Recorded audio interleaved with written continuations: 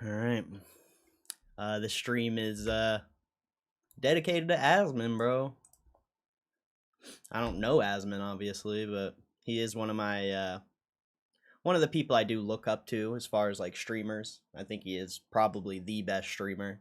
He definitely knows how to keep people engaged, and he knows so much about streaming. He just knows exactly what people are willing to react to, and I don't know, but Asmongold fans pay tribute after a streamer announced his father's death. Asmongold revealed that his father died just over a week after announcing a hiatus from streaming to take care of his dad's declining health. Asmon broke the news in a tweet on September 18th, 2025, confirming that his father had died a few days prior to this post. It's difficult for me to even find the words for the emptiness it leaves me with. He was my last family member in the state, and I was there with him until the end. I'll endure, but I don't think I'll ever be the same. Love you, Pa. So yeah, that was the tweet he left. Whoops. So pretty sad. I actually watched a video with him with this dad on the video, like literally a couple days ago. It's kind of crazy. So pretty sad. It says fans quickly poured in with sympathies and condolences. Some reminiscing about his occasional humorous phone calls to Asmon during the streams. This news comes just over a week after Asmon revealed he has taken an indefinite break from broadcasting, take care of his father, who was declining from pancreatic cancer. At first, he was hospitalized for pneumonia, but scans showed that his liver failure due to the cancer. As a result, Asmon found himself sleeping on the floor next to his dad's hospital bed as he continued to struggle with additional issues like low blood pressure and difficulty breathing. This was on September 8th. My dad's health is really bad, and I have to take time off to deal with it. As a lot of you guys know, my dad's been going through a lot of medical turmoil in the last few months. Originally, he went to the hospital for pneumonia. What does it say? I just lost. Oh, originally went to the hospital for pneumonia. Then upon leaving, he had a test that showed acute liver failure that turned out to be pancreatic cancer. Not a good day. After diagnosis, we took him to an oncologist who recommended chemotherapy, which we did. First week was fine, but the day of the second treatment, by the end, he was so fucked up and had so much difficulty breathing that he didn't sleep more than an hour at a time. It was so severe, I ended up sleeping on the floor next to his bed that night in case something went wrong. Next day, we take him to the doctor, and of course, they recommend him go to the hospital because his blood pressure was some insanely low number, like 74 out of 53 or something. That was about 5 days ago, and that's basically where we're still at. There have been marginal improvements, but in general sense, things are not looking great, although I remain hopeful regardless. Because of the severity, this will require my full attention until it is resolved one way or another, which means streams will be on a hiatus. Rest assured, there's nothing I'd rather do more than go live and continue on like I always do, but obligation to my father must take priority. I don't have a time frame or expectation. It's how uncertain things are, but I'll update you all when I know more. I know a lot of you guys have already reached out, and just know that both I and my dad appreciate the kind words. Thank you. Because of the severe... Oh, I already read this. Asmongold's mother died in October 2021 after an extended battle with COPD. It's unclear when he will return to streaming after this latest blow, but viewers are offering their well wishes. So yeah, pretty sad, bro. Pretty sad. Not sure who that is. He's just one of the biggest streamers in the world. Got let into power packs. Nice. Nice. So yeah, pretty sad. So this stream's dedicated to him, I guess. Even though I don't know Asmon. Still sad. I feel it.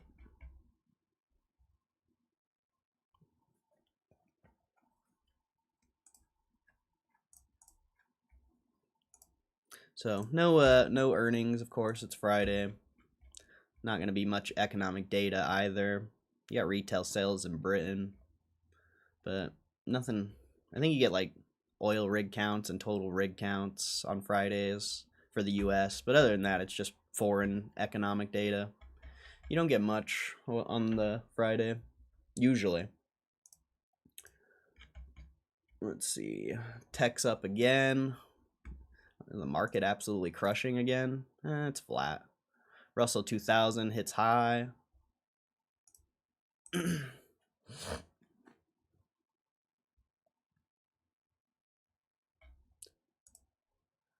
So nothing really there. It's just going to be a boring Friday, it looks like. Looks like just another boring Friday. Luckily, there's a few videos to watch, so that's nice. What's up, Moose again? Destin Rivals Pokemon Center stamp. That's pretty chill. That's pretty chill. Crypto's flat. Kind of down on the day, but basically flat. Let's see. Sector proposed rule change on Trump's call to end quarterly earnings reports. Trump and Xi call on TikTok deal underway. Is that today? President Trump and Chinese leader Xi Jinping on Friday began a much-anticipated call aimed at finalizing a deal to keep TikTok from going dark in the U.S. The call began at 8 a.m. Eastern Time. Wait, so it hasn't even... Oh, wait, that's 6 my time. Okay. Washington and Beijing agreed on a deal framework for the social media platform on Monday. Treasury Secretary Scott Bessent said following talks between the two economic superpowers in Madrid, ByteDance, TikTok's Chinese parent company, has faced an ultimatum under a federal law requiring it to either divest the platform's American business or be shut down in the U.S. But Trump, a fan of TikTok who credited helping him win the 24 election, has repeatedly extended the deadline. On Tuesday, he signed an executive order delaying it until December 16th. During a state visit to the United Kingdom on Thursday, Trump said he was eager to keep TikTok alive in the U.S. We're speaking to President Xi on Friday to see if we can finalize something on TikTok, because there's tremendous value, and I hate to give away value, but I like TikTok, Trump said at Chequers, the British Prime Minister's weekend residence in Aylesbury, England. Lawmakers of both parties had backed the TikTok legislation, which aimed to protect Americans from social media apps being used for surveillance or manipulation purposes by foreign adversaries. Former President Biden signed the bill into law in April 2024, with ByteDance initially facing a January 19th deadline to divest or face a ban in the U.S.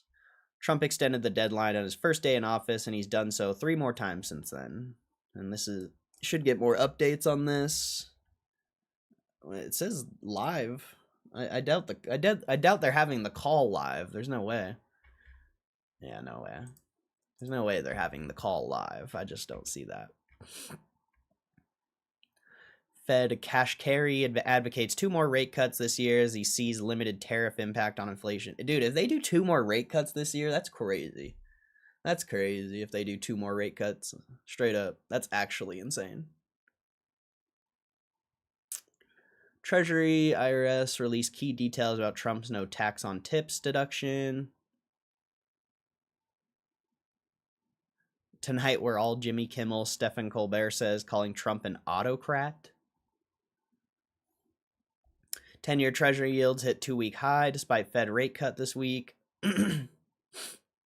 Really? I didn't see that.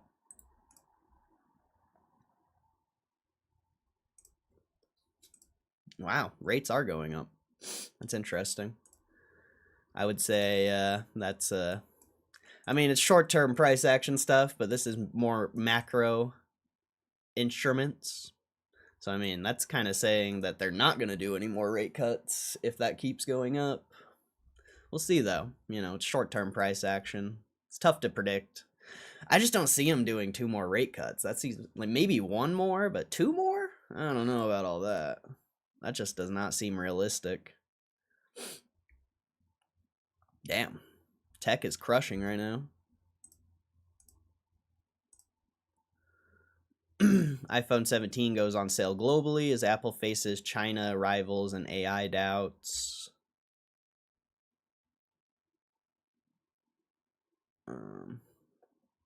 NVIDIA spent over $900 million to hire Enfabrica CEO. License AI startups technology. I don't think I know what that is. I don't think I've ever heard of Enfabrica.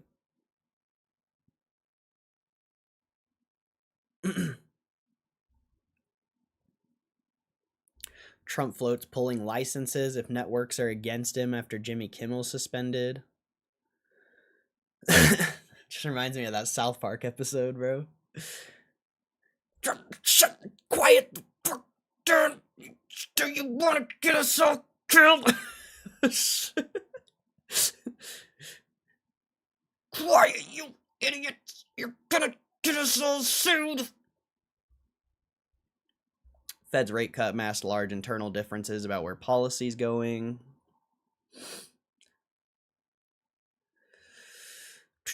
Okay, not very good. Not very good.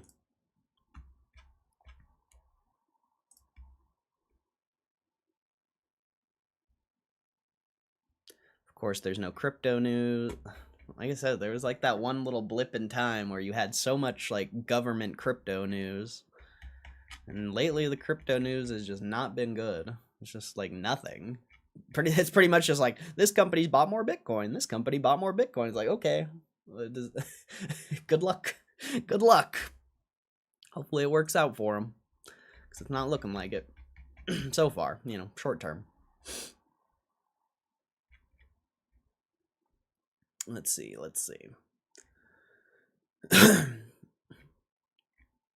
What else do we got? GTA 6 bosses double down on May 26 release despite delay fears. Influencers who knew David weigh in on murder investigation. Ninja reveals he's trolled every day about his declining viewership on Twitch. Imagine trolling the biggest streamer in the world. He probably pulls in like still thousands of people. It's like, oh no, you don't have 10,000 people in your stream anymore. It's like, what? there's still people here. I don't think that matters. Stop killing games to be debated by UK government and big boost to petition. Raha Jackson arrested nearly a month after allegedly assaulting pro wrestler live on Kickstream. Doja Cat's getting her own Fortnite skin. TikToker goes viral for changing homeless mother's life with unreal gift. What's this? Raised $238K for a homeless man and his son with autism. On another, he purchased 1,000 roses to give out to residents at nursing homes. One of his latest random acts of generosity is going viral for how he went above and beyond not only to change the life of one person, but their entire family. He uploaded a video. September 17th, MD Motivator uploaded a video on TikTok showing himself surprising a 32-year-old single mother based in Michigan named Brianna, along with her 2 children. Family had been struggling with homelessness, living in and out of shelters. Both of Brianna's parents died, and she was escaping an abusive relationship. He handed her a manila envelope with 10 full-time job offers inside, as well as a prepaid free daycare for as long as she needs. That's not all. The influencer even gifted her a new white 4-door sedan, a new home in a safer neighborhood, with a completely paid-off mortgage, and even handed over $500,000 to keep herself and her children financially stable for decades. Wow. It's a beautiful what you could do when you have a massive following. You can do so many things, man. You can do so many beautiful things when you have the people that support it. In full, Brianna actually got $750,000, but some of that money was used to purchase her new home. Influencer also connected Brianna with a financial advisor to help navigate her newfound wealth. She never has to worry about money again, potentially. She's been featured in one of his videos before, or Duren, whoever that is, published a call to action to help raise money for her and her children who were sitting on the sidewalk.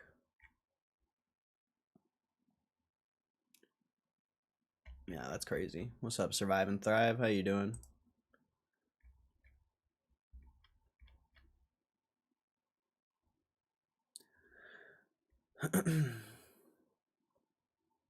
Samsung is putting ads on its $1,800 fridge.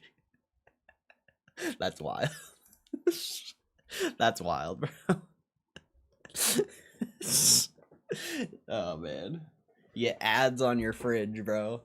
You can't even make a sandwich until you watch an ad. in the years to come. You want to make a sandwich, you better watch an ad, bro. You can't even, like, get a drink out of your fridge until you watch an ad. Could you imagine? Could you imagine if the fridge was locked until you watched the ad? That would be crazy. That'd be absolutely nuts. Mr. Beast joins the Angry Birds movie 3 as YouTuber continues acting career. Wait, what other things is Mr. Beast in? I didn't know he's ever in anything. Oh, he's just a voice actor in it? It's a bunch of YouTubers.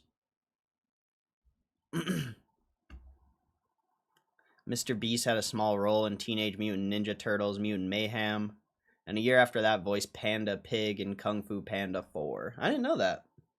I didn't know Mr. Beast did voice acting. The YouTuber also had his biggest role yet, appearing in Volume 4 of Netflix's Love, Death, and Robots, where he got to play into his game show host persona in the form of the Master of Ceremonies. Wait, what? He's in an actual... Oh, it's animated. Okay, so he's just doing voice acting. Gotcha. I was like, I've never heard of Mr. Beast doing an actual, like, movie or anything. But voice acting, that makes more sense. Makes more sense why I've probably never heard about it. Let's see. IShowSpeed crashes car after making it fly and Dukes a hazard stunt. Oh my god, I'm dead. IShowSpeed linked up with car YouTuber Weston Chaplin during his 35-day tour around the US, who let the streamer jump a car over one of his ramps. The YouTube star began his 24/7 live stream August 28, 2025. He's been traveling around the United States ever since in a $300,000 tour bus. IShowSpeed quickly introduced an AI VTuber that takes over his stream while he's sleeping, and was left stunned after a fan sold an apple signed by him for $500. On Wednesday, September 17th, Speed and his crew went to Kansas to link up with YouTuber Weston Chaplin to have fun with various cars. I think Speed's in Utah now, or he's close. I think he's close to Utah. Last that I saw, he was in Colorado. Yeah, he's in Colorado right now. Should I go see Speed, bro? When he comes to Utah? I'm like, Speed! Speed, I love you, Speed! Speed! Speed! That'd be funny. After arriving to Chaplin's compound, Speed was introduced to all of the YouTubers' wild builds, including an inverted truck and a diesel swap Rolls-Royce Phantom that they've been working on building. Wasn't long, though, until the streamer began driving some of the vehicles and even made the car fly by driving it over one of Weston's ramps, in a stunt that seemed right out of the TV show Dukes of Hazzard. Speed went airborne while in the passenger seat, but was given the chance to drive over the ramp himself. After a few failed attempts, Speed hit the required 40 miles per hour, sent the car into the air, only to drive off the side of the next ramp and hit into the nearby light post, setting off the airbags in the process. Oh my god, I'm dead, said the shocked YouTuber as the car came to a stop. Can we watch this live? That's gotta be hilarious. Fridge don't open till the ad plays. What's up, Varley? What's up, Muma? W Speed? Michael Casper? What's up, bro? We gotta watch this. This is like... Oh, where is it? This is an hour long, bro. We gotta find it.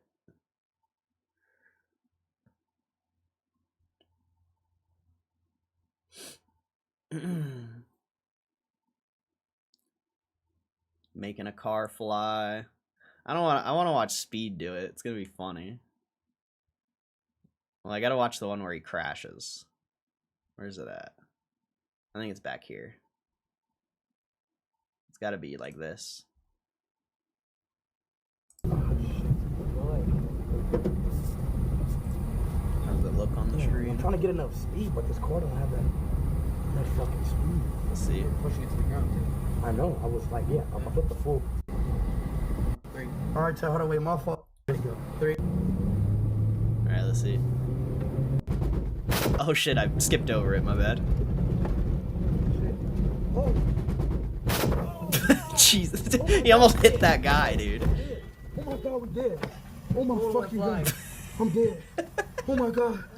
Oh my fucking god, I'm dead. I'm dead. I'm dead. I'm fucking dead. I'm fucking dead. Am I fucking dead? What the fuck, dude? Am I dead? Am I fucking dead? What a great reaction. What a great reaction to that. That's so funny. I'm fucking dead.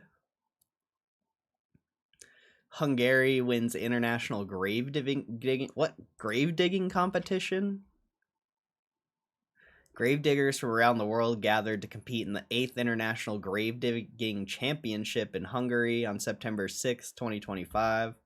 While athletics events are often most popular types of competitions, you'd be surprised to learn that there's a competitive scene for all sorts of unusual disciplines. Yep, you read that right. Every year, the Hungary Association of Cemetery Operators and Maintainers invites professional grave diggers from around the world to their country to participate in the International Grave Digging Championships. What? The event's been running since 2016, tasking teams of 2 grave diggers to carve out a hole in the ground that meets specific dimensions. The grave must be 2 meters long, 80 centimeters wide, and 1.6 meters deep. There's also a time limit, as competitors must complete the project within 2 hours. They even have to put all the dirt back inside the holes and neatly pack it, just as they would with a regular site. They're judged on a 10-point scale: speed, accuracy, and attention to detail. That's wild. The duo Laszlo Kiss and Robert Nagy finished their grave in 1 hour, 33 minutes, and 20 seconds, crediting their victory to the routine they developed in their daily work without any special training. That's wild. Ah, music. Not music.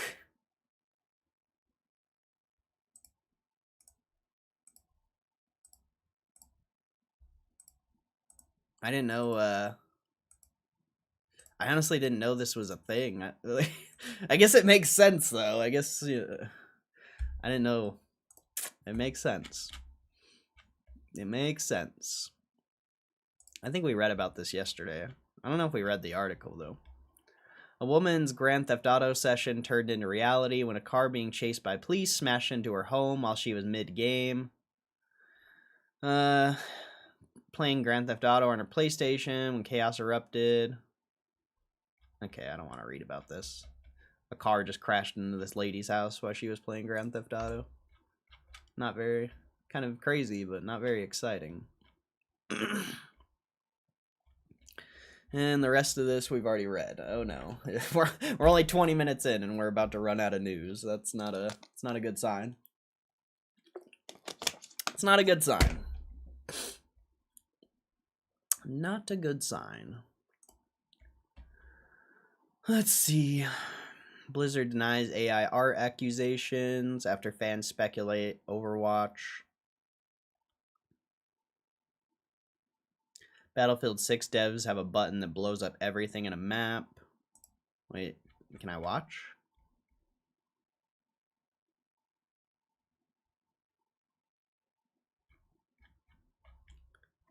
And they actually do it? Please, no music. Of course there's music. Why would I think there's not music? There's always music. Battlefield 6.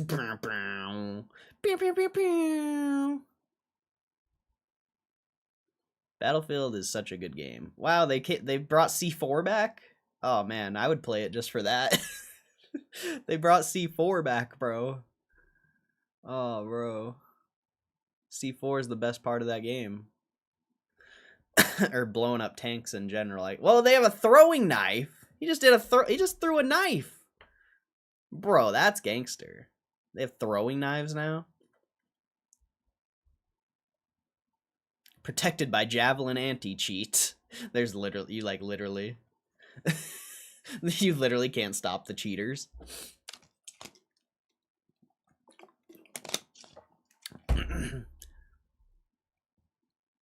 God, what a good game.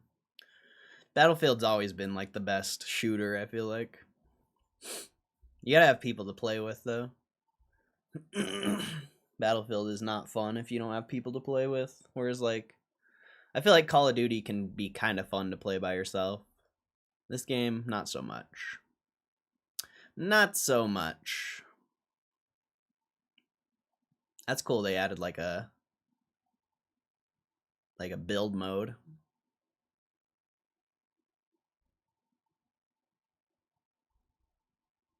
Oh, I was hoping to see the map explode.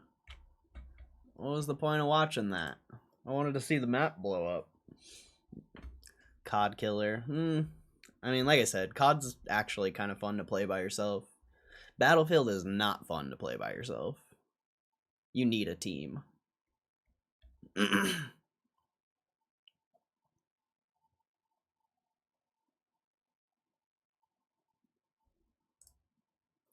Charlie Kirk shooter suspect Steam gaming history under review by the Secret Service.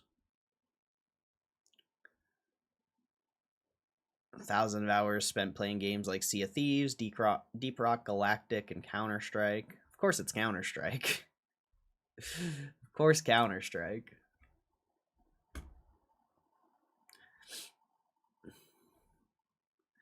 Dying Light the Beast. Wait, did that come out?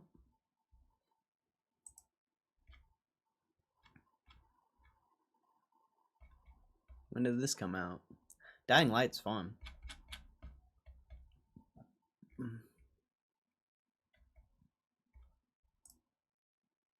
When did it come out?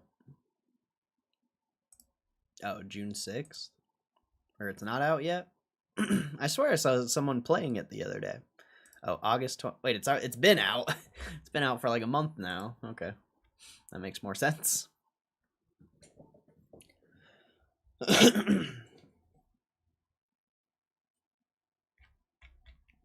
Well, this sucks.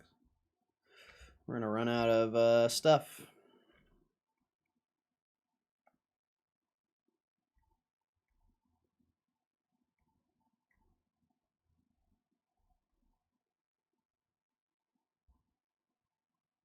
Oh, here. Turn off ads. Forgot.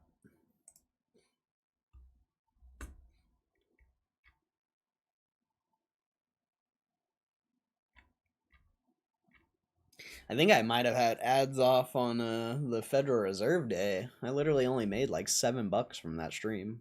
Kind of crazy. Well, besides the donations, but still, I thought that would be like a $20 stream potentially, at least like 15. But I guess not. The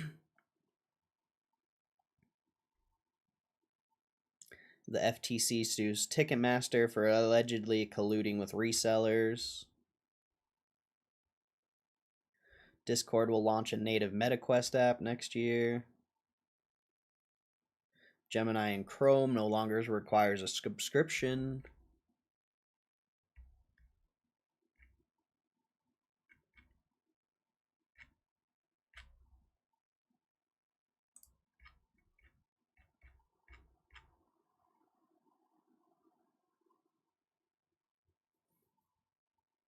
Megazord quests?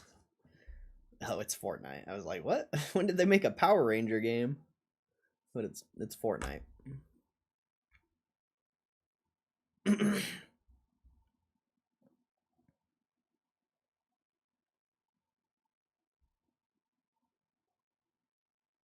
Another Borderlands 4 patch aims at addressing performance issues.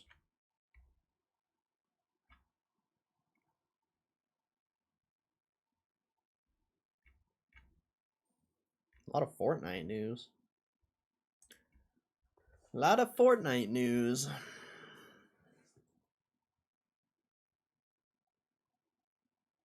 Trump administration may have had a hand in the NVIDIA Intel partnership.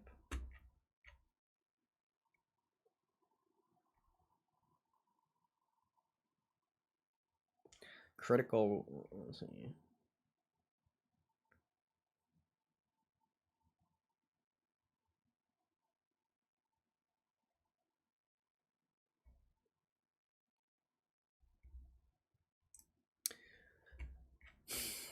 Freaking news.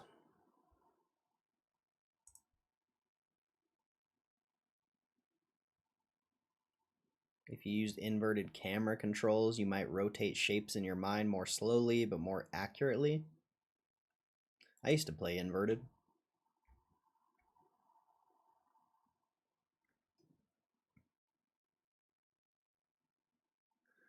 The cameras. Some gamers naturally prefer inverted controls. Let's see.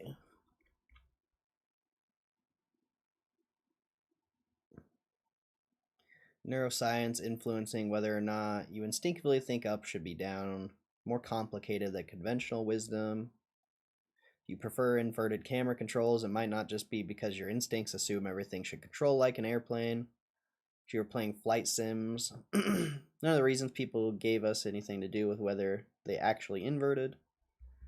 After reviewing the fragmented research across disciplines relevant to control inversion preference, there had been only one previous study that directly investigated the psychology of y-axis inversion. Regulations 28 key user experience, behavioral study remote. I just want the summary of the study. Let's go.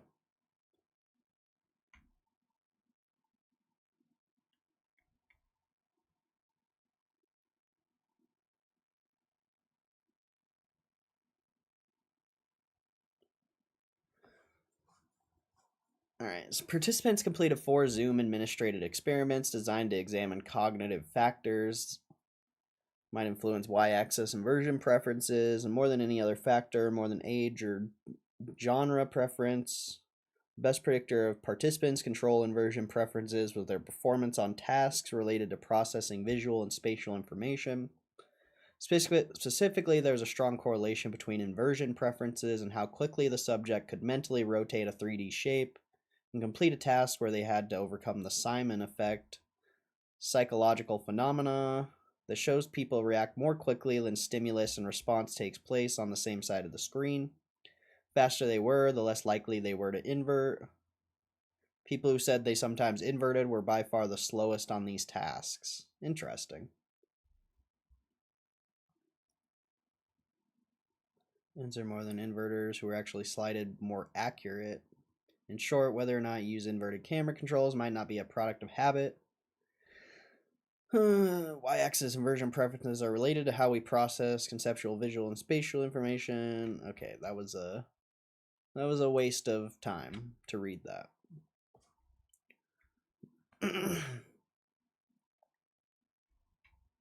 That was a waste. I imagine there's no news releases or anything.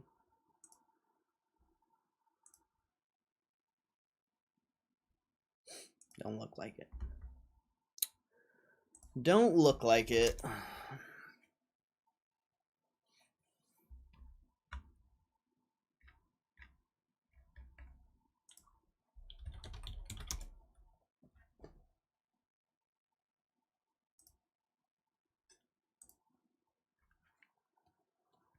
I wanted to watch this because I think it's about Beckett grading, potentially. Occasionally I get some really interesting emails, and a couple months ago I got a crazy one out of the blue. It was a couple reaching out from Australia with a once-in-a-lifetime collection, and I mean that legitimately. What they had is something that pretty much nobody has anymore. And they wanted to talk to me about helping them get it graded and sold because in Australia they were having a really hard time over the last couple of years. They had a nearly complete set of alpha cards from Magic the Gathering. Even if you know nothing about Magic the Gathering, you have probably heard of the Alpha Black Lotus. It is one of the most expensive cards in the world. Only 1,100 of them were ever printed, and if it grades it a 10, they have sold for millions of dollars in the past, but even graded all the way down to a 6, they have sold for life-changing amounts of money. And this couple, they had an Alpha Black Lotus, and it looked to be in incredible shape from the pictures they showed. But of course, I'm very skeptical, especially in the current card market where everything is fucking fake, everyone is scamming, you can't trust anyone, not even your own mother. So I of course raised a big eyebrow and took everything they said with a grain of salt.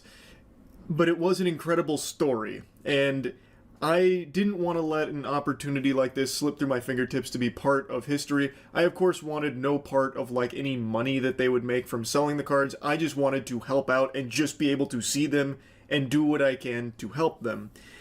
But I wanted to make sure that I wasn't having the wool pulled over my eyes here. So I asked if I could have a trusted professional in the industry go through a process with them to verify the authenticity of the cards, which of course they agreed to. So I reached out to Tolarian Community College on YouTube, a massive Magic the Gathering channel, an incredible guy as well, and he put me in contact with who he claimed was the best in the business for it, Missouri MTG. And Missouri MTG spent a long time going through a very grueling process with them to ensure that these are real alpha cards, because if they are, we're looking at a collection that could potentially be worth millions of dollars. And I'm happy to say, it turns out it was all real, so we started getting everything in motion over the last couple months to get them from Australia to America with these cards so we could grade them here and have even more layers of authentication to ensure truly these are the real deal, get them graded, and get them sold, and also just share their story. Except I'm pretty sure they graded with Beckett, so I don't know. They should have done PSA probably. Can't even trust you. Larry's doing a live? I have no clue. I don't pay attention to what Larry's doing. We can check. We can check, but I don't pay attention. I don't really. I know a lot of people find things he says valuable, but I personally don't find anything that he's... I don't find anything on Twitter valuable from anyone. It doesn't even, you know... Take Larry out of the equation. There is no value on Twitter. But we can check it out. 11 a.m. Eastern time, so yeah, it starts in like 40 minutes. If you remind me, maybe we'll watch it, because we have nothing better to do. You just gotta remind me here in 40 minutes, because I'm definitely going to forget. Because it is truly something special, and I'm honored to have even been a small part of this journey with them. Now, of course, many of you know I have an entire channel dedicated to Magic the Gathering, Dungeons & Dragons, and other TCGs like One Piece. So we did this in collaboration with Drew and Ryan and Zach of Skill Check. So we brought in all the bells and whistles here to really make a pretty big production out of this, because with no exaggeration, this is truly a once-in-a-lifetime thing. My video here is not going to have everything that the skill check video is going to have, like with the actual going in person and grading type stuff. So if you want to see like the full complete package of this experience, go to Skill Check Show, the YouTube channel. I'll go ahead and put a link to it in the description. Yeah, they had no idea, and he just like... Do we watch this? Do we watch this one or the skill check one? He didn't even put it in the subscription. He capping. Oh, it's right here. All right. It's an hour long. I ain't watching that, bro. I ain't watching that. We'll watch the Penguins one. This is truly a once-in-a-lifetime thing. My video here is not going to have everything that the skill check video is going to have, like with the actual going in person and grading type stuff. So if you want to see like the full complete package... There's a Black Lotus in this. It's been something that we haven't really wanted to tell people we have. It feels a bit scary to be like, yeah, this is in our house. You're looking to sell it, keep it, what's the plan? I am so happy for them This opportunity to get closure on that situation. because I think this Why is a didn't they great should have went to PSA, bro? They would have been able to keep it in the vault and it would have been safe. But I'm assuming they sold it. I don't know. I guess we'll find out. that will truly blow their minds. I'm thinking there's a really good chance they're all 10s. Brother, you're holding history. I know, I'm shaking a little, I'm not gonna lie. Crazy. Holy shit. That's how. Oh my god. 3, 2, 1, go. I don't want to watch this whole thing. I just want to see what they got. Yeah, fuck. Do we graded just at. introduce ourselves? Yeah, it's just like introduce yourself. I'm addressing. I'm not camera trained or anything. An 8.5? Is 8.5 like a mil? I bet that's worth a lot. I imagine. His biggest problem was like money. And it's sad to see that this was always just downstairs in his basement, just living down there. But now, And yeah, I don't know, it's a lot. It's a lot. You inheriting this though is like, Yeah. it feels like a gift from him, you know? Yeah. Yeah, I don't know. I just can't thank you guys enough for helping us with this. Like, Yeah. I don't know. No, we An absolutely. 8.5. How much is that worth? I imagine a lot. Black Lotus graded. I doubt, is there even gonna be, oh, it's like a $20,000 card. Wait, that one's, I thought they said it was millions of dollars. Is there like different, oh, that's an anniversary one. That makes more sense. Okay. That makes more sense.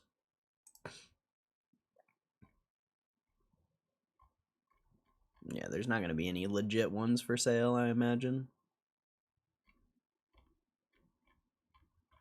I'd imagine there's not going to be any legit one. I mean, maybe this one is. I mean, either way, it's like a 30 grand card, potentially, somewhere around there. That's wild. Alright. We don't need to watch that whole video. I want to watch the Skate 4 one, though. After so many years, Skate 4 has finally come out into early access. And there's a lot of fiery debate around this, with some people believing that it's terrible and some saying that it's great. I played it for 2 hours last night, and I think, above all else, the game is just malnourished. Like, there's not a whole lot to do in it. Like, I feel pretty confident I got everything this game currently has to offer in just those 2 hours. Luckily, it is free. Like, I didn't have to pay for the early access or anything like that, so that's nice. The gameplay loop is, you go do the challenges, which levels up your store. Rinse and repeat, so then you just get, like, cosmetics. That seems to be all that is offered in here. It's just a big, giant sandbox, which does have its perks. Like, it is fun. Like, the gameplay is fun. The glitches in this game carry it, though. This game has glitches I've never seen before in any other game. Even by, like, Skate standards, where there are some fucking unbelievable glitches in, like, Skate 3, this blows it out of the water. I had so much fun with the Peace out, survive and thrive. Have a good one, bro. Enjoy your weekend. glitches, probably more so than anything else. Now, overall, I think the game is fine. Like, I don't love it, but I didn't dislike it either. It just doesn't have a whole lot to do in it right now. Even by early access standards, this feels really early. I do hate the art style, though. I'll tell you that much. I do not like the way the game looks. But let me show you all of the clips here. It's mainly me doing all of, like, the wacky movement tech. But like I said, the skating does feel good. Like, I don't think they've ruined the feeling of skateboarding here. It's just, it's kind of overshadowed by how much more fun the glitches are to do. They probably got 2019 guy in here. Something in my bones tells me. Now this is a skater. Oh, he feels fast. Holy shit. Look at him running at you. Like Dobby coming after you. Why do I feel like I'm running so fast? Everything's like blurring around me. I feel like I'm leaving an after image. Maybe putting on this FOV was a mistake. Yeah, I don't like the art style very much. But I... The more rep you've got, the more challenges the SBCC will...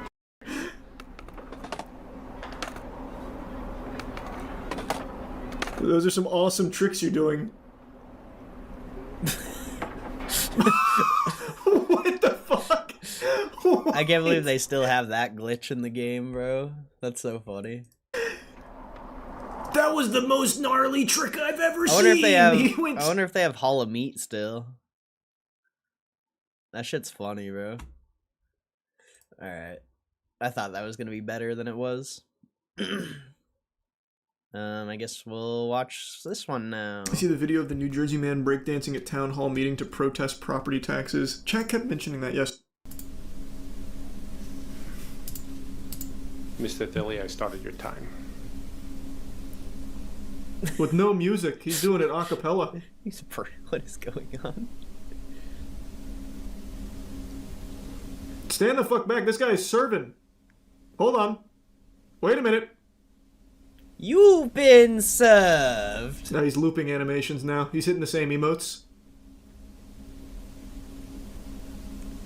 he gonna get down, bro? This is quite the protest.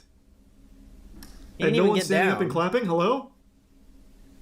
He didn't even get down, bro. Guys? Did you know I can do the backspin? Anybody? You want to see me do the backspin? Yeah! Yes! Fucking do it! Is he gonna do it? I'm gonna do the backspin. Can I do it up here? The world is your stage. Hit it. Oh shit! Woo! Damn, you just got served, bro. You just got effed in the A. Damn, son. How you gonna ever recover from that? How you ever gonna recover from getting served like that? That's crazy. Hello, guys.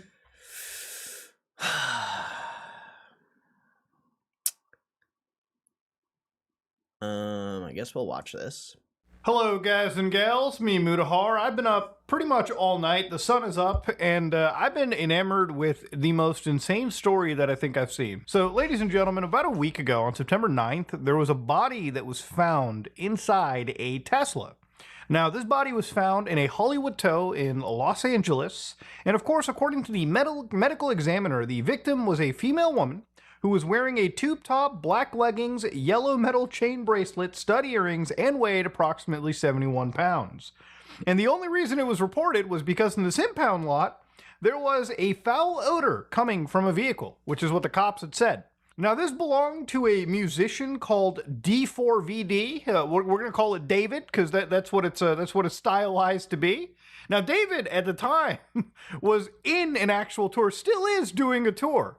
So this became a pretty huge story out of nowhere, okay? It became a pretty big thing that I put onto my radar, and I've been researching it a little bit every single day until, of course, last night when things really kind of ramped up. So you can see the Tesla, I believe, is being removed over here, and I don't know if it's like a whatever model it is, but the thing that I always have to kind of question is, obviously, since it's a Tesla with like 8 cameras everywhere, even cabin cameras or something, maybe Tesla could probably pull something out on a police warrant. Like, I know they have the ability to do so, and maybe help the cops out there. But the reason why the story kind of blew up was the body was actually identified as an individual known as Celeste Rivas Hernandez. Now, the reason why this also is wild is because this girl was actually missing for about 2 years. So a missing persons poster was sort of brought up here, and you can see that they were last seen, I believe Americans work month, day, year, so that would be April 5th, 2024, last seen in Lake Elsinore, current age 13. And of course, they even provided a date of birth, and they even showed all of this information. So this person was found hacked up. Are we even allowed to watch this on stream? I mean, I guess, I don't know, hopefully. Up inside this Tesla. And this is where the internet investigation got even wilder. Now, even at the time, the body was so decomposed that identifying ethnicity and I believe even age was difficult for the coroner. And of course, up until now, they found portions of the body, not even the entire body from what I understand. In fact, I believe the body was even in the frunk of the Tesla, which there's not a lot of space. So you really have to put, I guess, some pieces in. But there was enough to identify a tattoo on her right index finger, according to the LAPD sources, where the words "shh" was written on. And I want you to remember this tattoo because it makes an appearance later on. So what was a 15-year-old girl doing in the trunk of a 20-year-old something odd musician, right, who's currently still on tour? So immediately in my head, I was like thinking, okay, there's got to be some logical explanation, because David was working with law enforcement, and as far as I know, as of me recording this video, he has not actually been arrested. So there's probably a couple reasons. I mean, the most likely reason for me is that, you know, he's cooperating, the cops are working with him, whatever information he's providing is definitely assisting. The other thing could be that maybe this vehicle was sold to like a friend or some other person without it being like changed over at the DMV. I don't even know if that's entirely possible in the United States, but the car was actually registered in his name.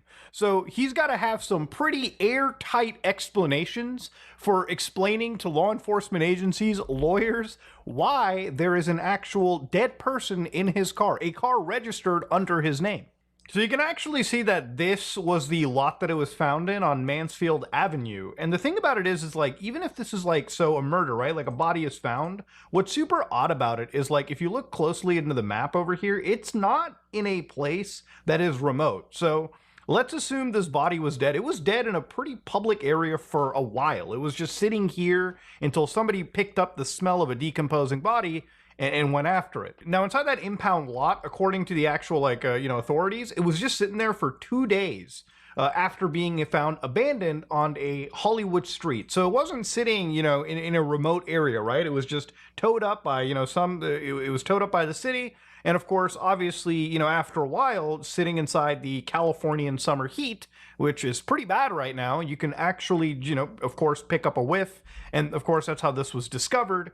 And this is where this whole sort of story started. Now, one of the things that I also wanted to bring up was, according to the LAPD, one of the reasons that, maybe I guess he wasn't arrested as of now is because multiple people had access to this vehicle, and maybe the information he has provided to the LAPD, confidentially, may be pointing fingers towards someone else. Again, I'm just trying to understand why this person isn't arrested. I would imagine this would put him at the top of the prime suspect list, but the fact that the LAPD isn't really even talking about that, or, at least hinting that he is prime suspect number one, is a bit concerning to me. Now, to go back to David, one of the important things about, like, David's story is, he's really got to have, like, a really good explanation as to why a body is found in his trunk. So people on the internet started, like, gathering all this evidence around, right? People had started digging out, Discord messages, where apparently there was messages where people were speculating on who he was dating. And names like Celeste started dropping. Now, again, if you remember, Celeste is the name of the girl in that missing persons poster. And again, more Discord messages, again, start leaking out. And again, these are not verified by me. These are just screenshots. So, David's like, I'm in a song crisis right now. And of course, in August 16, 2024, this user drop the one with the missing girl, Celeste Riva Hernandez. Now, assuming this Discord message is true, and I'm saying assuming because I can't confirm it since it seems like the Discord is getting cleared or a lot of stuff is being deleted, that name matching entirely is enough. It goes far beyond just a simple coincidence to me. There is a clear connection, and provided the FBI or, the LAPD in this case can 100% verify this message, I think it is well pointing towards a smoking gun. So David, Celeste is in here? Hi, David Bark. So yeah, it seems like this girl existed in these Discord servers. So this connection started becoming more solidified when there were more images that came out. Now, this girl was actually connected to this guy. So you can see that David was apparently over here, and then you can see that this was Celeste. So this girl, mind you, is a minor at the time. Now, David, who has been dropped by some of his sponsors, like Hollister, for instance, who used to have him on his site prominently when they were doing this drop in collaboration, that got dropped and it was replaced with another model, okay? Because obviously a dead body in your trunk is probably going to freak anybody out. Now, David is still actually performing, and I think I can still just buy tickets to go see him at the Greek Theater literally this weekend. It's actually insane. And as I thought he was found in the Tesla. All right, see this crazy. I'm so confused. As we record this, the concerts appear to start getting canceled because obviously this situation has blown up. It's not just an elephant in the room, it's an elephant that the entire community can stare at from 100 miles away. And again, this goes back to the investigators. I think a lot of the pressure has been added once people who started looking through his VODs and former content have really come to see that maybe there was more of a connection to him and this now identified girl than we thought before. And some of those investigators are the most popular streamers, and I want to give flowers to XQC, for instance, who has actually done sort of his assessment, taken some of David's music releases in relation to, I guess, Celeste to an extent, and has combined these dates. So September 7th, 2000, and again, depending on whatever year, XQC's been kind of aligning dates, Da Vinci Code style in this situation. And if you look at some of these like music tracks, obviously people are looking at like even the lyrics. I'm scared. It feels like you don't care. Enlighten me, my dear. Why am I still here? In the back of my mind, you died, and I didn't even cry. No, not a single tear, and I'm sick of waiting patiently for someone that won't even arrive. In the back of my mind, I killed you, and I didn't even regret it. Obviously, with all of these things going on, people are hyper-scrutinizing every single lyric that this man has posted, and they've even went as far as to going to some of his oldest tracks and almost building sort of a narrative just with the titling of some of these musical tracks too. This guy's been around for, I want to say, 3 to 4 years, and you know, for very recently, up until now, his career started blowing up. Like, I think he did a track with like 21 Savage. He was involved in like Call of Duty, so pretty big collaborations for somebody so early in his career. But obviously, this might just take a hit for him after people start looking. Now, remember, he's already appeared to... Yeah, Mutahar is one of the only people I watch, because everyone else, like Penguins and stuff, anyone who, like, makes videos similar to Penguins, they all make the same videos. Mutahar sometimes makes, like, the same videos as them, but he also has his own videos, which they're usually a lot darker, I feel like. Gotten photos with this girl. He's already appeared to have some connection with the Celeste person, who again was missing when she was like 13, mind you, and unfortunately appears to have passed away at the age of 15. So regardless of how you want to look at it, right, if this relationship is confirmed, you know, the guy appears to at least be a child predator, right? At least if these ages line up, right? I'm not going to say this definitively because, again, these are all allegations and not statements of fact. Now, the internet being the internet also dug through VODs and found a clip of what appears to be Celeste and David sitting together streaming. So listen to this. Oh, yo, wait. Oh, look it. Answer that one. That's so mean if you don't answer Which one? What's good, David? Big fan, big spot. Yo, thank you, Mitochondria. Appreciate you. I gotta stop with him if you even... We need to delete this. Maz, can we delete all VODs? And then as soon as the stream ends, delete the stream too? Yeah, I don't know what he's on about, deleting the streams, but one thing that just baffles me is obviously, you know, they're streaming together, and I'm wondering even at the time were people kind of looking at and saying, why is this adult streaming with what is clearly a child? You know, it's not even like, oh, this girl looks older for her age. No, it literally does look like a child in comparison to this guy. And it is just shocking that it's occurred. And of course, when you add the whole idea of like, hey, mods, can you just delete everything? It's just all of this added up together. These are a set of coincidences. And when you have way too many of them, there's a problem. But let's go even further. So some of the Redditors, like on Hip Hop Heads, actually at the time when this body was discovered and David's name was attached to the articles because that's what the vehicle is registered under, started to come out and make posts like this. So American Strawberry comes in and goes, and again, this is just a screenshot, I have not verified it entirely. This guy is a weirdo. A close friend's little sister from the IE ran away last year, and this is who she was with. We think her sister was pimping her out. She was in 7th grade at the time LAPD swept this place in the hills, and I'm terrified that's who's in the car. Nobody has heard from her in months. I won't release names, as she's still a minor, but she was from Lake Elsinore. Now, for anybody that doesn't remember, Hernandez's missing poster says that she was last seen in Lake Elsinore. So at the time, you know, people were like, I hope it's not the case. And people were like, I strongly doubt this is true. He has a very public social media presence, and there's no one underage on his road crew. I have only heard good things about David from tour and venue staff. Don't post stuff like this with all the speculation going around. You're going to feed witch hunts like that. It isn't speculation, it literally happened. I don't really care if you've heard nice things about him. That has no impact on my personal negative experience. Now, again, at the time, you might be wondering, okay, well, where's the proof? And of course, down the road, when bodies start getting identified and, you know, you start looking up these wanted posters, I'm not going to say everything's definitive, but things aren't looking that good for this guy. Okay, he's got to have a pretty rock-solid defense. So on her body, apparently, was also tattoos, shh, written on her finger or something. And even for him, people started looking closely at his tattoos. And he also appeared to have matching tattoos with this minor. So again, because this story has a lot of internet investigations to it, sometimes the evidence that comes up cannot be entirely verified. So for instance, messages with the victims over here where they talk about being in a relationship with this David fella, I can't 100% verify. But like again, if this is 100% true, remember the girl is a minor. This guy is well into the adult side of things, right? Like this guy is well past being a minor, which would make this whole relationship completely fucking wrong.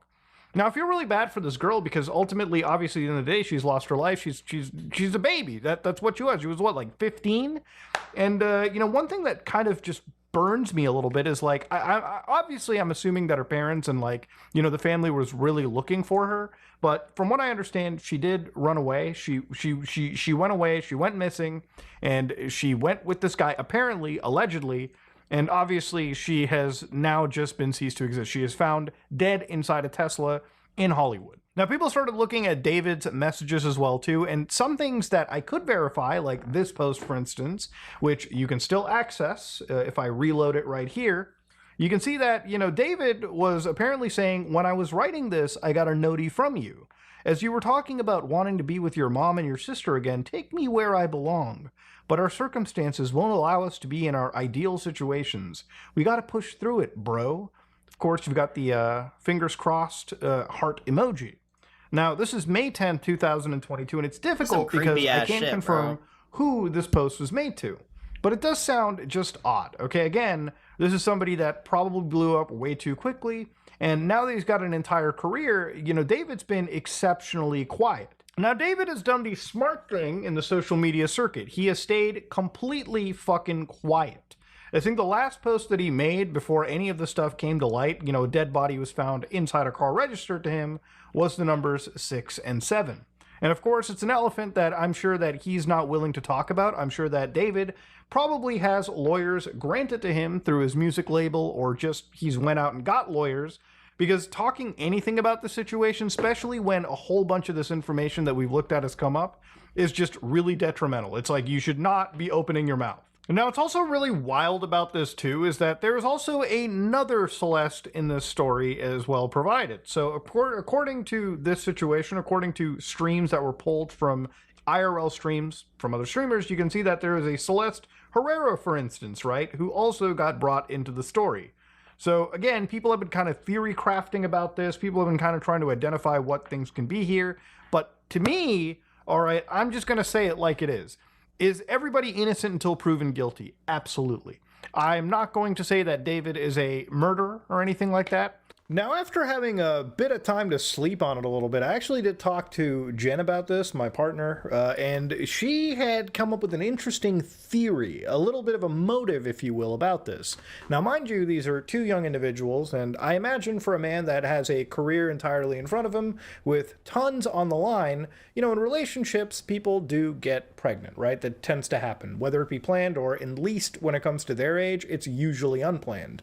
Now, again, if this person is a murderer, right, if, assuming that she's even pregnant, there's the motive that maybe getting rid of, you know, a person that probably wants to keep the child. So, because remember, eventually this relationship with such a massive age gap, especially an age gap where you're bleeding an adult and a minor together, which is very illegal, is eventually going to come out. This is eventually going to be a thing that will undo your career. So, you know, before your career, I guess, even really begins, and, you know, you want to see it go on, why not just get rid of the problem ahead of time? Obviously, this is just me assuming. This is me assuming a motive, really, based on information that I'm just kind of putting together in my head. But yeah, that to me screams like the most possible motive. Now, I think ultimately what is conflicting with that motive is how this body was discovered, right? I mean, to give you an idea, if somebody really wanted to kill someone, I think no matter how dumb you are, you can't be dumb enough, maybe you can, to leave it in a vehicle, register to your name, and eventually have it out in the open to the point where it can get towed away to a yard. Maybe, I guess, the ultimate point was to have it so confusing that even the LAPD would be trying to, like, put things together. Everything that I've researched throughout the whole night and looking at, you know, again, just every single person bringing up things, you know, circumstantial evidence is circumstantial. But when you've got one circumstance piled on with another circumstance, piled on with another circumstance, piled on with 4 other circumstances, there's a good chance, at least in my opinion, that innocence might not be entirely in his cards. Now, when I also talk about, like, again, the evidence that's coming out, be very cautious and, again, confirm everything. Because even that post that I showed you earlier with his official X account where he talked about, like, you know, this whole, like, girl, like, you know, sending you back to your mom and sister, this, again, was post deleted by a post author, so nobody really knows what this is. People are combing through his entire internet history. And obviously, I can imagine. Look, if you're truly guilty of something, there's probably stuff that you might panic delete. And the thing is, look, no matter what, panic deleting will never get you out of it. If this becomes a criminal matter, which it already is, the LAPD is looking at this as a homicide. And I have no doubt that David, even if he's cooperating, is obviously a suspect. And that's why I think, you know, before this weekend comes by, which is literally a couple days away, he might not actually be able to perform. If the LAPD finds some real credible evidence that there was a relationship, you know, with this girl that was murdered in his vehicle behind the scenes, he immediately jumps to the top of that suspect list because nobody else really is looking like the prime suspect other than this guy. But ultimately, this is one of the wildest stories that I've seen in regards to, and again, I'm not a hip hop head. This is not something here. I'm purely looking at this from like a true crime perspective, right? You know, a week ago, I saw, you know, a article that literally in Los Angeles, there was a dead body found in Hollywood inside a Tesla. And I was wondering, man, maybe they could pull footage off of the Tesla, right? Through a court order, through criminal checks. But maybe that information isn't even available. But it immediately made me wonder, it's like, why would this body be found, abandoned in Hollywood? And in amongst all of this, there was apparently a leaked song called, you guessed it, Celeste, that apparently was recorded back in December 2023. So again, you had verses like, "Oh Celeste, the girl with my name tattooed on her chest, smell her on my clothes like cigarettes. I hear her voice each time I take a breath, I'm obsessed. Oh Celeste." Yeah, again, if this is completely validated and true, this is, again, just another bit, it's another breadcrumb in this trail that, frankly, the LAPD should be on top of. And again, this is why this entire case is so confusing. Now, ultimately, at the end, this is about as much information I think anybody has really been able to piece together regarding this story. Now, look, at the end, I always will say innocent until proven guilty, right? That's just the standard for law. But that being said, on a personal basis, you know, just looking at the videos and photographs with him and this alleged minor, well, not alleged, this girl was a minor the whole time, but looking at the photos and videos of them allegedly together, I mean, this whole relationship dynamic doesn't make any sense. It doesn't legally make any sense. But of course, you know, if it would be one thing, you know, when this body wasn't identified, if it was going to be completely different. But seeing as how they obviously appear to have had this relationship beforehand, or how they were connected, yeah, I have no doubt that this guy should probably be at the top of the suspect list. Now look, at the end, I'm still going to look at this story depending on how it goes. Maybe this guy could find a way to completely exonerate himself of all these charges. But the way that the story is looking, it almost feels like the internet has pieced together this entire mystery faster than the cops have. I think the internet has made enough of a credible piece of evidence regarding this to at least open up a serious investigation. Because not only is this gruesome, but it just makes you constantly ask questions. That said, ladies and gentlemen, whatever the outcome of David is going to be, we will see.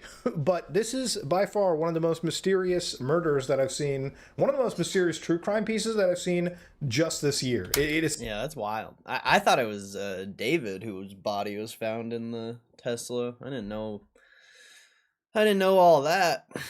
That's wild, bro. That is some wild stuff right there. So you guys want to watch Larry, I guess? Should be on here in like 8 minutes.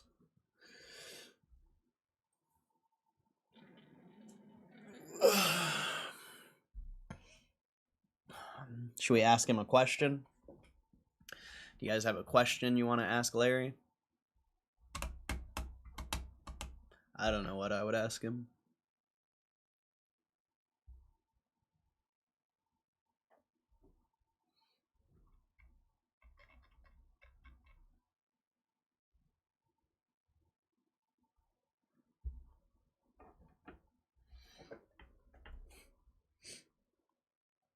So we ask him where Nat Turner's Form 4 is.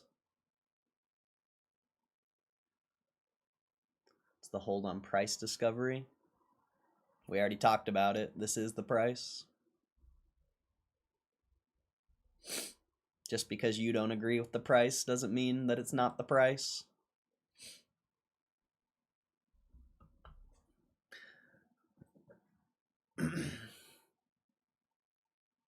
Ask him about Chuck Norris. Like, yo, you and Chuck Norris hang out? I was hoping you guys would actually like bring a legitimate question, but I guess not. That's too much. That's too much to ask, I guess. It's all good. I can't think of a good question either, so it's all good.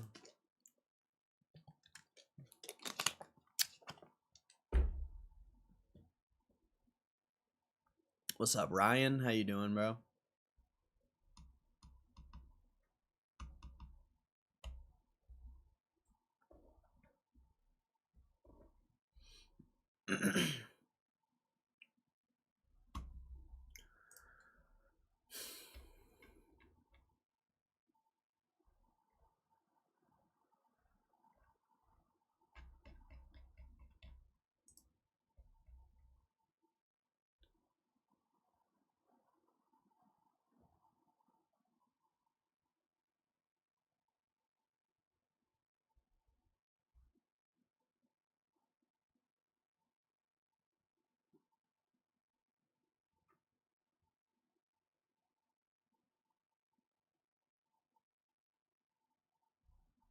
That Dusty Rhodes, bro. I don't know if I can watch like wrestling clips on stream. I don't know if I'd get clapped for that.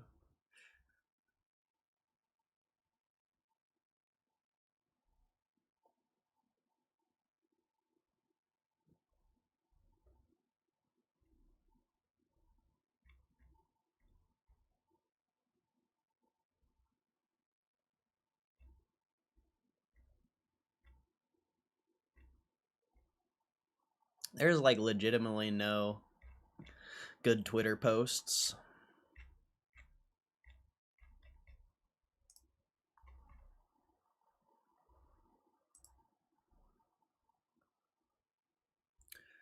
Too many games. No, their stock gets held back. Yeah, they do, bro. There's 100 stocks that are trading under their fundamentals. Like I said, just because you don't agree with the price because you want to make money, like you the only reason you want the price to go up is so you can make money. You don't care about it. Like, let's be real. Let's be honest. You don't actually care about GameStop as an investment, because if you did, you would be able to easily see that it's trading at its fundamentals and you wouldn't have a problem with it.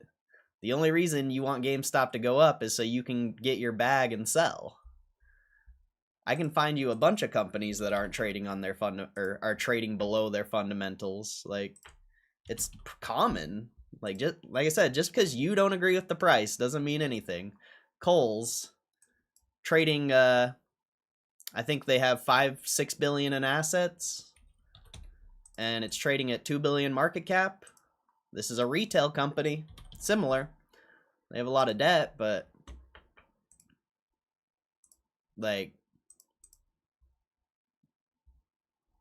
just like I said, just because you don't agree with the price doesn't mean anything, bro. 13 billion in assets, and it's trading at 2 billion. So, I mean, I can't think of any others off the top of my head. I'm sure I can find them. I'm sure there's a lot. That's the only one I can think of off the top of my head.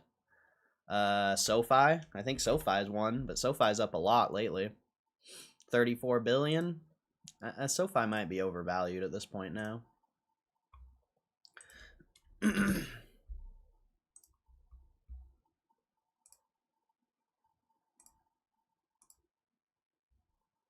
SoFi, let's see. Crushing. Where's their balance sheet? Yeah, SoFi is not undervalued anymore. SoFi used to be undervalued. It used to be trading at like 10, 20 billion, sitting on 40 billion in assets, or 30 plus billion in assets. And look now. Now it's trading at 34 billion. What is their assets? 41 billion. Like, it just takes time, bro. Like, have patience. Like, the price you see right now is the price it's worth, whether you like it or not, whether you want to admit it or not. It is. Like, I don't see why you think it's not, because it legitimately is the price. You may not agree with it, but the market doesn't agree with you. So who's wrong? I would say the market is generally pretty accurate. I'm pretty sure UPS is undervalued.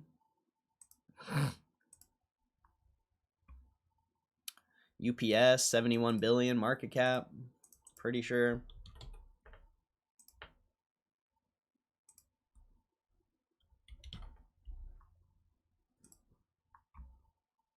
But it's all good. If you don't agree with the price, that's fine, but I'm not going to try to convince you otherwise. Let's see, UPS 71 billion in assets. Wait, what's the market cap? Oh, 71 billion? Weird. It's almost like stocks generally trade at their fundamentals if the market doesn't know what to price them in at. I don't know. I don't even want to try to convince you, because I'm honestly sick of trying to like convince you guys of things. It's pointless. It's straight up pointless.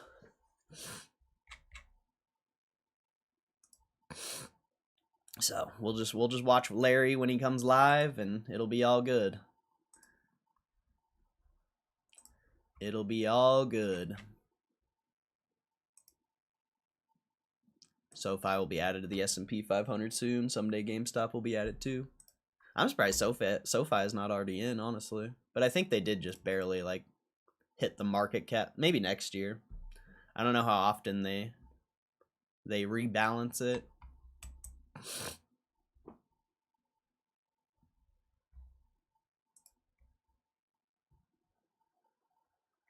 All right, where you at, Larry? You said you're late. You're late, Larry. You said 11 a.m. Eastern time. It's 11 a.m. Eastern time.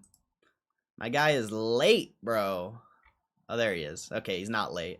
He's not late, but he's not late. I'm here live streaming to you from Boston. I'm going to give everyone a minute to join. As I was looking through my schedule yesterday afternoon, I realized that today was a little bit lighter, and I thought, well, it's at 11 a.m. Am I going to be that productive, or should I just do a live stream? Will live stream be more productive? So I thought, let's just do it. So here we are. I have no agenda. Hopefully you guys have questions or thoughts or topics you want to discuss. It did occur to me that most people, when they live stream, they have as an investor, that's how you make money. You think the market's valuing something less than what it is valued by. Nope. You invest in companies that are growing, and as it grows, you make money. Sometimes, in some scenarios, you buy undervalued things and they go up in value. But like I said, I'm not going to argue about this stuff. Like, it's literally a waste of time. Like a banner or a slide that they... maybe as a starting point, I would love to know where you guys are. Tell me, where are you today? It's oftentimes how I start different Zoom meetings. I have no idea. I don't know if you're scattered around the US, scattered around the world, but I'd love to hear about where you're at, and maybe we can tailor some topics to that. I see some Washington State and Maine and so forth. Dallas, okay.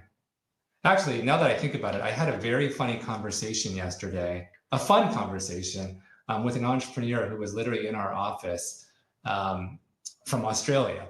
And he has a company that is based in Australia, but they've opened offices in the US. And the way they staffed those offices was they had people come from Australia and then start those offices. And they learned that there was a cultural difference. As an example, in sales meetings in Australian culture, you don't just jump into the sale, you build a relationship. And a lot of the time is just spent chit-chatting. Whereas in American culture, it's okay to sell and you go after it. And we had a very Australian meeting where we were talking just about life in Australia and differences and so forth. And I learned a few things. I'll share some of that with you. Random stuff, to be honest. But he was saying how in the south of Australia, if you go in the ocean, there's a risk of sharks.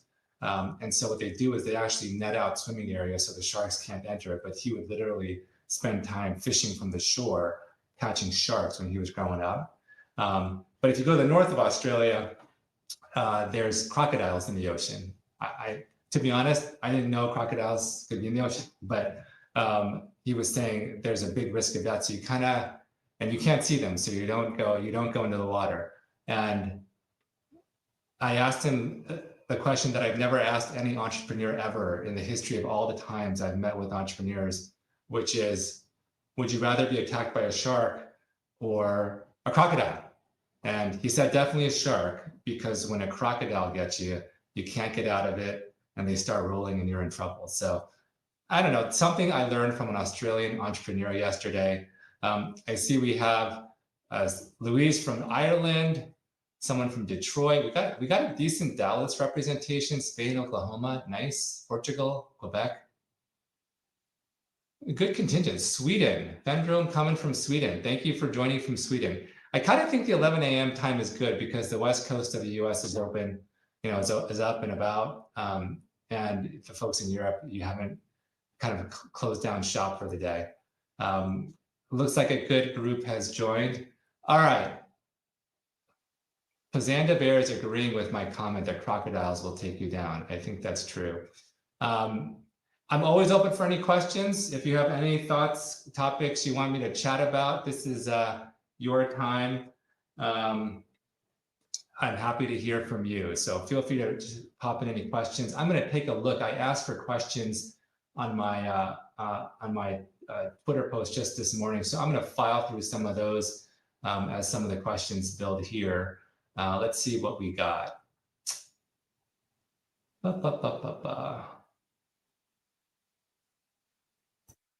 There was a funny question. If you were to host a camping retreat with members of a GameStop board, what 3 non-typical camping items would you bring and why?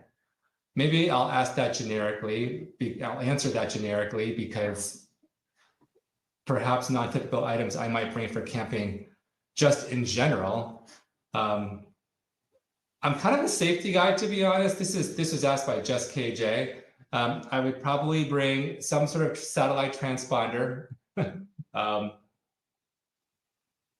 Maybe see, I'm terrible at disconnecting, I have to admit. So some satellite transponder, perhaps some solar power unit to actually have power.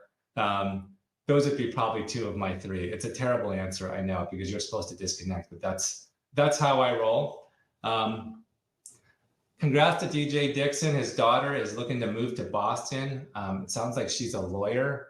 Boston is a great place. I don't know how old she is, but it's a great place to live, to start a career, to have a family.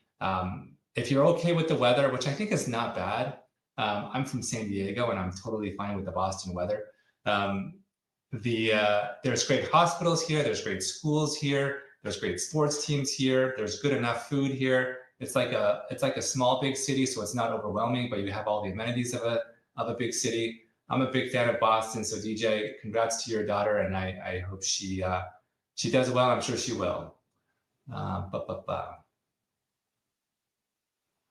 How do you feel this is Scott, Daylight Scott asking, how do you feel brick and mortar locations work hand in hand with e-commerce in the current landscape? You see a lot of, it's almost, I guess there's 2 different types of bricks and mortar locations. There's your own branded retail, and there's working through third parties where if you're a product company, you are shelved in a third party retail outlets. I presume you mean branded bricks and mortar locations. Certainly what I've seen in my career is that when a company has a broad enough footprint in bricks and mortar and they start launching their own branded retail, there's a huge, there can be a very big benefit to the online business, actually.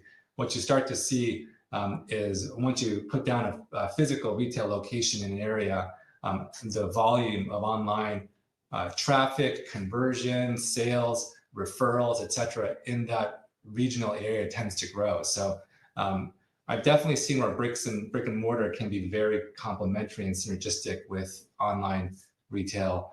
So you're seeing a lot of omni-channel businesses sort of adopt that type of strategy. All right, I see more. Uncle Tendyman is from Antarctica. Really? Really? I feel honored. Let's see, other questions. Larry, this is from Toby. Do you speak Mandarin? I speak a little bit of Mandarin. I'm kind of like maybe like a 3-year-old kid, if I'm generous. I grew up, I think Chinese was actually, Mandarin is my first language.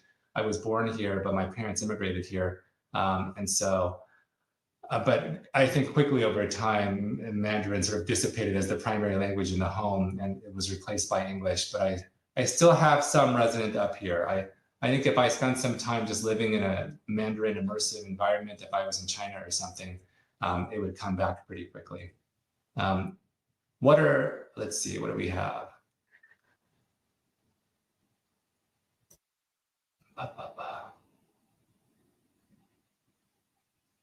Let's see if we have others here. I see Vermont. Did you talk to Russell Westbrook about his new creative direction with the Thunder? Okay, let me just show this question. This is from Pazanda Bear. I was at Fashion Week last week. I think, well, yeah, at the tail end of last week, and spent some time with some folks there. Had dinner with Russell Westbrook. He was great. I asked him a funny question, by the way, that'll be memorable for me. I asked him who was the best defender that has ever defended him. For those of you who don't know, Russell Westbrook is an NBA basketball player. He's phenomenal. He's averaged a triple-double over an entire season before, which is remarkable. I asked him, who's the best defender that's ever defended you? And he looked at me quizzically like he was having trouble with the question. And he said, I would be the best defender who would ever defend me. And I said, okay, that's interesting. And I'm like, so I said, no one can defend you. He's like, honestly, I can do whatever I want. So I thought that was interesting.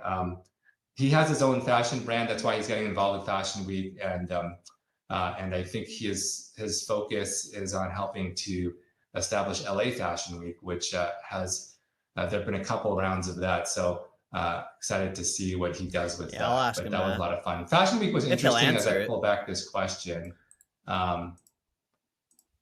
It was my first time. I learned a few things about the fashion industry. For those of you who don't know, Fashion Week is a time in, at least in New York Fashion Week, but there are also others in like Paris and LA and so forth, and Milan, where emerging or established brands essentially host runway shows. I don't know if he'll answer it though. Whoops. Which one should I go on? Essentially host runway shows where they show their line of clothing for usually the following season. And in the audience is a range of folks like he'll answer. From buyers, from off this one, press and media, influencers, and so forth. And it's. I feel like he'll maybe. I mean, I'll just post it in both.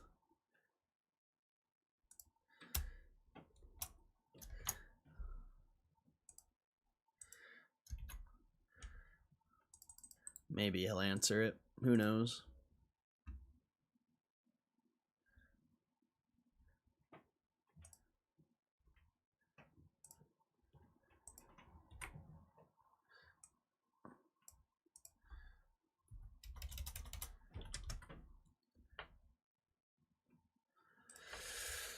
He probably won't answer it, but we'll see. Williams baseball. Probably should not be holding it right here where the sunlight can have the signature fade, but I have. So that's one of my items on my shelf. So thanks for asking. If you want another thing on my shelf, this is a painting from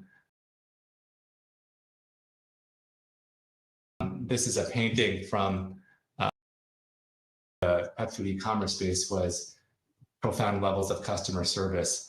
And Oh, whoops, I moved this out. Profound levels of customer service. Hold on one sec. And one of the things they did is if you sent in a picture of your dog, they would paint a painting. So this is Coco. Hold on one second, let me put this back. I guess we're gonna do a little tour of some things on myself. This is a luggage tag. It says test drive a Macintosh.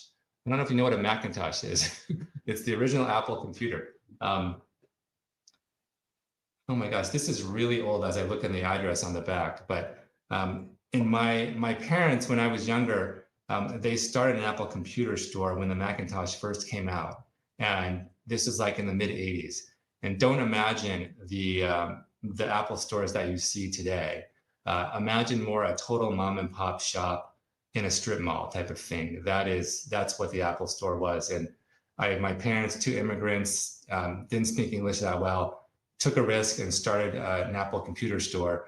And it was kind of okay. There's a little store, sort of storage room in the back. And I would actually, after school, I would go to the store and hang out until the day ended. And so I spent some time in the warehouse, which is a generous name for a storage room. And I would sometimes work different jobs in the store.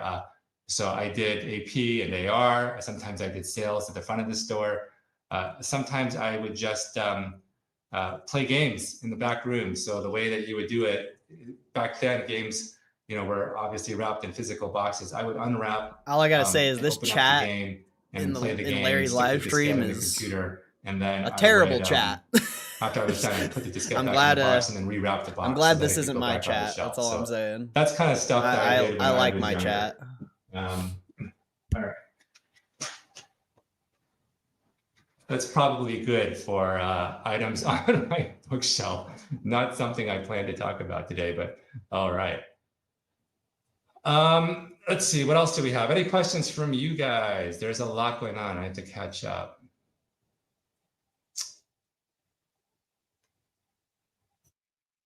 Someone else, Lucky Ford, has a terrier named Coco as well. It would be interesting. What are the most common dog names? I don't know.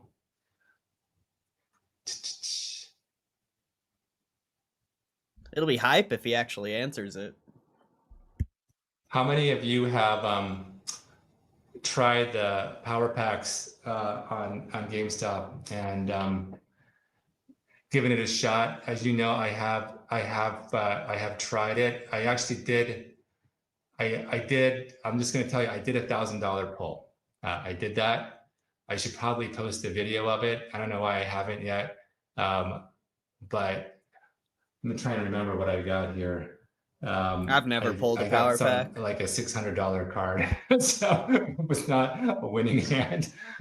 But I saw that someone online pulled a $14,000 card on a $1,000 pull, so that's awesome. Happy for the winners.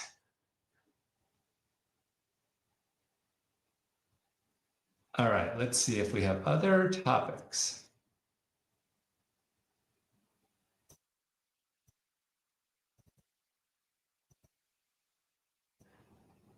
People asking me to do a poll on the live stream. I would, except the problem with that is it's kind of hard to perfectly time it so you don't show your credit card.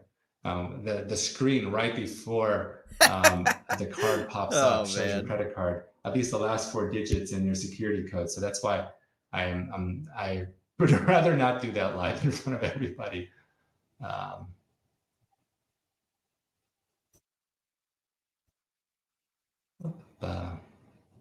I'm trying, Justin. He won't answer me.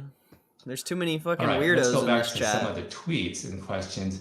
Someone asked me a question. Let me go to it. Just about academic honesty in colleges, academic dishonesty in colleges. This is Evader Dirt, and he's talking about academic dishonesty in terms of not just across the full range, from junior college to elite institutions and so forth. I don't know if I'm going to answer your question, but it does elevate a topic. I do think, by the way, academic dishonesty is an issue. It's become a bigger issue with the advent of AI. And I think every school, secondary and higher ed, is trying to wrestle with the policies around how to manage AI usage within the academic experience. On the one hand, it's hard to say don't use it, because actually the AI is quite an accelerant for learning, but it's also can replace learning and thinking and critical analysis and so forth if you use it too much. Everyone's thinking through that. I don't know if you saw this, but FIRE came out with its free speech rankings on college campuses of different colleges, and I think about 250 some odd colleges. And they came out with it either earlier this week or last week. And they sort of rank the colleges by their propensity, well, by a free speech rating. And the way they do that is they survey the students, they look for incidents on campus, they look at policies. There's actually a pretty good, if you just dive in and if you can Google it, you can find it. If you just dive into any single report, it's pretty comprehensive. It's not a random set of rankings. My alma mater, Harvard, has not done so well on this ranking. They were in last place completely last year. And this year, I think they were maybe 10th or 15th from last. And so at least we're not last anymore, but time to make progress. I think one of the interesting learnings is if you dive into any given report, you'll see the answers to different survey questions around free speech. And one of the questions was around, do you think violence is and sometimes in rare instances, an appropriate response to a campus speaker? It's something along those lines. And what I was surprised by as I started looking at different colleges of all different types and varieties from all around the country, the typical proportion of students that would say it's okay is about 30%, which seems extraordinarily high to me. You would think it'd be 0%, but it doesn't matter if you're a Northeast school or a Southern school or whatever it may be. So that stuck with me. I've been sort of thinking about why that would be, but especially in light of recent events. So you should check it out. The FIRE rankings are. I don't think he's going to answer our question. Are worth looking or at. your question. I'll be so surprised. Thanks for your question, Evader. Appreciate that. What else do we have? George is asking, where's your favorite holiday destination? Where's my favorite holiday destination? Let's see. I have traveled a decent amount. I wouldn't say I'm like a world traveler. And to be honest, I know there's certain people who are wired in a way that they just want to travel the world. They want to experience everything. And I'm probably not wired so much that way. I've covered a number of countries in Asia, a number of countries in Europe, probably less in sort of South America. But if I had a favorite holiday destination, I like Thanksgiving when you're just at home with the family. That's a pretty nice. I'd rather. It's more about people than a destination for me. So having people all come together at once is a pretty nice spot. So hopefully that is not an evade. I didn't evade your question, George, but home is where the heart is, I suppose. All right. Boston girl is asking me, Larry, what's my favorite restaurant in Boston? That's a good question. I just said that Boston's food is good enough. If I wanted to eat I don't know, really man. good Chinese food, I'd go to a place called Jiangnan, which is by Boston Common. It's Jiangnan. My favorite pizza place in Boston is in Harvard Square called Pinocchio's. There's a Sicilian Like I said, there's too many pizza. weirdos in this chat. It'll be Those so would be a unlikely couple if we that actually come get this to question mind as answered. pretty good. I should have a favorite Italian place, but I don't. There's a lot of good places in the North End, as you may know. All right, what else do we have? I have tried sarma in Boston. It's quite good. Not quite in my top, but pretty good. You've been to Pinocchio's. I appreciate that. It's a good place. It's kind of like the go-to place for the college students around town.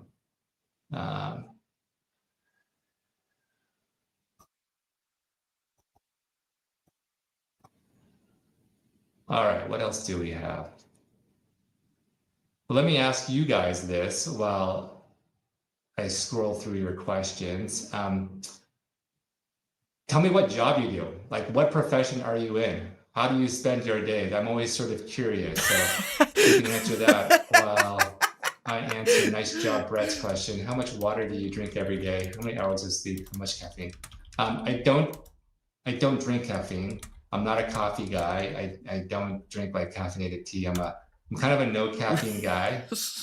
Not because I have anything against it, but because it's ridiculous, bro.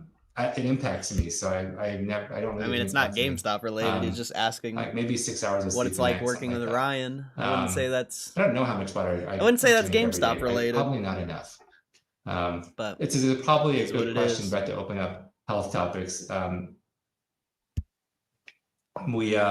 I think the last live stream I was doing the 100 push-ups, 50 pull-ups in under 10-minute thing that RFK Jr. was talking about. Now I'm working more on like my VO2 max, and I used to be a 400-meter runner when I was in high school, and my best 400-meter time was 51 seconds. And I realized a couple years back, I thought running under 60 seconds was probably pretty easy, and I was nowhere close. And so I'm trying to get back on the treadmill and do some more sprint work to improve my 400-meter time, which also helps to improve my VO2 max. When I think of it from a health perspective, there's probably two metrics, which is your muscle strength is your quality of life, and your VO2 max is your length of life. That's sort of the way I think about it. So strength training with weights is super important, and some sort of cardiovascular to help with your VO2 max. I did a post a while back. I'll try. He won't answer any of my questions, but Ahmed from US Mobile. He's too busy answering terrible questions about different goals, I think, for a 40-year-old physically. I'm going to see if I can find this here. And Ahmed claimed to me that the post is meant to make everyone feel bad because none of them were possible. But they're totally possible. I don't know what Ahmed's talking about. I would like, if any US Mobile employees are on the live stream, go to my Twitter and I retweeted a post from Dan Go, which talked about sort of goals for, or maybe I didn't retweet it. Oh, maybe I didn't. Okay. Anyways, it's a post about different goals. I'm going to see if I can find it right now so I can read some of them to you.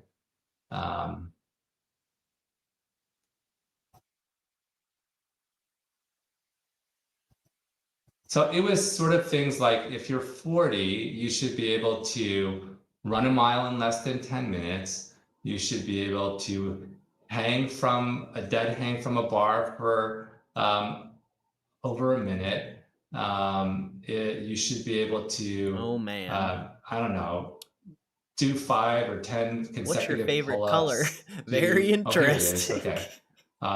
Do 5 unbroken pull-ups, oh, man. do 25 unbroken push-ups, run a mile in under 10 minutes, farmer carry your body weight for 1 minute, bar hang for 1 minute, hold a plank for 2 minutes. Okay, this is the one that a lot of dudes have a problem with, which is go from sitting cross-legged to standing without support. And that is, some dudes have a hard time with that one, I would say. So anyways, I'll repost this later, but I would encourage all US Mobile employees who are on this live stream to challenge Ahmed to accomplish such physical goals and tell him to take care of business. Okay. Thank you. Let's see, what else do we have?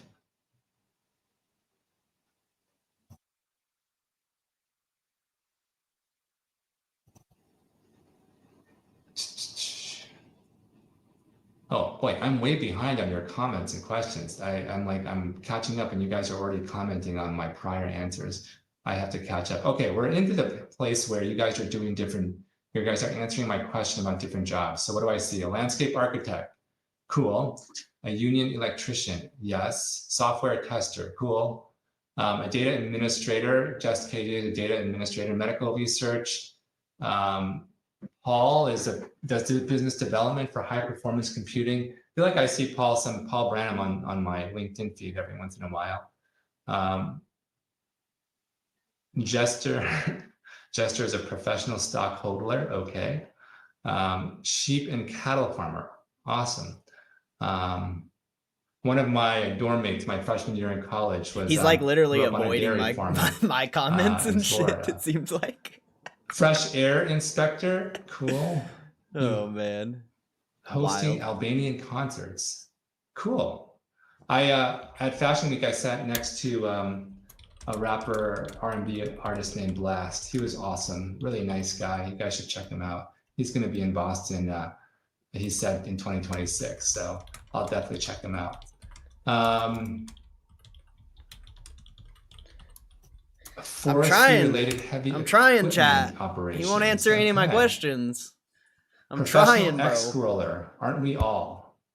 Miles Moas operates a drive-in movie theater. Is that a good business? I'd be interested to know like how that operates. I suppose it's location dependent.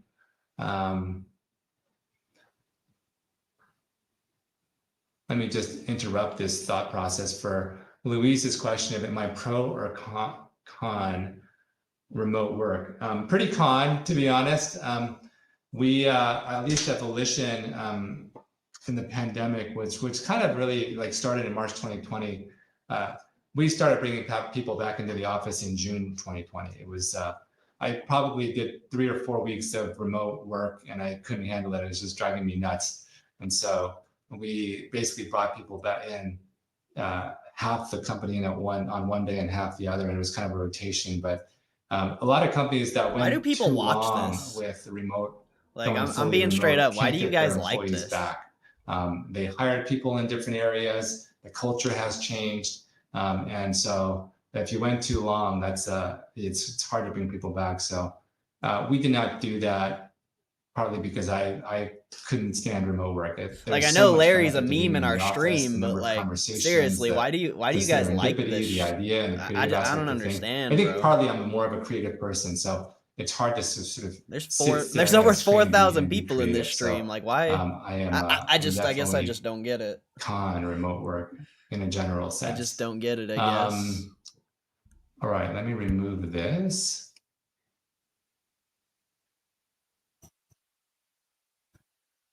We have someone who reports on technical debt as like a technical advisor. That's cool. Larry, do you avoid high fructose corn syrup? Like I don't what? know if I intentionally avoid it, but I definitely don't try and consume it. Like what? Why did you answer that question? Daniel supervises a customer service team of 22 employees. Man. Insane. Daniel's a very loyal GameStop customer. You should follow him, Daniel W. Damn. Yeah, he shops at GameStop every Wednesday. Bro. And it's not a surprise to me that he runs He's spitting in the face. That makes sense. Oh boy, I'm trying to catch up here. Corporate tax accounting. There's accounting in the PE space. Maybe these people actually just don't know who I am. Like that's possible, I guess. Maybe my daily live streams and daily promotion of GameStop goes unnoticed. Crazy Faith has given US Mobile some love. I agree. Which is fine. Like I get it, but it's very interesting. That's my mobile carrier. Very interesting. I assume most of these people are just on Twitter though. They probably don't even save use money. YouTube. You'll have better service. What will be wrong with that? So if you haven't tried US Mobile, give it a shot. I'll keep trying though. He's not answering any of the questions. Signing up, Miss Ape Ventures, your father, to US Mobile. I'm sure it's going well.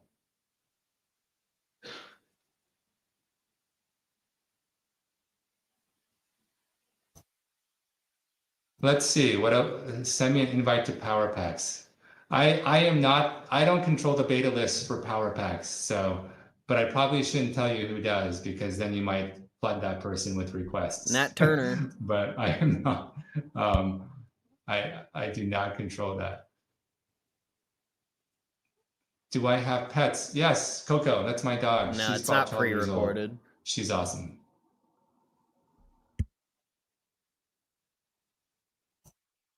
What's up, Humberto? What's up, Ruben? Do I do yoga?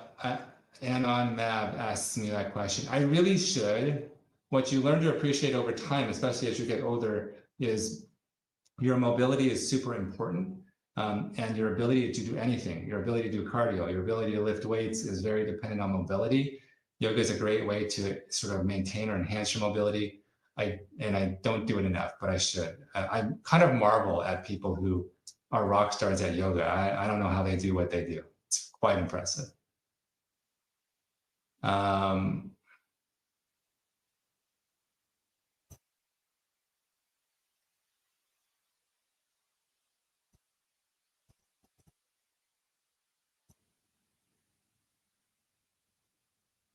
What else do we have? Sorry, sometimes you guys write long things and I have to read them. Have I tried 200 push-ups in 5 minutes? I have not tried 200 push-ups in 5 minutes. So interesting. 5 Has he minutes. said anything interesting? No. 300 seconds. I don't think so. That's why I was asking, right? like, why do That's people not like easy. this? That's a tough Why do one. people listen to this? I don't know if I could do that. Like, this is the worst. This is worse than my stream. Yes, usmobile.com is like, the I thought website. my stream was bad. This is worse than my stream. US Mobile has all can service all 3 carriers, so you're in good shape. Let me ask you guys another question. As I navigate, what's your favorite book? Favorite book or movie? Either one of those two. You can start populating that. I'd be curious. Often people ask me that, but I'm just one person. I'd love to know what you guys think. Yeah, but at least the meta Marcus slideshows were Englund is an interesting. entrepreneur. At least you learned something. Marcus, I work with entrepreneurs all the time. Much respect. I'd rather sit and watch 8 hours of meta. Your business brand is new doing great. brand Maybe you new can pop tech. a little post in there about brand what your new business thing. does. Then I would this. say like working with entrepreneurs from a career basis. I don't know. Maybe it's just me. I so like much learning. Fun. I feel like I never really feel like I work because entrepreneurs are just they're energizing to be around, and I love it, and I feel very lucky to be in this profession. So I like learning. I made a post recently that I said my quote unquote crazy founders had outperformed my rational founders. Maybe I'll talk about that. That's a good question, Ruben. That's a good question. This, maybe he'll answer that. Very best founders have this streak in them that is just like crazy, but crazy good. But they do things that's a good question, Ruben. I think he'll actually answer that. Creative, so contrarian, so bucking the trend. Most people look at it and say you're nuts, and obviously, like in some sense, to start a business, to take on any incumbent, to go after it, to take the hill, you got to be a little bit crazy. But I will say, like some of my best are just they're in. I just want him to answer one of your guys' questions. And one of the things that I need to do as a board member, as an investor, these fucking Twitter kids with their terrible questions. Take away that edge. Now, you don't always want to be crazy in everything, but there's a lot of strength and there's a lot of competitive advantage and there's a lot of goodness in this sort of. Nah, Larry's chill. I just don't get why people like are so obsessed with these streams. What I learned over time is you can't try and put there's that in nothing a box. here of value. Cuts from my perspective. Cuts against you and it hurts maybe other people find value but in you it. Also, like you have to run a business properly. I don't know. You would think someone who owns like a capital management company. Some people would actually say they would have like in the context valuable of information to give. Industry, I'm not just crazy, talk about. So I'll take that as a compliment. Food and fucking. I don't know. That's just. I just feel like there should be more valuable information here. We have someone who's a senior product developer. That's cool. what are my thoughts on the future of movie theaters? I can't say I have thought about like movie what? theaters too much.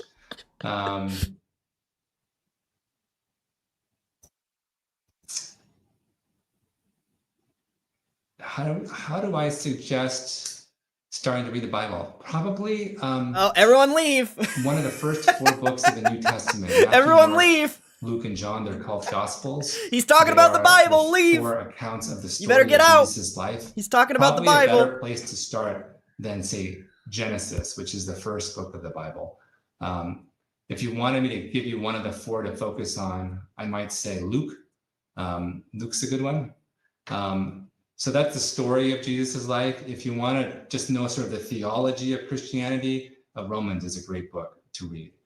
So those would be my 2 suggestions.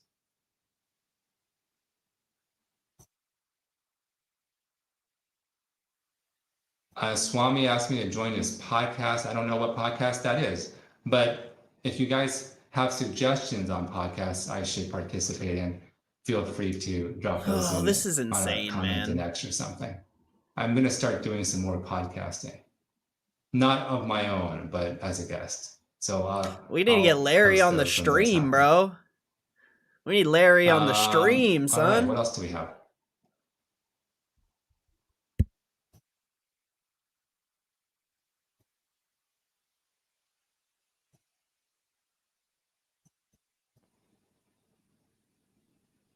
I was trying to read this and I was trying to see what this meant. Let's see, I lost it. Kerwin is asking, I think he's saying, is Volition Capital, the firm that I co-founded and work with, is it ever going to open up a pre-seed investing strategy? No, we're not. We are a growth investor, so we focus on. I've tried asking 3 questions that the chat's asked. Revenue range, growing quite aggressively. Can't get him to bite. Capital I thought the Meta glasses one would be good. For those of you who don't know, I thought that was actually a really good question that he would potentially answer.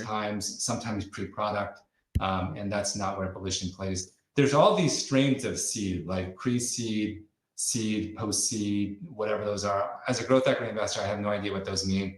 They all seem like very early stage to me, but no, Volition is not going to do a pre-seed investing strategy. Oh, I'm seeing a lot of love for Daniel in the comments. I guess I'm still catching up, but yeah, Daniel's the man.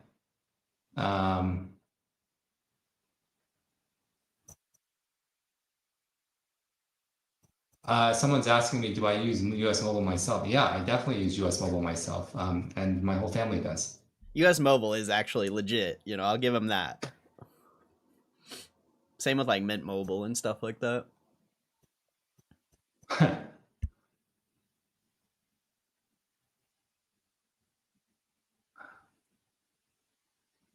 What's my favorite interior design style? I don't have one. I don't do any of the interior design in my home. It's kind of funny because I should let you know. This is interesting.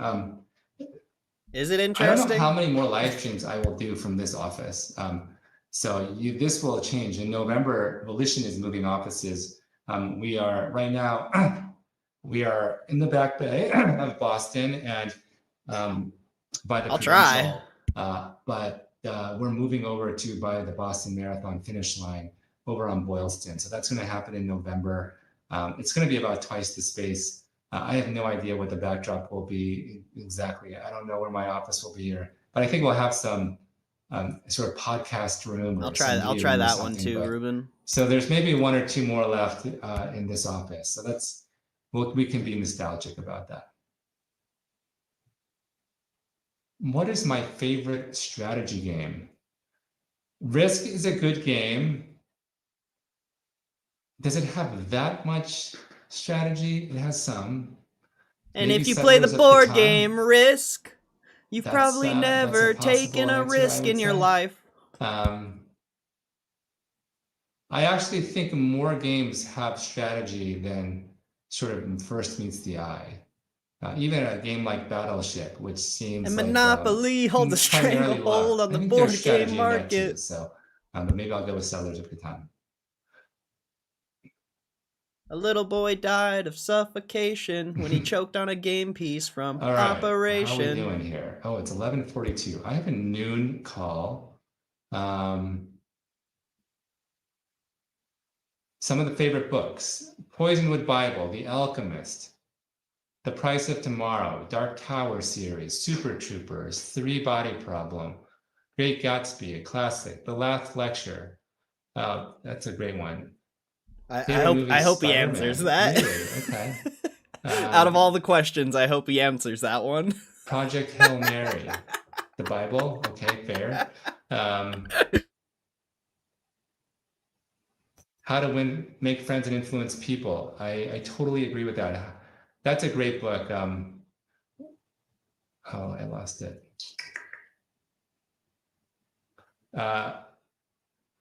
Favorite movie was Pulp Fiction. Favorite book, How to Make Friends and Influence People. That's he has to book. answer That's that one, right? Classic. It's been He amongst has the business to. top sellers for generations. Definitely read it, and I think it's awesome. I've given out that book out a few times. I strongly recommend it. I think it's How to Win Friends and Influence People. Book Gone with the Wind.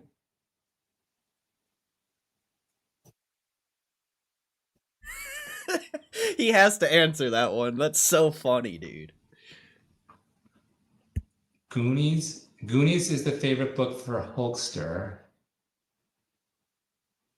Hulkster, not Hulkster. It's Hulkster. Goonies is the favorite movie, and Bible is the favorite book.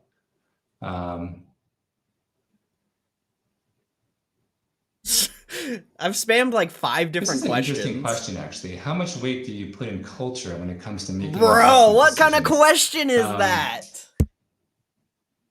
It's a great question. I have never thought of it that way. But when I think about our most successful investments, they have a very specific culture, and it's certainly not plain vanilla. So that is certainly one of the roles of the CEO, the founder, is to set culture. One of our best companies right now is just a super hard driving kind of they're going for it type of culture. It is not, there's nothing slow, there's nothing lax, it's just all in. And that's certainly, we often say that I would not want to work there, but it's tough in that way. Everyone's all in, but boy, it's a great company. It's fucking insane, dude. Let's see. Answers nothing but garbage questions. Yes, as I mentioned, people are commenting on my recommendation to read Luke. Luke and Acts kind of go hand in hand. So if you want a contiguous story from the same author, read Luke and then Acts. Where's the meta question? I do play fantasy football, Martin McFly from Back to the Future fame. I'm having a tough start to the year. My strategy was not so hot in my draft. I think I wasn't willing to pay up for any of the boo, Larry gambles. And it's costing. He doesn't even. I went for depth. I have strong tight ends. He plays defense, fantasy football, kicker, man. Come quarterback, on. But right now I'm 0-2 right now, so I'm normally pretty competitive. So I feel like the meta glasses question is really good. Like I feel like that's the best question. Okay. You want me to go on Rogan? Happy to. Have him call me.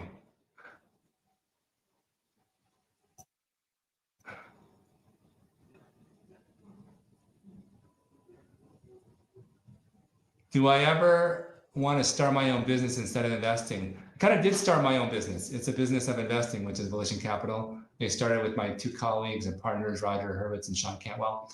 So I kind of think I've done both. Starting your own business is awesome. Love it. All right. I'm going to start to wrap this up a little bit.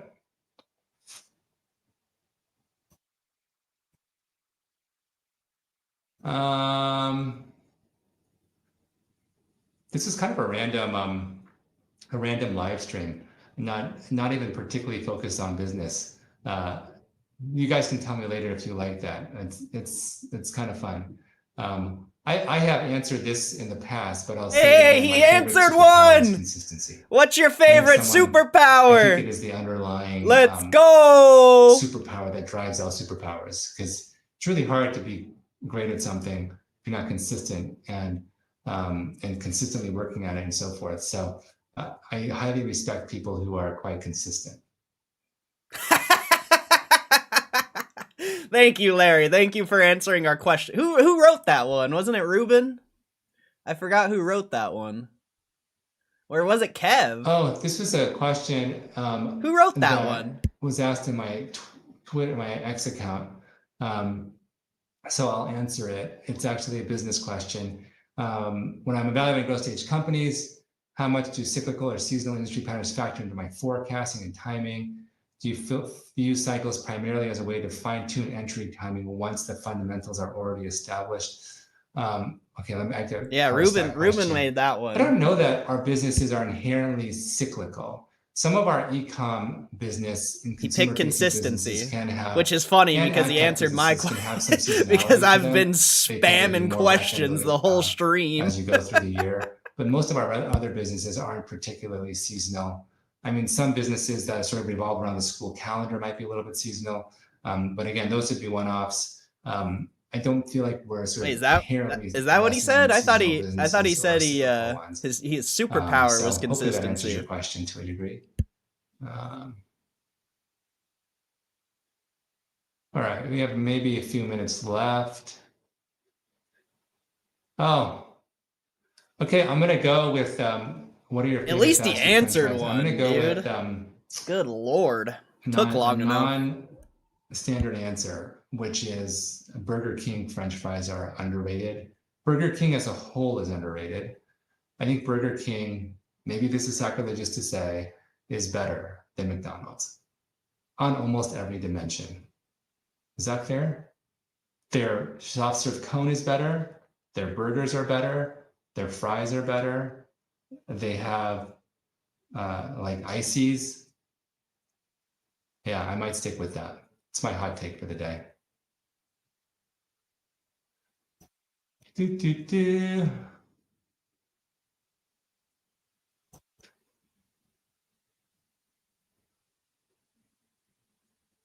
guys are good. Oh yeah, I'm really quite a big fan of stuff that Michael Lewis has written as well. I agree with you.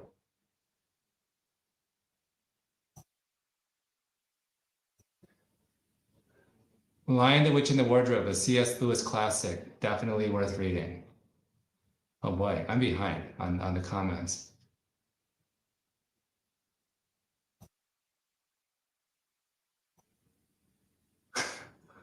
Okay. You guys are funny sometimes. I'm reading stuff that's obviously different than what's showing up on the screen. I'm catching up on your... Sometimes I feel like you guys are just here, which is totally fine, not to listen to me, but to talk to each other, which is totally cool. I hope you guys are having fun. It is Friday afternoon after all. It's beautiful outside. It's because the GameStop. It's because everyone on Twitter is just a bunch of bots. It's not even real people. It's just literally bots. Belichick or Brady? Brady. Belichick is tarnishing his legacy, but definitely Brady. All right. I think we're going to wind it down here, folks. Thanks for joining. Hope you guys had fun. Thanks for all the comments. Thanks for all the questions. And follow up with me on X if there's anything else you want to talk about. But I enjoyed hanging with you, and have an awesome weekend. We'll see you soon. Take care. Okay, that was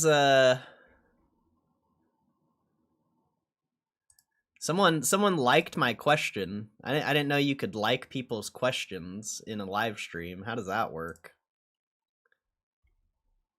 Oh, it was a comment. I see. Well, shout out Ruben. At least we got one. At least we got something answered.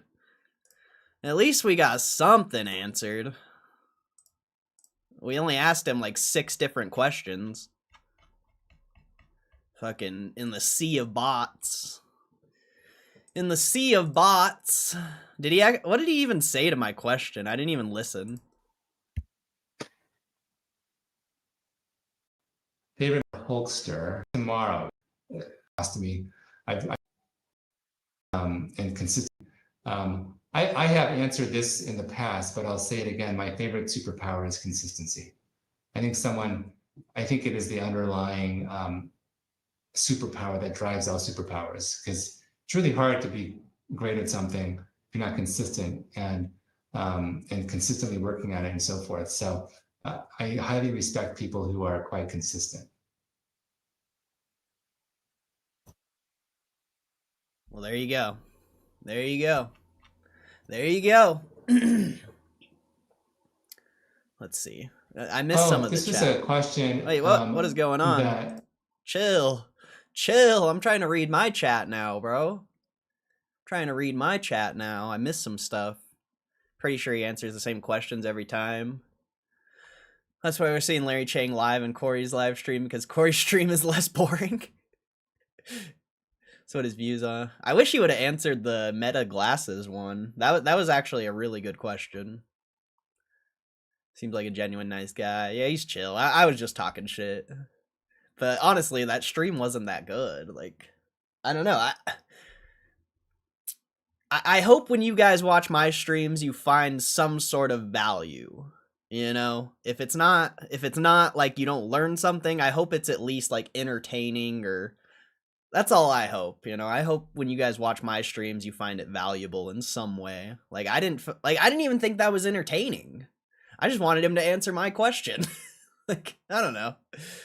I hope that's not like, I just hope you guys view my stream differently. That's all I'm saying. I like these because it amuses me. It's like politically correct rich guy trolling. Someone interested in his occupation and way of life navigating it. Oh, that would have been a good question. There's always value to hear the thinking process of the man. That's fair. That's fair. I just didn't think there was any questions there that he answered that were valuable. Probably clever as shit, doesn't want to share any of it. Probably. He picks out the silly stuff to talk about. He's a goof. Church vibes. I already knew he was a church guy. I thought the church question was funny because it made me think about when we read the Bible and there was like 400 or 500 people in the stream and they all left. I'm like, I can't believe someone's asking about the Bible. Like, that's crazy. That's crazy. From my experience, nobody cares.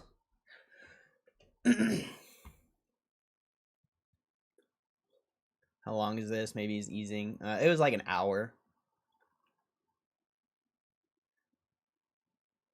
No, there was Ruben's question. Monopoly.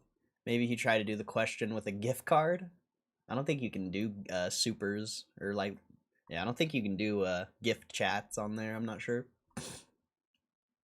I wanted him to answer Muma's question. Is it true you roundhouse kicked someone so hard you broke the speed of light? What a good question. Oh man, what a good question. I wish he would have answered that one. Hopefully he saves it for last. Someone got him today. Wait, what? I'm dead? It might be because you have GME in your name, perhaps a legal issue, potentially, as he's on the board, just a theory. Well, he did answer my question. I mean, he didn't answer, but that was a good point. That was a good point. You gotta appreciate putting up with our BS after this, Corey. This could be your chat. Oh, man. Yeah, that's true. That's true. It could be my chat. Could be worse. It could be my chat. No, I even said, I appreciate you guys, because when I watch other streams chats, I'm like, fuck. I'm glad we have, like, rules, and I'm glad, I don't know, I appreciate what we have here, even though it doesn't really grow. I do enjoy this stream. I couldn't imagine having all those people would be chill, but there was no valuable questions that I saw, really. There was nothing. At least we have, like, good conversation here. Sometimes. See the price glitch? I don't think that's real. We gotta get Larry on Rogan. We gotta get Larry on my stream, bro. We gotta get Larry on my stream. That's a novel way to turn 3 hours into 9. Larry Chang's like, Corey didn't want promotional questions. That's fair. Could get him in trouble. Yeah. Maybe he doesn't want to talk about Ryan when Ryan's not there, you know? He wants to talk about his views, his experiences. He can't I would assume he doesn't want to like speak about Ryan when he's not there or something. I don't know. I don't know. At least he answered one though. At least he answered something. Bro said he appreciates your consistency. He's a viewer of yours. He just said he appreciates anyone with consistency, I guess. I don't think any of those people watch my stream, or like, I really don't. I don't. I've posted almost 200 posts on Twitter of me pulling power packs. Not a single like, repost, comment, nothing from GameStop or anyone. So I don't think they pay attention to what I'm doing, straight up. I really don't. Send him a thanks. Yeah, I said thanks in the chat. Whether he read it or not, you know, that's debatable. That's why Larry Chang's super powerful. He's super consistent. I don't want to fly. I don't want to be invisible. I don't want to be super strength. I want to be fucking consistent. Hey, at least consistency is realistic. Calls on Burger King. I don't think Burger King has a stock. Is it true you once roundhouse kicked a coal mine and it turned into a diamond mine? I'll ask artificial intelligence to create a superhero run by consistency. Ask him to sub. Sup, Marcelo? I'll remember forever this stream. Hopefully, I mean, we'll have to watch more of those. You guys will have to remind me if he ever does another one. We'll fucking go in there and try to get him to answer another question. I didn't really find his live stream that great, but I thought it was fun trying to get him to answer a question. That was fun. It gives you guys an incentive to like think of a question, and you know, I think it's good for our stream because, you know, it's not me coming up with the question, it's your guys' questions. Like I wouldn't even have anything to ask him, honestly. I really wouldn't.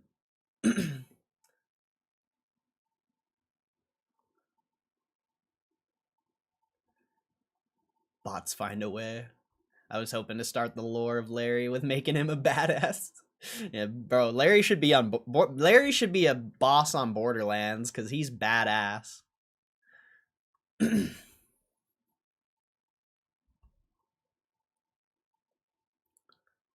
Consistency is a superpower. Yeah, it's a realistic superpower. At least Larry will be consistent. Such a sick superpower. Corey has this superpower that streams are very consistent. Planking 2 minutes is a bitch. I haven't done a plank for a long time. I feel like I could do 2 minutes, maybe. He knew he wasn't going to be on long, taking easy questions. That's fair. 1 minute got your stomach in knots. He's like you, he blocks people that promote some product like Meta Glasses. No, he didn't block me. That was a good question. The Meta Glasses question was really good. It was relevant. It was good and relevant. Can you imagine the number of memes the superpower consistency can be made by Roaring Kitty? Mistake Bible stream, goodbye. I think he did read it to himself. He said he was reading some silly questions. Next time we gotta ask also if Nat Turner made power packs to sell his PS5 collection. You'll have to remember that for next time. You'll have to remember that for next time, bro. Oh, that's funny. I forgot. That would have been such a good question to ask.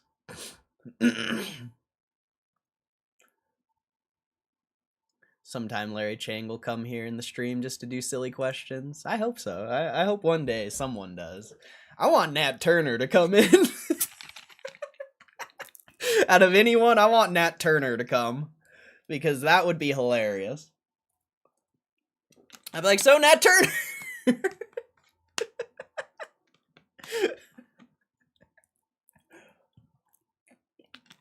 I've been pulling a lot of PSA 5s lately. You got something you want to tell us?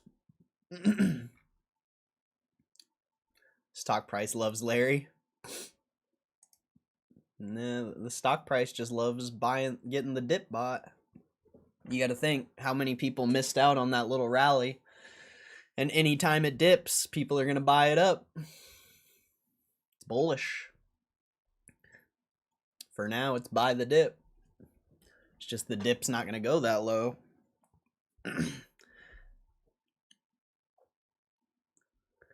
Never know, bro. What if your question gets clipped? Could be marketing for your channel. That's fair. You have 100 same questions that he never read when Moon. Yeah, there was so many garbage questions in there. That's why I was like so surprised he wouldn't answer any of the ones we posted. Because I felt like all my questions, or all your guys' questions, were generally pretty good. I didn't see, like, there was a few good questions in there, don't get me wrong, but 99% of it was just trash. Like, when Moon, what investment should I make? Like, I don't know. It's just a bunch of people asking, like, the same dumb questions they come and ask here. Is it bullish? Is it bearish? Whoa! Whoa! Like, I don't know. I don't know. At least we got one, though. At least we got one. It may have been the most bland question of them all, but at least he answered something. You guys will have to think of more questions for next time. Do you like corn syrup? Yeah, like, what? I think Larry's gonna like this question. Do you like corn syrup?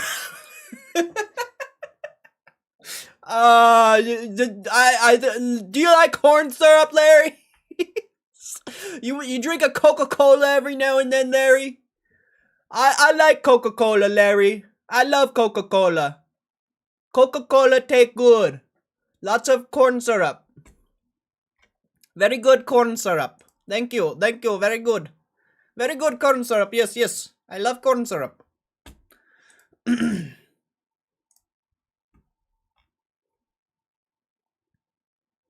Very good. Yes, corn syrup.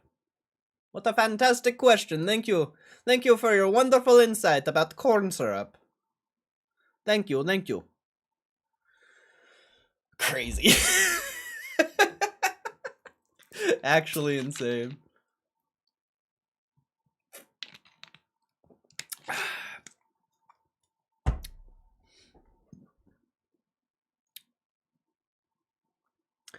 You like corn syrup? I love corn syrup. Corn syrup, very good, very tasty, very delicious. Yummy, yummy, yummy corn syrup.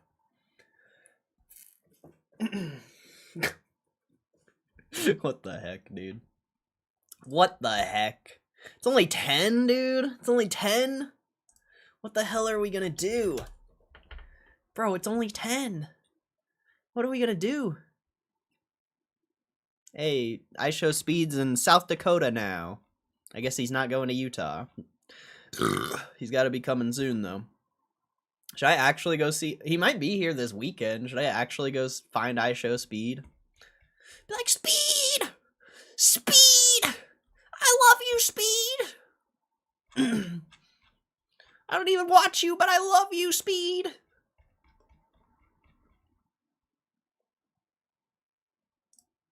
Speed!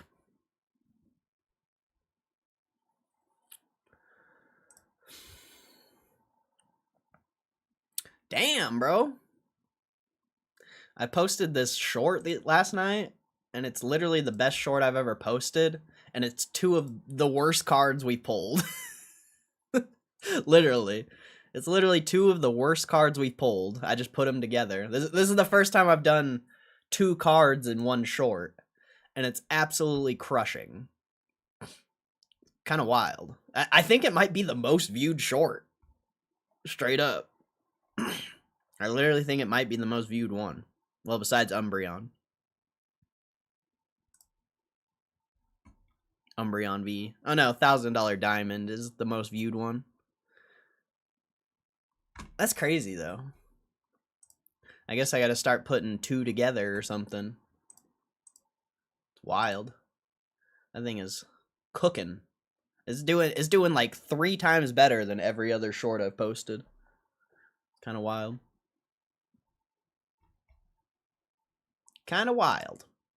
It's weird how you make like one little change and then, you know, something happens. I mean, we'll see, you know, the next one I post, we'll see. I'll put 2 together and we'll see if it's, you know, if that was the reason why these weren't getting that much views. It's definitely possible. I feel like having a little bit longer shorts is probably better. But I don't know, it could just be random too. Cuz shorts are generally pretty random.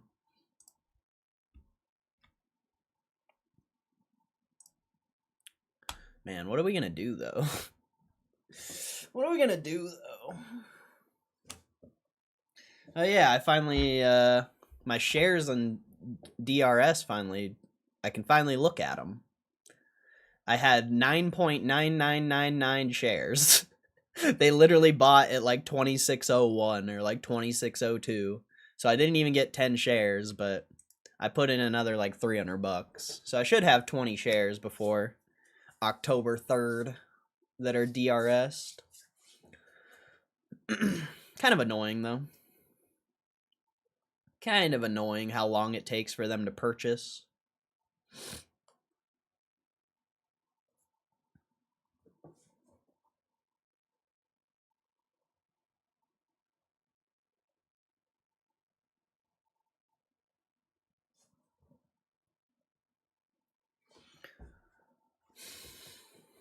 Yeah, this is gonna be a tough stream.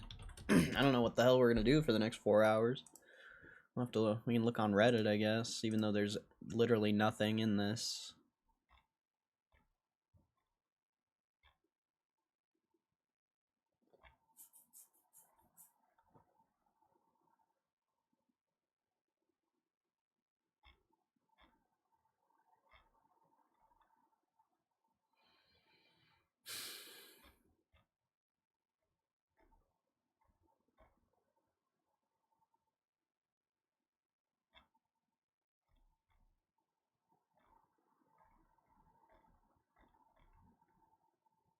Yeah, there's nothing. There's nothing, dude. There's nothing to even like react to.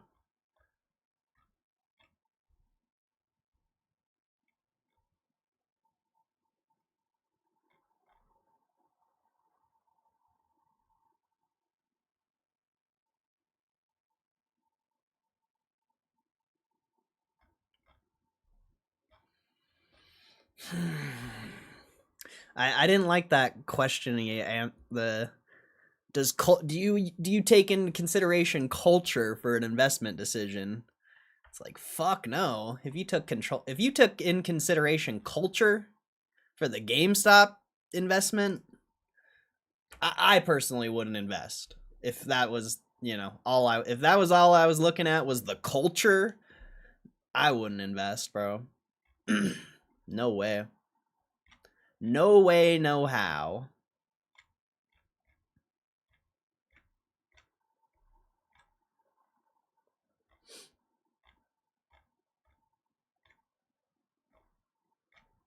Yeah, there's literally nothing in there.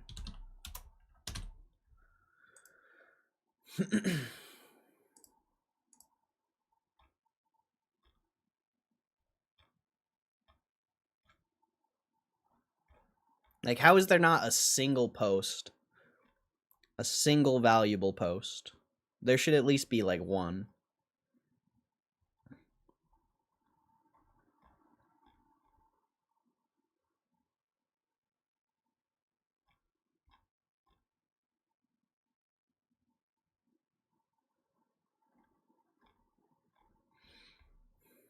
Is this an old post? Maybe we'll go read that.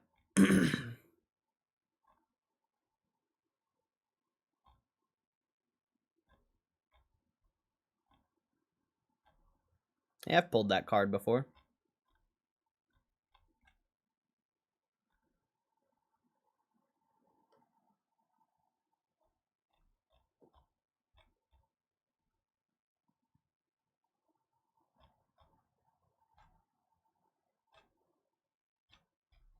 Good lord, son.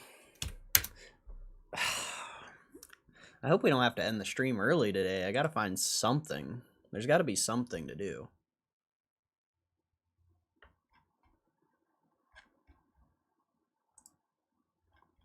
We'll go, let's see.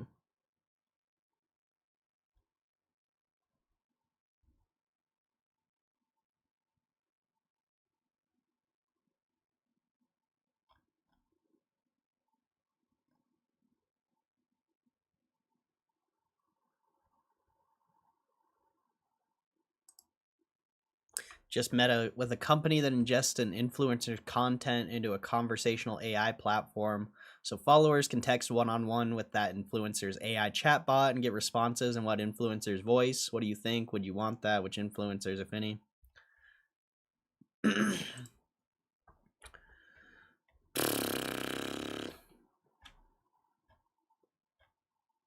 What else? Does Nat Turner post anything valuable ever? I never get Nat Turner's posts. He posted about golf the other day. Prime Video will debut as domestic broadcaster of the Master Tournament next April. Oh, that's for next year. He hasn't posted in like 3 days.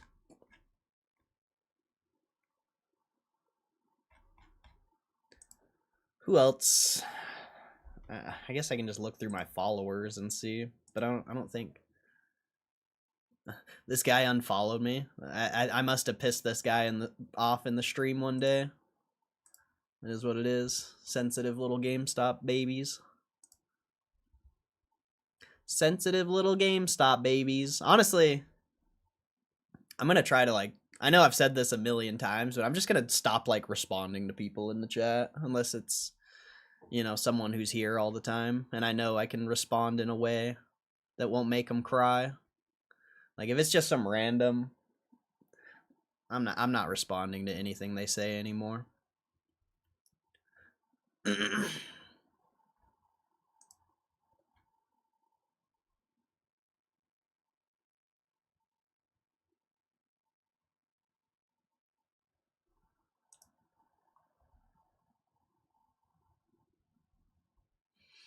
Everyone's too sensitive, man. We made some other kid cry yesterday too. All because I told him not to promote people in my chat. Like next time I'm just gonna delete their message and not say anything. Because people are just little crybabies these days. They're little babies. They need to be coddled by Larry.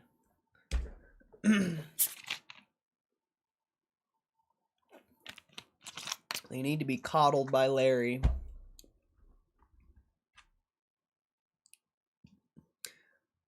Yeah. You guys said the chart looked like shit yesterday. Do you guys remember that? You guys said the chart looked like shit yesterday. So is this proof that the chart doesn't matter? Or it's just a question, you know. Is this proof the chart doesn't matter? Were you reading it wrong? Just a question, Because I remember specifically you guys saying the chart looked like shit. Moose made it bounce, though. You don't remember he slapped out the green Uno card? That's not how it works, though. That's not how it works, though.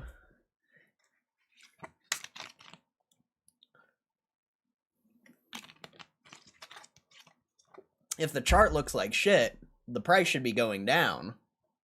That's all I'm trying to say. Like, I just don't think the chart matters when you're when you know your analysis, when you know your business, or I guess it's not our business, but when you believe in your analysis, I think the chart has no value. I would say.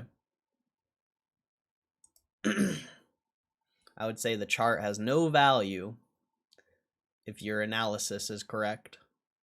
Whoa, how'd you get a Balatro emote? Or is that just a Joker card? It looks like Balatro. What's up, P? Master P?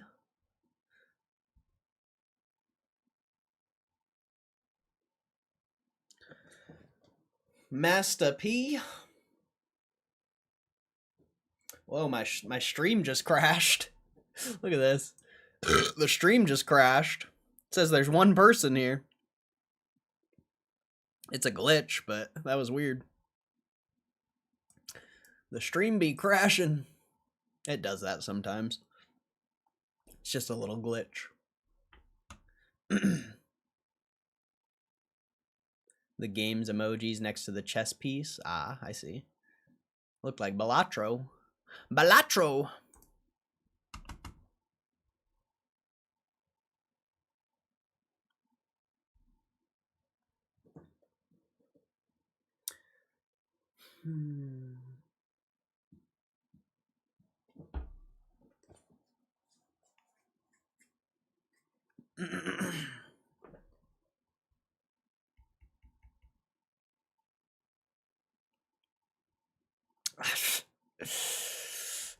I don't know what the hell we're gonna do, bro.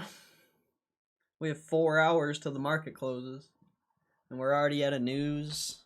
I mean, we can try to get out of news, or see if there's new news. Something to say about triple witching? I don't believe in that stuff, so no, I don't have anything to say. I don't base my trades or investment decisions off of a thing that probably doesn't matter.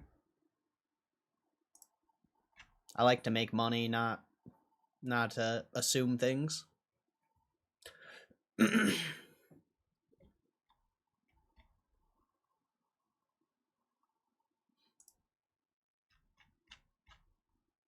So that's all I got to say about that.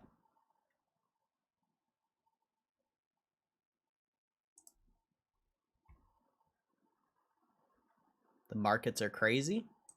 Bro, the market's flat.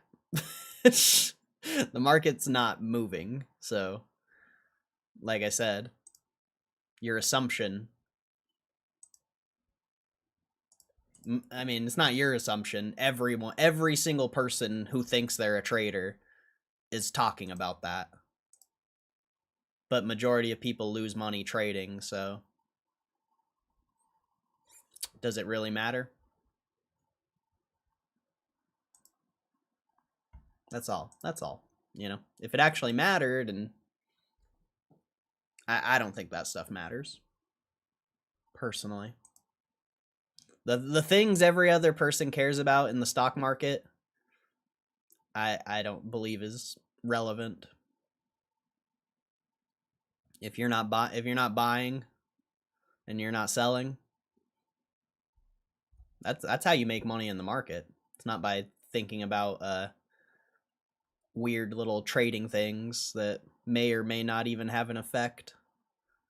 Like, pick your position, buy it, short it, manage your risk, take your profits. There you go.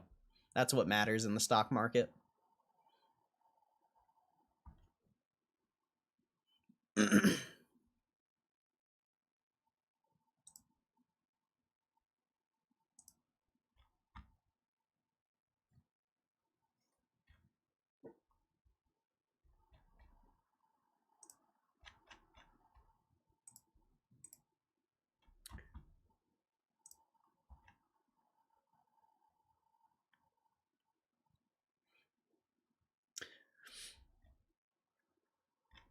I've just never, personally, I've never seen anyone who's profitable in the stock market base their trade off of a witching event.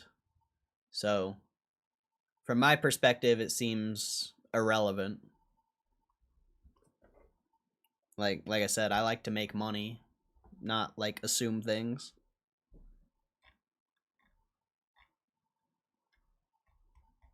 And I know it's a thing, you know. You could type in witching events, Investopedia,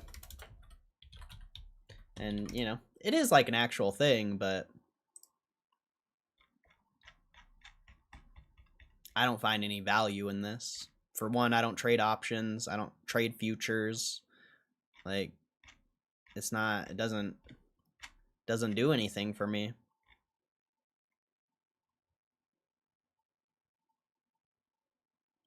And every option is expiring worthless.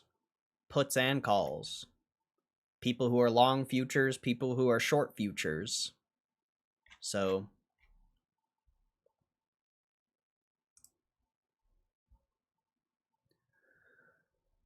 it all balances out. Do you feel technical analysis is also kind of pointless?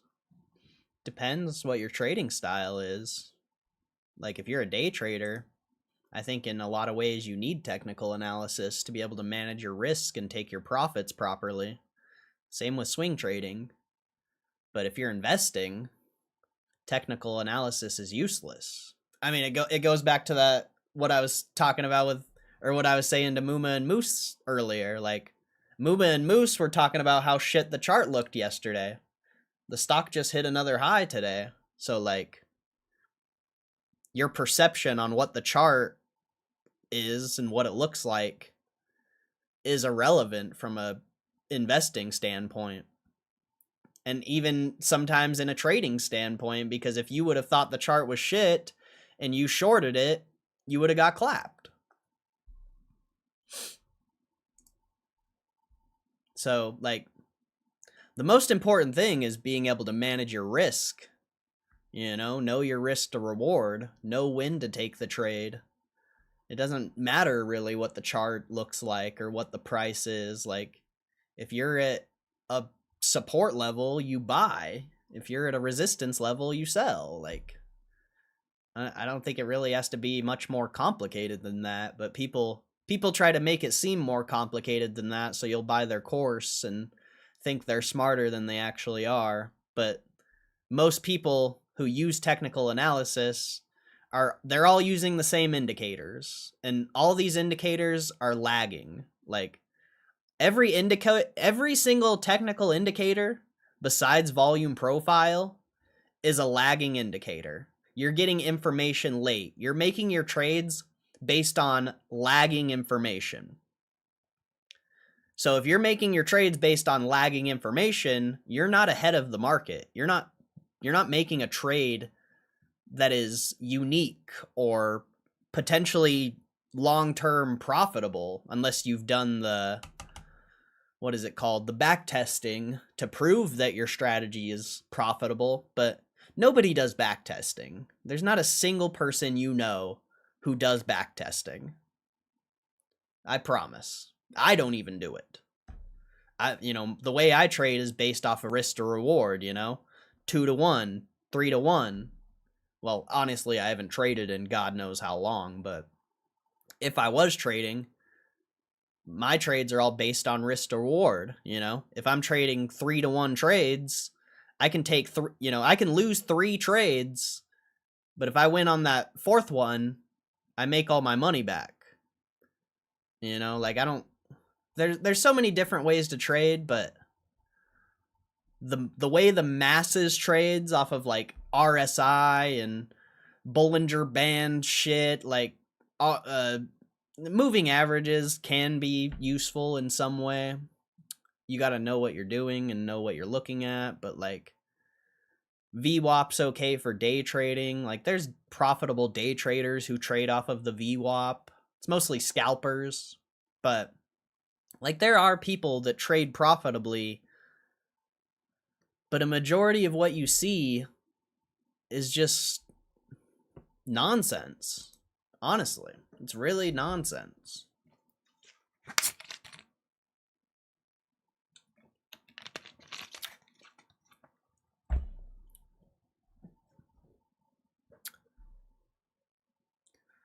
I wanted to enter 23 today, but it seems I have no choice. How do you know it's going to go to 23? Like, that seems pretty unrealistic at this point. But we'll see. You never know. Maybe a month from now, maybe 2 months. And that's another thing. Most people base their decisions. The funny thing about trading, especially day trader, well, I would say more swing traders. I would say day traders actually stick to their plans and actually trade properly in most cases. Well, not most cases, but I would say day traders are more profitable than any other trader, personally, just because of the risk management aspect and the risk to reward aspect, I think day trading is a lot easier. But the funny thing about people who like swing trade and stuff like that is they don't have a set plan in a lot of ways. Like their mind is constantly changing, you know? Like that's why most people lose trading, is because they're not consistent in the way they trade. You know, they're trading fucking this stock over here one day, and then 3 hours later they're trading this stock, and then the next day they're trading another stock, and the next day they're trading some fucking commodity. Like,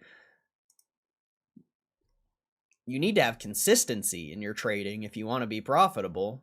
But nobody does that because everyone's so like short-term mindset, and they got the fucking attention span of a goldfish. They got to constantly be looking at like, oh, this stock's going up over here, I better trade that. Oh, this one. Like, good luck. Good luck trading like that. Like, you got to be consistent, and I would say pick one fucking stock, learn the price action, and you'll be better off than most people. Like, how do you think I'm able to like consistently somewhat predict the price action of this shit? It's because I watch it every day. I know the price action. I could trade this fucking stock in my sleep. Literally. I don't even need to be here to trade GameStop at this point. Like, I know the price action. You know, the price action's changed a lot in the past couple weeks, but it's still it's still the same. It hasn't changed, really. It really hasn't changed much. And you also have to be able to put yourself in the shoes of other traders, you know? If you can't put yourself in the shoes of other traders, good luck being profitable. Good luck.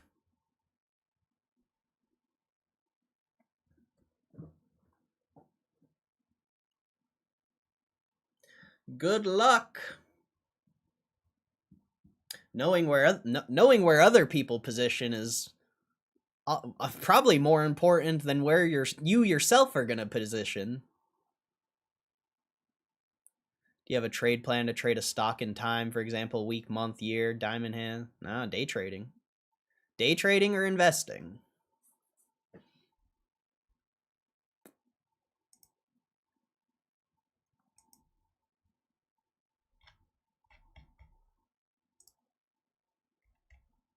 I would say for pretty much everyone, investing is going to be the best. If you think you're going to outperform the market by trading, good luck. Good luck. I would be extremely surprised if you did it. Anyone. If anyone came to me and said they outperformed the market trading, they would have to prove it, because I wouldn't believe it. Because that's a very unrealistic thing from my perspective.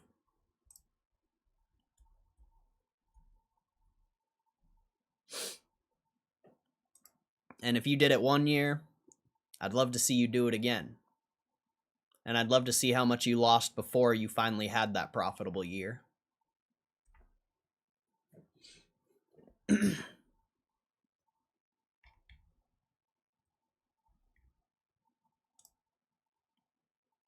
Trump's $15 billion suit against New York Times struck an improper judge, allowing refiling.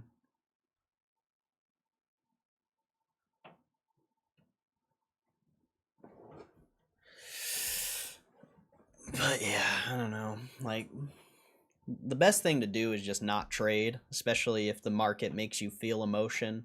Like, if you get on the stock market and you feel emotion, you shouldn't be trading. Like, if you can't handle the price swings and you can't control your emotions towards the market, just don't even do it. Just trust me, bro. Just stick to a nice, solid investing plan and go find, like, a business to start or go get a job. Like, you'll be way more successful than anyone else.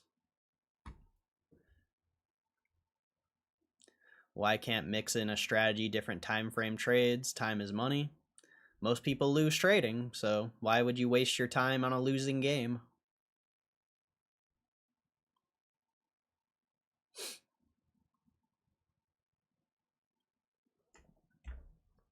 Why would you waste your time when you could go out in the real world and actually make money instead of relying on a fucking number on a screen and a chart you can't even read?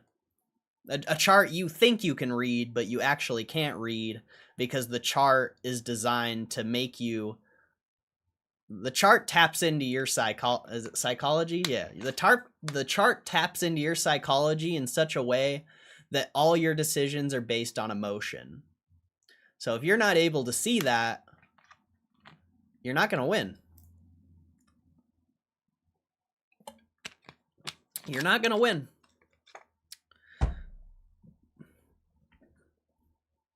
Like I said, if you can't see where other people are positioned in the market before you make your trades, it's not going to work.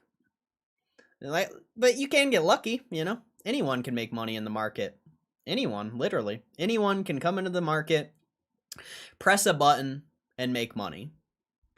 Does that mean they're going to be profitable this year? Or next? Or the next few years? Definitely not. It doesn't mean anything. Like, people making money in the market literally means nothing. They probably couldn't even tell you why they made the money. Straight up. They couldn't even tell you why.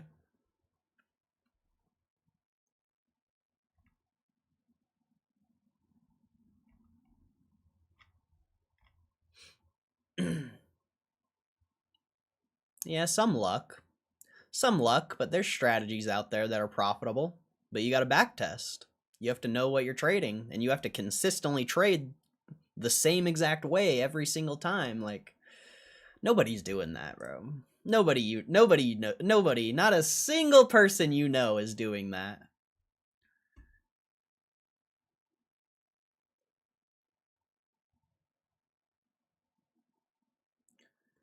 Track 4 hour to see where to trim, then buy back, rinse, repeat.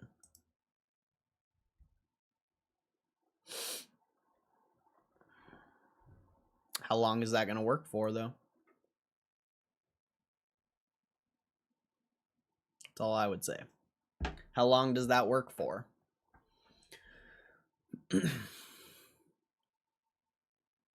What happens when it stops dipping? If that's, you know, if that's a possibility. What happens when it stops dipping? Just like it's been doing the past, like, 2 weeks. That's always my question.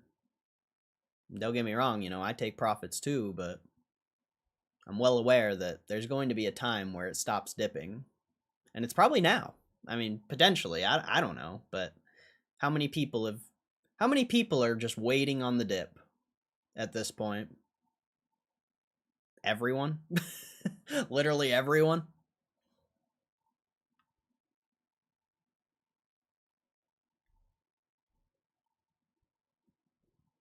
Let's see, Paramount Skydance bid for WBD could be in the range of 22 to 24.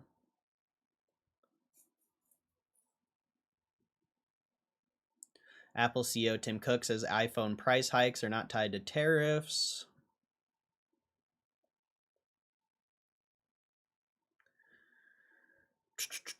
House passes GOP bill to avert a shutdown, but Senate looks likely it'll reject.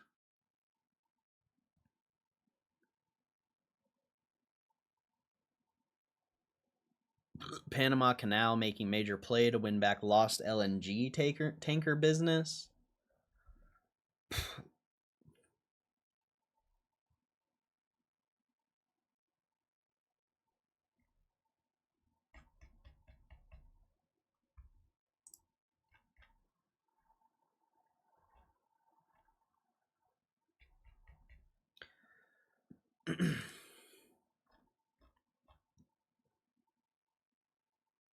McDonald's brings back Monopoly? Monopoly?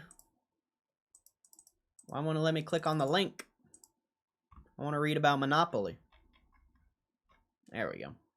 McDonald's officially bringing back its Monopoly promotion to the United States this October after years of not doing it. Fast food chain confirmed the long-awaited return on social media with a post reading Monopoly October 1844 GT Urbog. You might want to download McDonald's app In a statement to Dexerto, McDonald's said the thrill of the peel is backed by fan demand. The Monopoly game at McDonald's will pass go and make it highly anticipated return to participating U.S. restaurants in October 2025. We can't wait to share more details on when and how to play as we get closer to the game. The Monopoly game has been one of McDonald's most recognizable promotions. First introduced in 1987, customers collect game pieces from menu items for chances to win prizes, from free food to larger cash rewards. While it has regularly appeared in markets around the world, US fans have waited years for its return. This October marks the first time the Monopoly promotion will be available at participating restaurants across the country since around 2018. Other countries have continued to have Monopoly each year. However, the UK and Germany both enjoyed the game in 2024. I didn't know it. Okay, that's cool. I didn't know they did it different countries out of different years.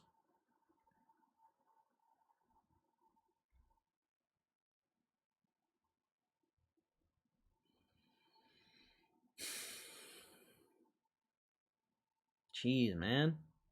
So many dying fucking posts, bro. So many dying posts. Fucking Game Chasers YouTuber Billy Hudson dies from cancer, age 44. Like, that's nuts, bro. That's young. That's young, bro. And this chick died from colon cancer at 21. Tatia Games.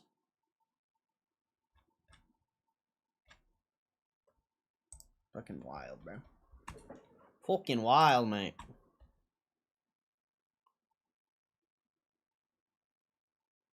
What?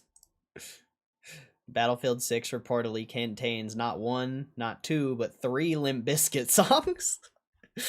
Ladies and gentlemen, introducing the Chocolate Starfish. They probably don't have that one on here. I'd imagine they don't have the Chocolate Starfish on here. That'd be crazy. The Chocolate Starfish. And the hot dog flavored water.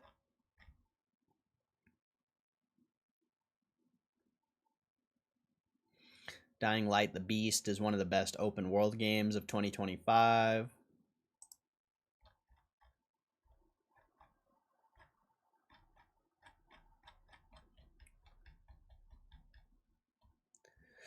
Every new Mega Evolution revealed for Pokemon Legends Z to A. You got Mega Dragonite, Mega Victory Bell, Mega Halucha, Mega Malamar, Mega Chestnut, Deflox, and Greninja, Mega Raichu. I probably won't be playing Legends Z to A.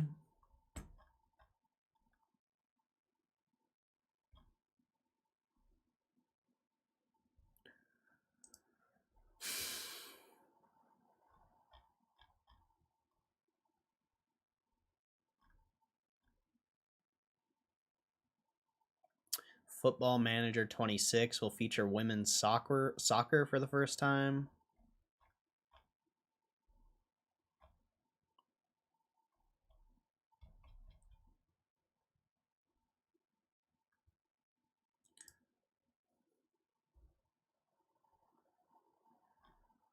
My GOTY prediction? I don't know what that means, bro.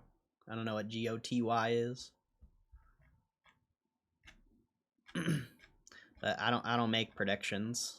If my money's not on the table, there's no prediction to be made. Oh, game of the year? I don't know, bro.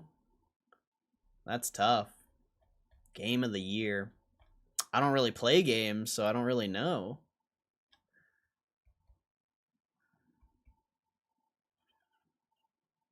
I don't know. That's tough.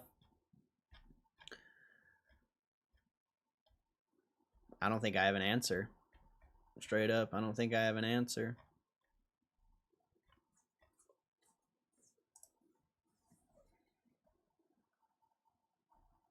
What was the game of the year last year? That could help my answer, I guess. Game of the year 2024.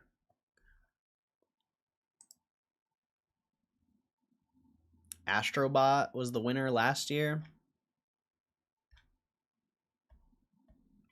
That was really the game of the year, Astrobot? Fuck, it's probably going to be like Silk Song. Or... I don't know. I just don't know what games are hyped.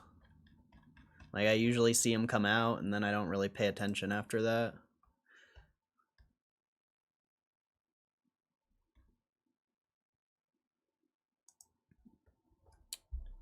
Balatro, maybe?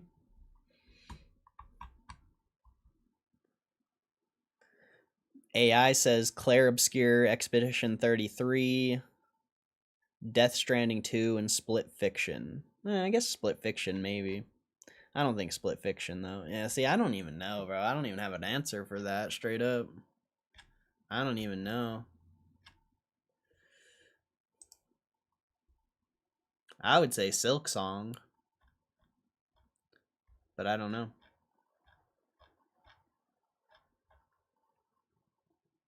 I mean, I guess Death Stranding. I would say Silk Song, potentially. Like, if Astrobots is what won last year, I would say Silk Song.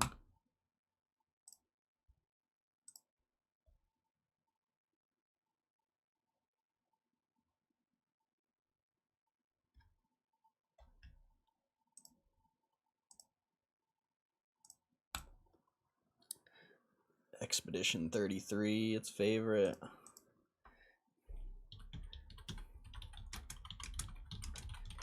I mean, we could also base it on player count. Like, what is Expedition 33's player count? 10,000. All-time peak, 145,000. Yeah, that's probably not Game of the Year. I don't think that's Game of the Year. I'm pretty sure Schedule 1 had more. And probably has more players. I mean, let's see. Schedule 1 could be a good choice as well. That was a pretty big game when it came out.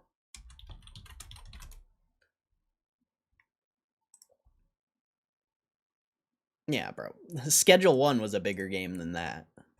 Like, I don't think it's going to be Expedition 33. No way.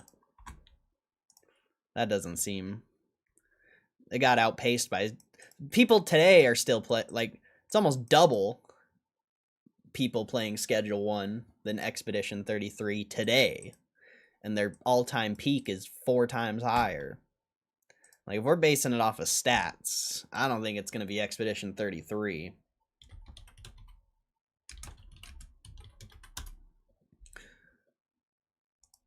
I would say Silk Song, though. Look at Silk Song, bro. 587,000 peak. Like, this, there's no way Silk Song isn't going to be Game of the Year.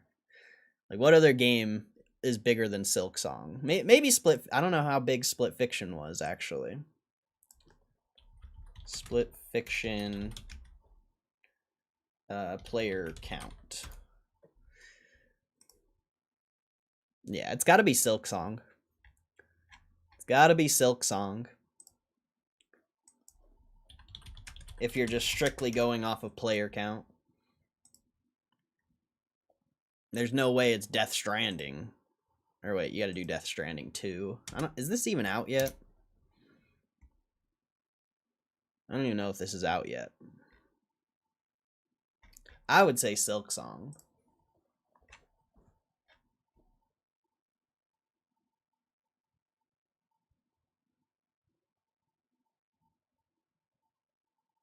Team Reptile announces Hyperfunk, a bomb-rushed cyberfunk follow-up that's 2 seconds per second of evolved funk style. What? Hyperfunk. What is this? Music.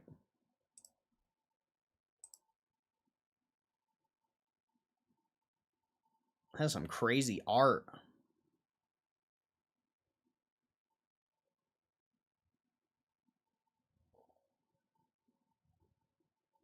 This game looks crazy.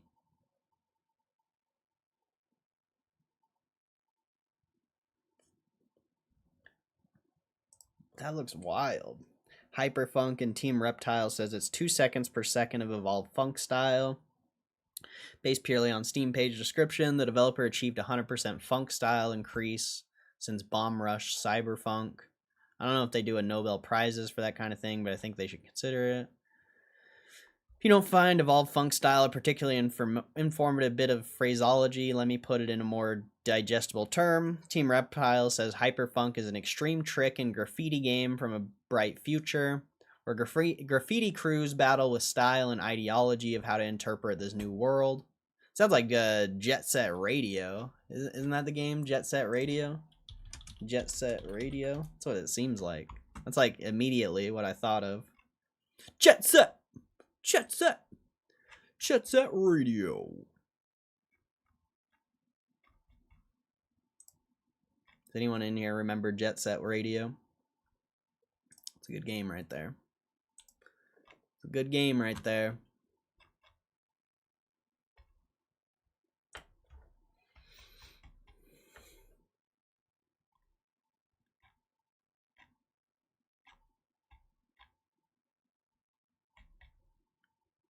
Yeah, my bad. I thought GOTY. I thought you were putting in a stock ticker.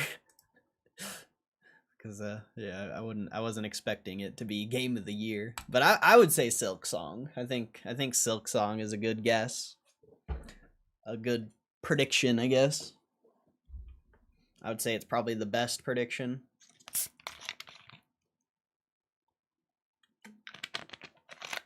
Path of Exile, though. Didn't Path of Exile 2 come out this year?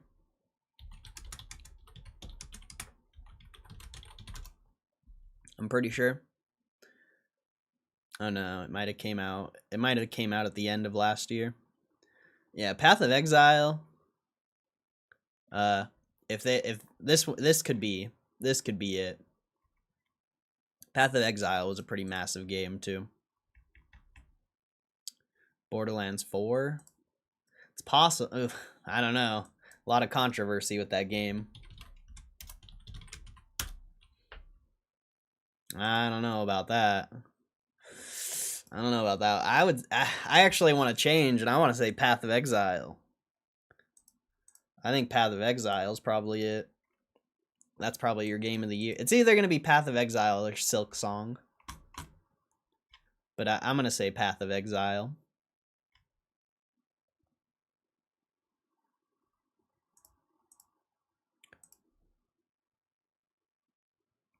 Maybe.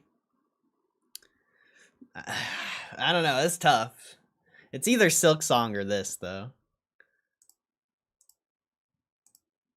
Silk Song's pretty massive.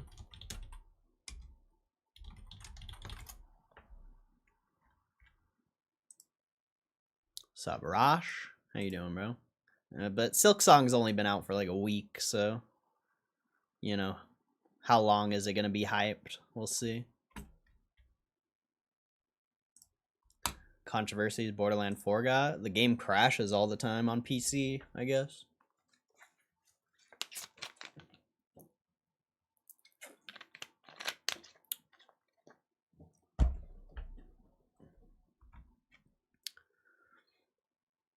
Yeah, it can't run. A lot of issues with the game. Constantly crashes. Just bought an Argentinian steak. That sounds amazing. I'm jealous. Coming in here talking about food, bro. I'm like, ooh. I want some of that Argentinian steak, bro.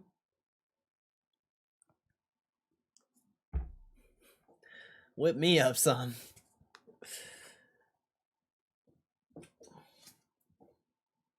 I'm gonna say Silk Song. I think that's a good... even though it's only been out for like a month. You know, maybe the only reason I wouldn't see Silk Song winning is because it's literally only been out for like a couple weeks or a month. So I guess Path of Exile is probably the better bet. Rosh knows how to celebrate a Friday. For real, though. For real though. I'm jealous, man. I'm trying to whip up a steak.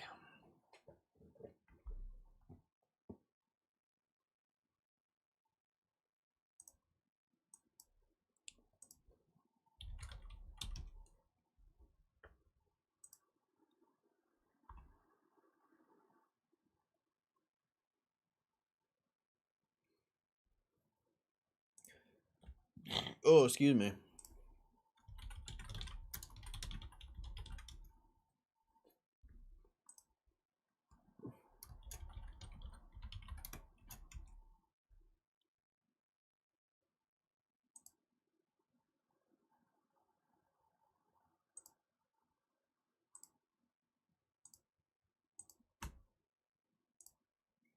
Check my DMs, bro. Bro, you sliding in my DMs?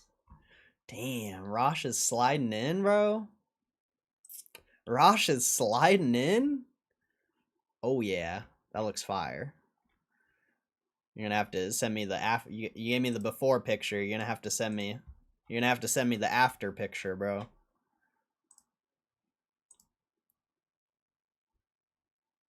How come it didn't? There we go.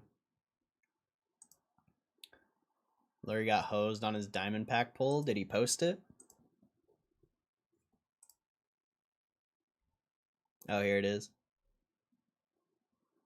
My power diamond pull. What is that? What did he pull? That does not look good. He pulled a better card than me. I mean, I think that Sylveon's actually worth $1,000 now, but yeah, he got rinsed. He got rinsed, son. It's $6.99 though. that's got to be worth something. Card value $6.99. Here's my referral code if you want to switch to US Mobile. Yeah, I think that Sylveon I pulled is like $1,000 card now potentially. I forget the number.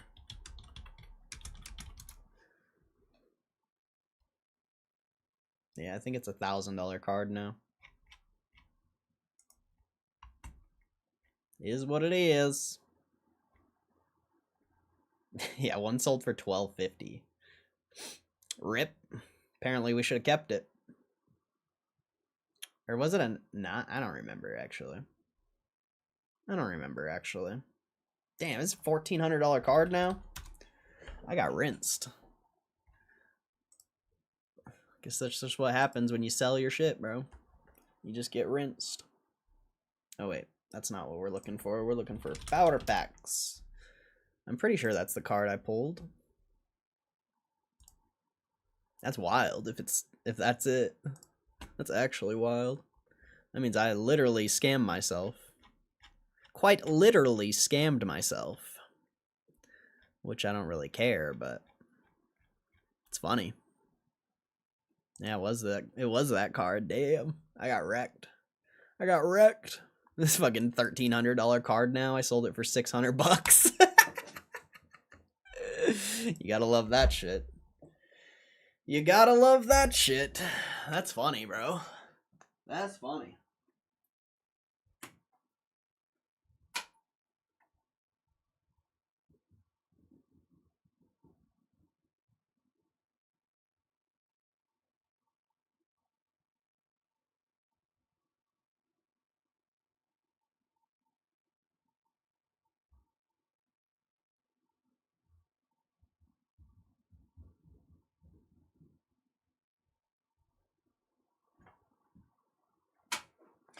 Is what it is, though. Alright, Rosh.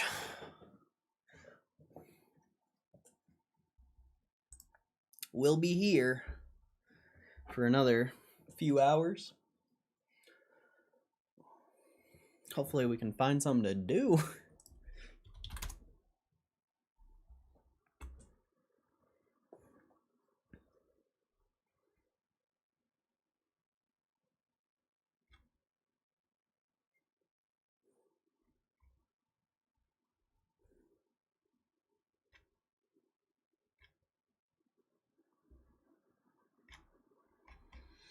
I wish the Void would make a video. He like never makes videos anymore. I just want a CoffeeZilla video, man. That's all I want. Oh, he made... Wait. Oh. There's a Legal Bites video about CoffeeZilla. But that's not what we're looking for. Yeah, he hasn't made a video since the Whistling Diesel video.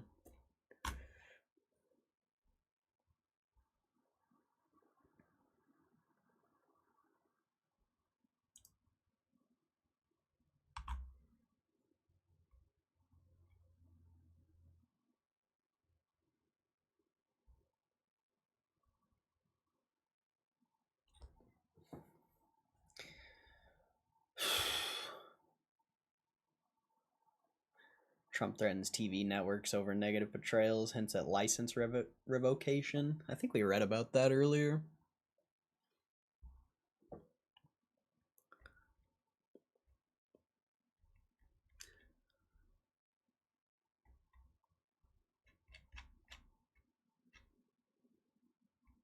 Yeah, kind of wild. All because Jimmy Kimmel talked some shit. It's funny how the media tried to make it seem like it was because of like Charlie Kirk comments, but really it was because of comments he made about Charlie Kirk. Well, they were about Trump towards Charlie Kirk. He was just basically saying that Trump didn't care about Charlie Kirk, and that's literally basically all of that it came down to. Really had nothing to do with Charlie Kirk.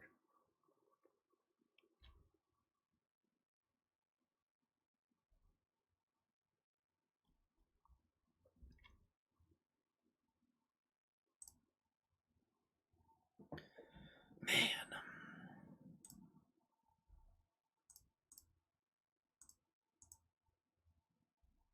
Yeah, I legit don't know what to do. What do you guys got going on this weekend? Anyone doing anything exciting for the weekend? I don't think I am.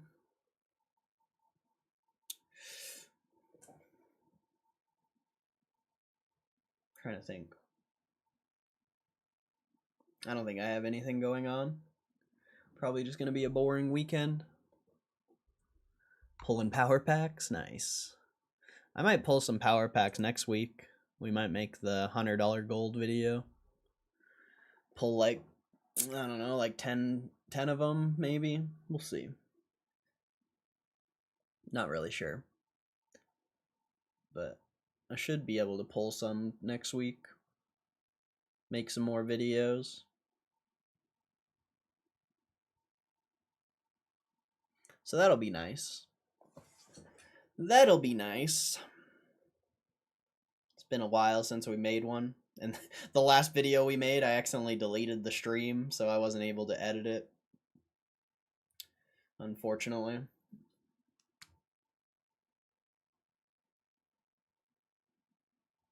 But the last one was kind of trash anyway, so not really a big deal. I think people will be more interested in the $100 polls, even though I'll get clapped more. At least the sign-up bonuses will help pay for it, potentially. I mean, depending how much we get clapped, we'll see. We'll see, man.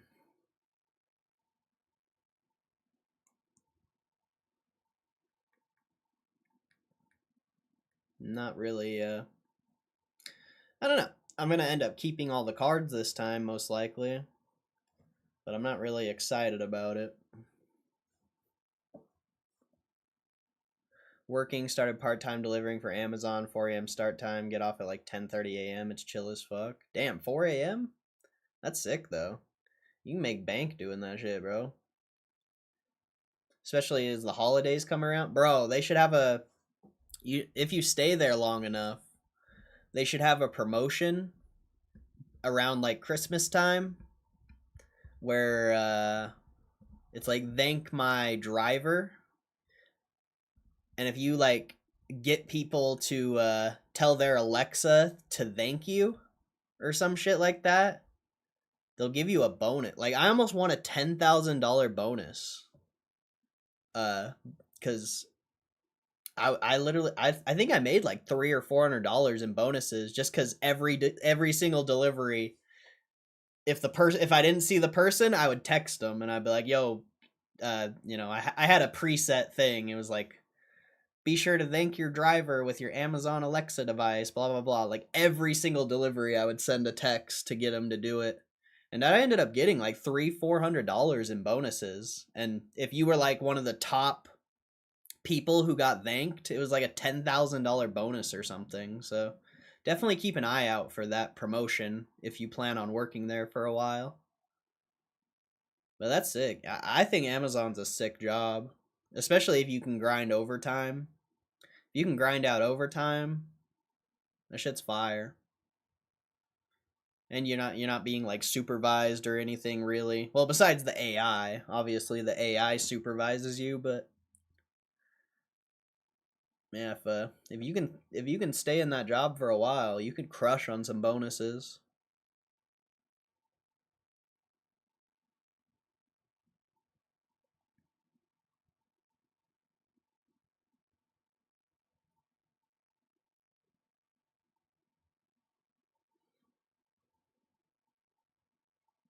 Larry Chang will be pulling cards live? What? Are you joking, or is that an actual thing?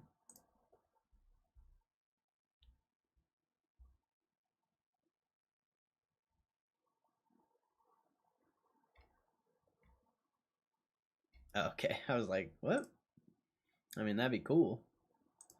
That'd be cool. I like how he pulled a card worth $699 though. Like, that's just funny. $699. But if true, you should have competition. I wish like a bigger YouTuber would do some power pack pulls. It would probably bring traffic to my videos. I want Larry to... How do we get Larry on stream, bro? How do we get Larry on stream? You know how sick that would be?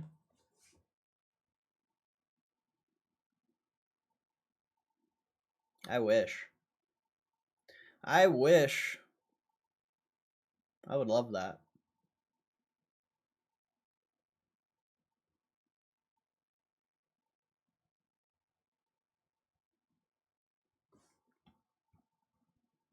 I have no clue what we would talk about, but it would be cool.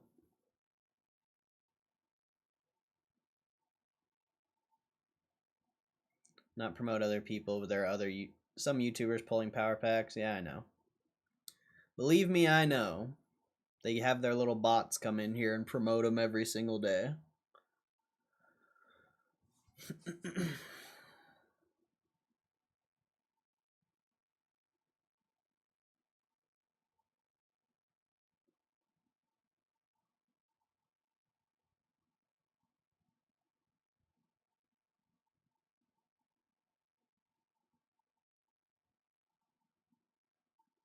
You a Santa for the suburbs?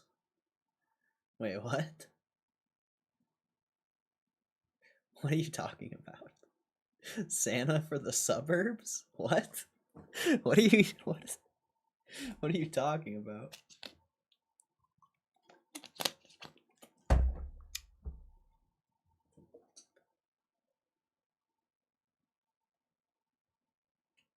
How long you deliver for oh, okay.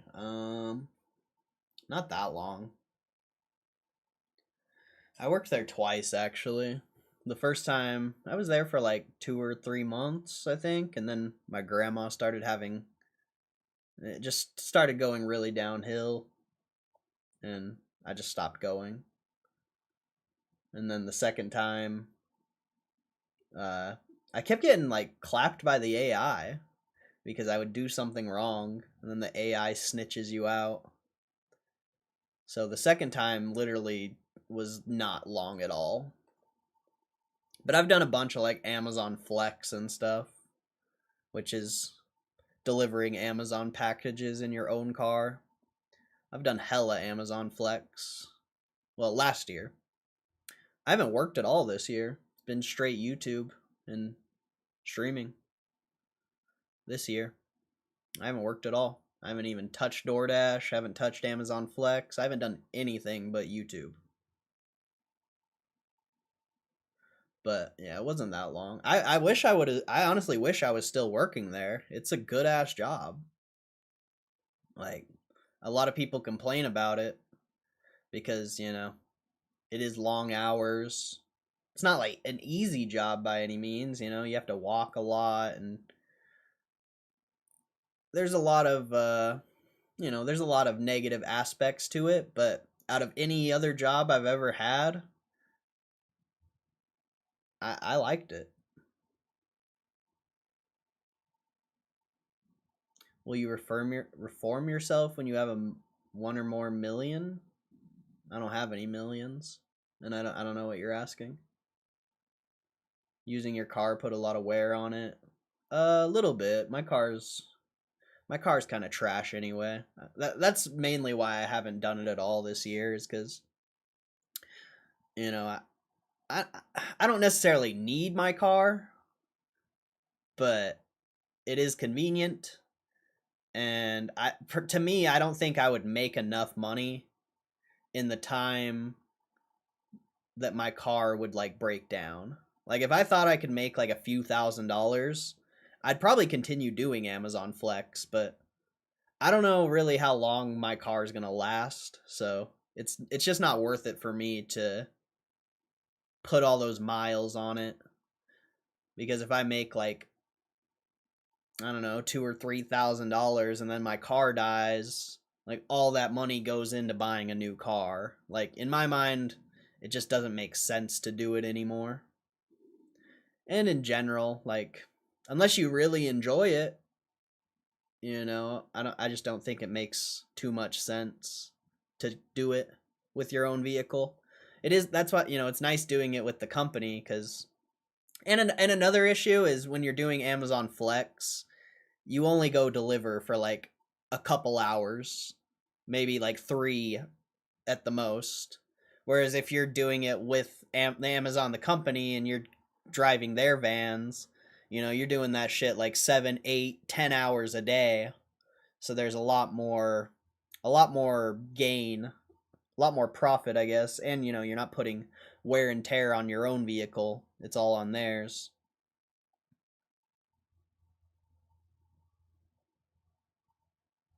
It's pretty interesting. I've thought about becoming the DSP, the driver service provider. That stuff's pretty interesting. You can actually become like the person who buys and owns the vans, and then you hire the people and all that. Like, you can do that too, which is kind of cool. It's a lot more effort and a lot more requirements, but it's kind of an interesting thing to look into if you've never looked into it.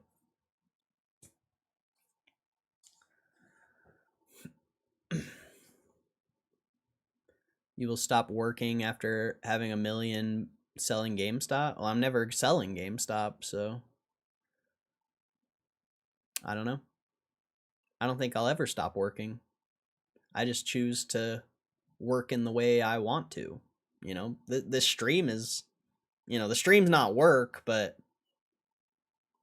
I don't necessarily like have to be here, and I don't make really any money worthwhile being here. So, like, in a lot of ways, you know, the stream is work. Making videos is work. It's just a different type of work.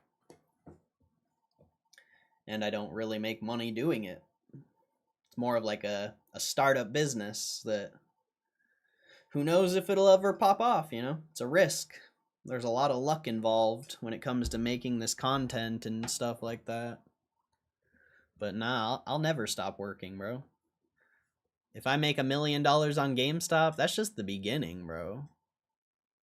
Like, I'm gonna be a stock investor the rest of my life. Like, GameStop, you know, I'm not gonna make a bunch of money on GameStop and that's gonna be it. Like, that's literally the beginning. GameStop's the starting of my investment career. even though, you know, I'm already like 6-7 years into being in the market and investing and stuff like that. Like GameStop's really is what's going to kick off something exponential as far as managing portfolios and stuff like that.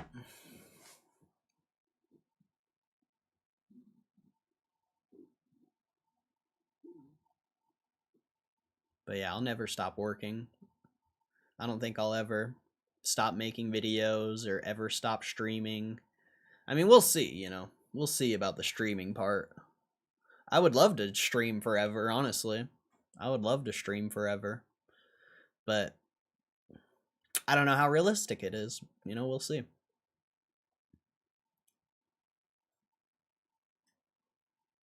Got it to make sure I can make something over the winter. I like it because I'm off at noon by the latest, it seems.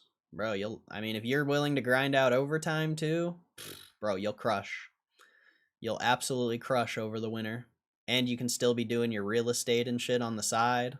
Like, you'll be stacking. Because by the time the holidays come, you know, interest rates should be a little bit lower. You know, maybe even pushing 5%. You're going to be crushing, bro. You're going to be crushing. Why pursue more than $1 million? Because $1 million's not that much. It's really not. $1 million right now in today's economic environment, if you had $1 million just set away in bonds or high yield savings or something, you know, 3.5% interest, that's only I guess that's $3,000 a month. I guess that's a lot more than what I thought it was going to be, but I just don't. I just want more. I don't know. What's the point of stopping? What's the point of not working? Sit around and do nothing the rest of my life? That sounds boring. Go on a beach. That'll only be fun for like a couple days.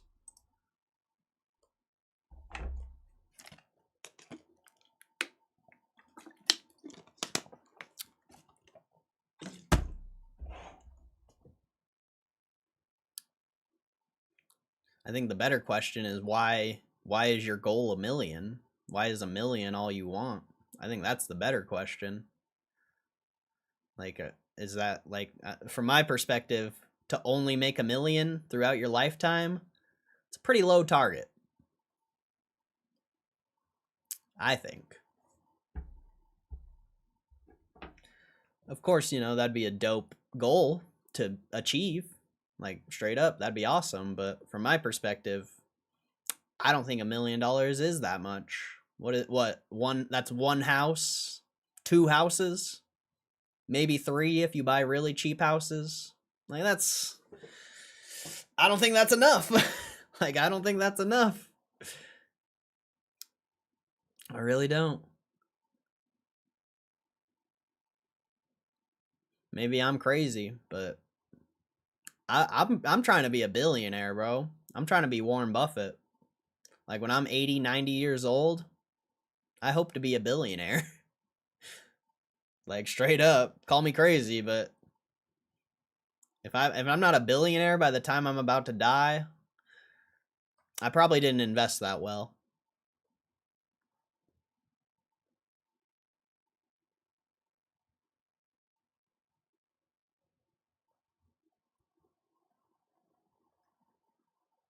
No limits.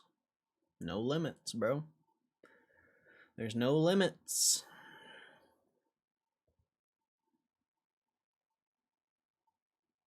Not everybody will be a billionaire. I'm not worried about what everyone else is doing. I literally don't care what everyone else is doing. I care what I'm doing. I'm not worried about everyone else.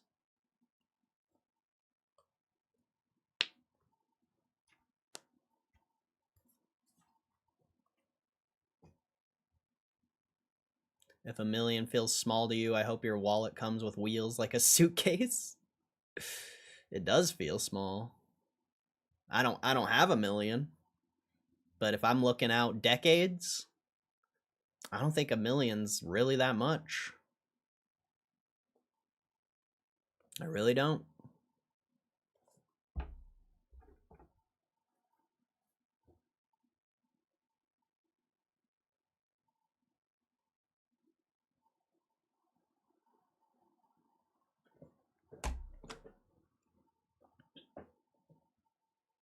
You know, if you don't have money and resources, and you can't save money to create those resources, you know, I could see why it would be hard, but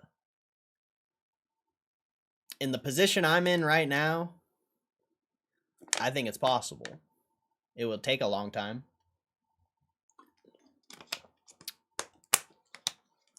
But I think it's possible. You know, 50, 60 years from now, when I'm fucking old as shit. Like, hey guys, welcome to the stream. GameStop's trading at 67,800 and 420, and we've made $16 billion this year. Like, I think when I'm like 90 years old, I could be a billionaire. Why not? Why wouldn't it be possible with the correct investment strategy and little luck, a lot of luck? I could see it happening.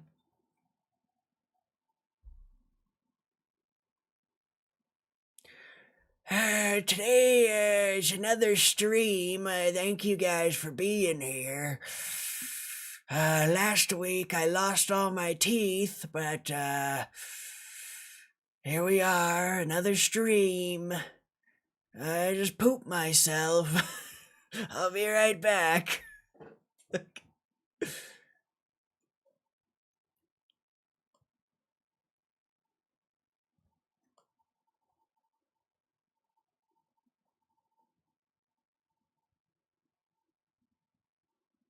With inflation, I could see trillionaire.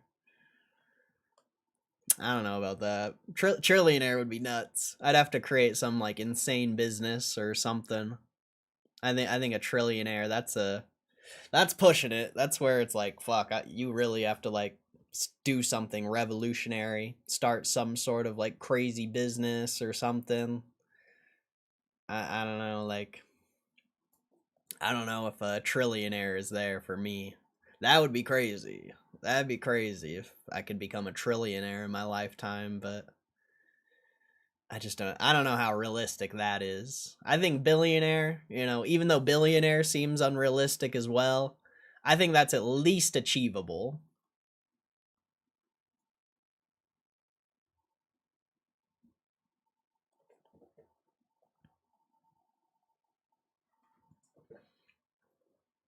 Everyone will be a billionaire in 2075.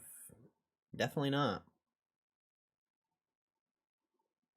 If you own 1 million shares, all you need is a $1 move to feel like a genius. Well, I don't think I'll ever own 1 million shares unless, I mean, who knows?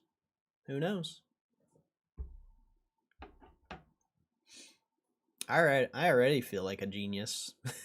I haven't even made that much.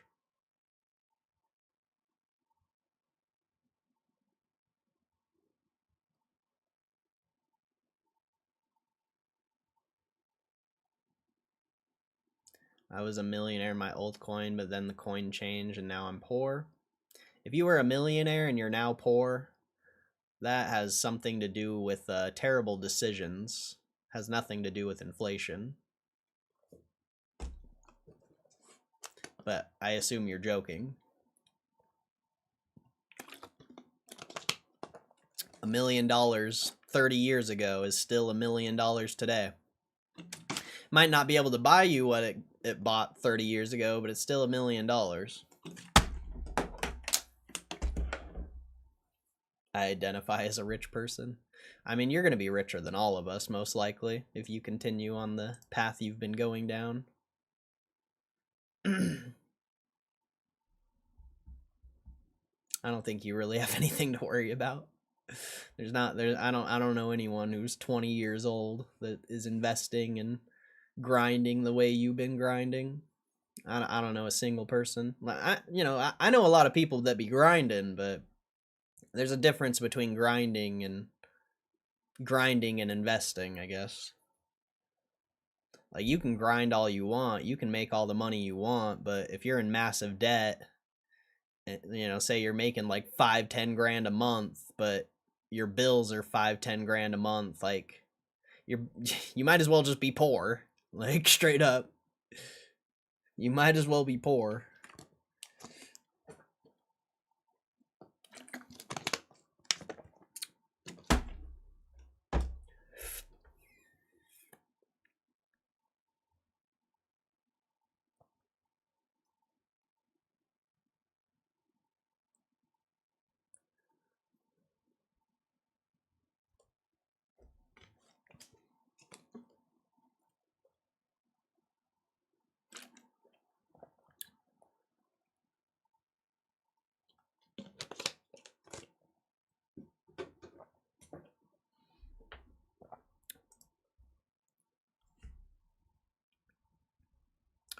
America never changed. This is the gold standard. So it's changed before. But like I said, if you were a millionaire before and you're not a millionaire now, has nothing to do with anything besides your bad decision making. Whether you want to admit it or not.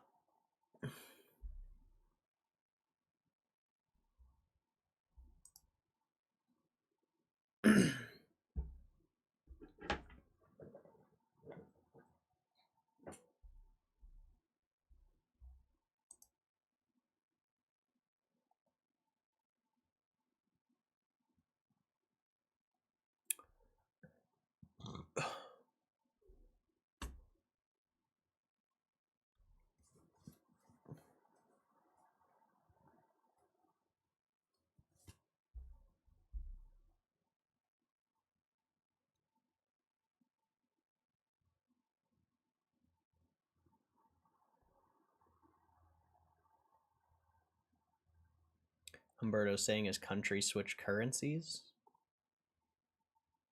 I don't think that matters. Like, what does that have to do with you being a millionaire and then not being a millionaire? You would have just transferred your money into the other currency. Like, I don't know.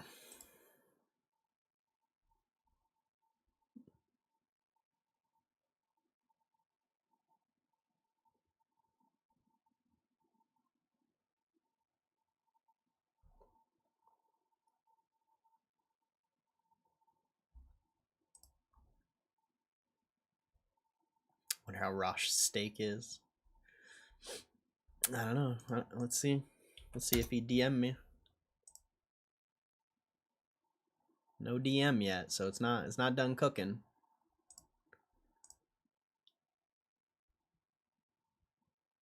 Why didn't I buy 100 Bitcoin at $1? Was I waiting for a sale? I can't answer that for you.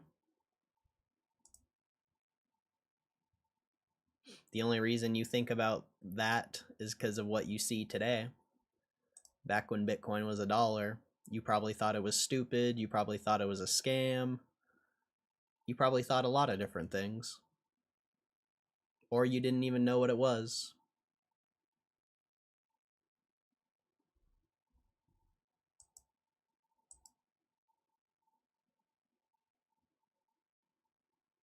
If you change currencies, it can become 1,000 in a ratio 1 to 1,000.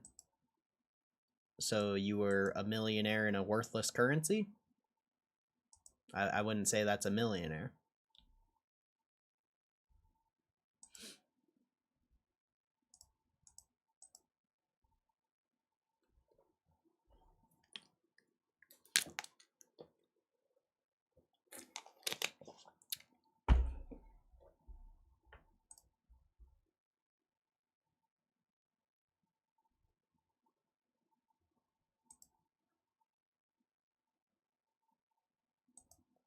I wouldn't say that's a millionaire.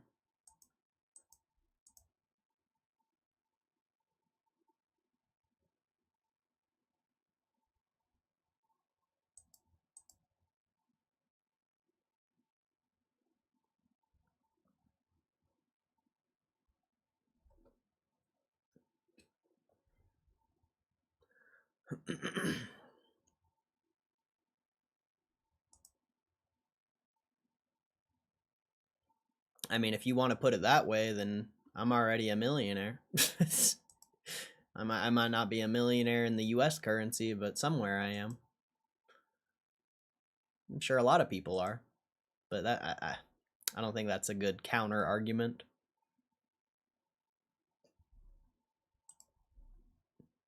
If you're a millionaire in a worthless currency, I just don't think that matters.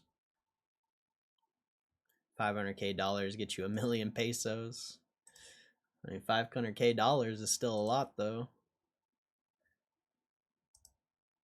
If you're going from a million to 1,000, like there's something wrong with your currency. There's something wrong with your currency. And you were never rich, probably. Because it was probably really expensive to buy anything. Well, expensive. The dollar amount. Whatever. Currency amount. You know, whatever.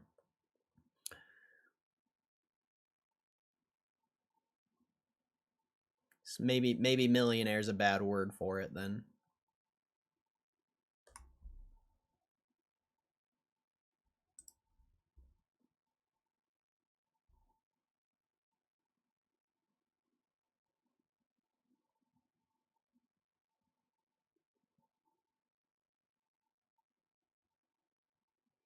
If your income is $45,000 per year, you're part of the 1% richest person in the planet. Maybe if you're looking at the world as a whole, I could potentially see that, but I don't know. Very debatable, I would assume.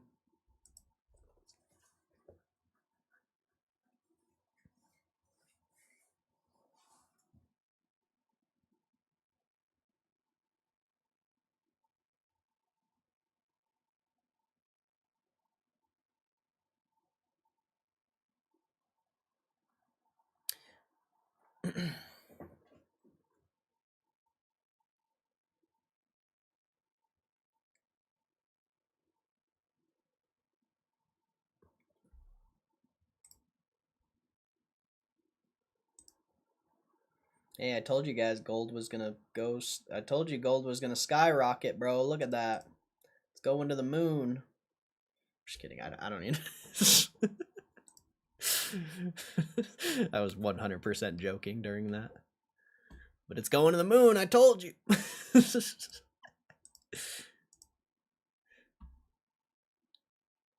You can buy all the shares of an Indian company in the India stock market, but no one does that.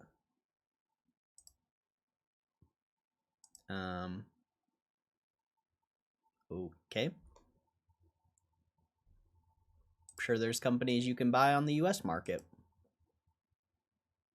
Doesn't mean they're good companies. Doesn't mean it's worth investing. It's probably why nobody does it.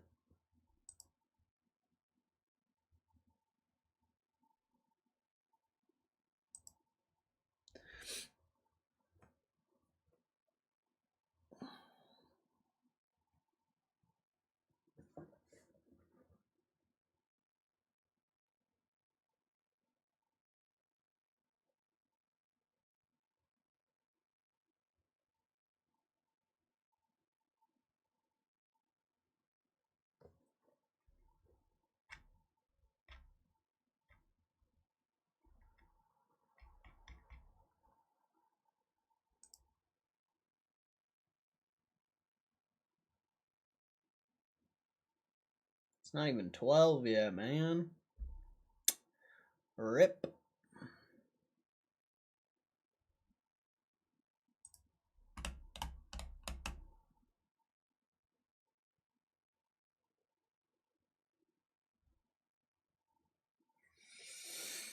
I guess we can go through news again, but I think we're clapped.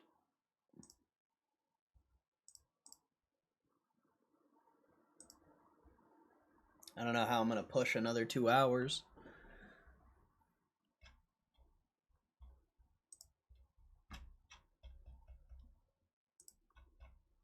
We might be clapped.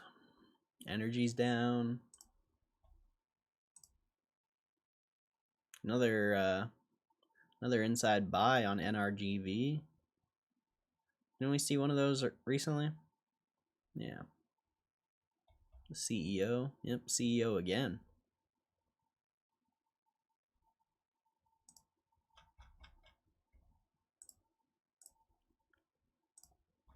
Nothing there. Nothing there. Nothing there. Top Amazon reseller pattern opens at 13.5 in NASDAQ debut. Top Amazon reseller? PTRN? What? An Amazon reseller on the market?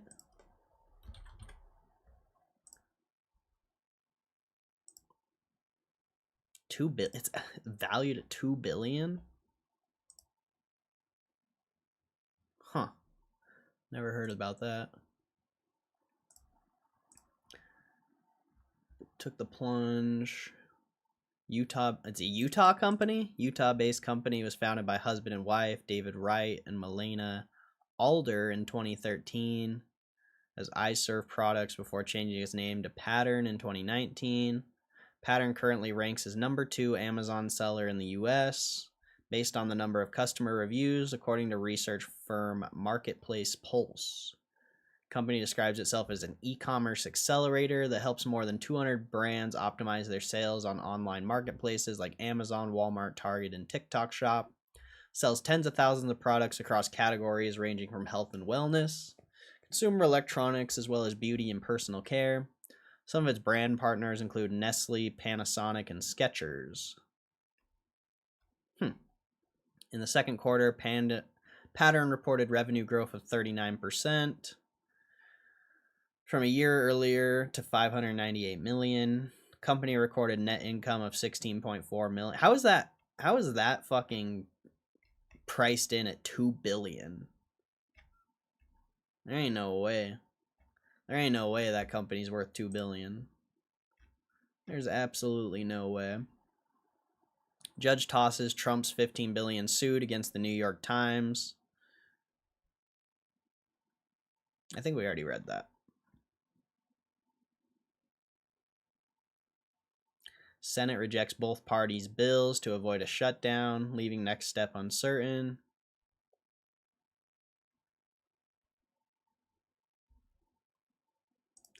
I read today that almost 30% of GameStop shares are held by institutions. I didn't know that. I guess 30% is a moderate amount. I think it's 40% now. Larry keeps it up to date on his Twitter. Gotta be careful reading old news, because I'm pretty sure it's 40.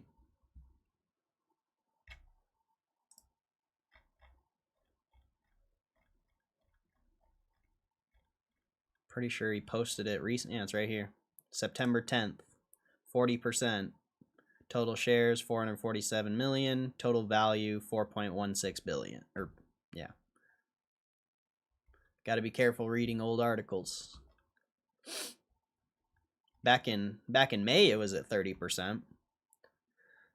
What I found interesting though was total value of holdings back in May was 4.68 billion.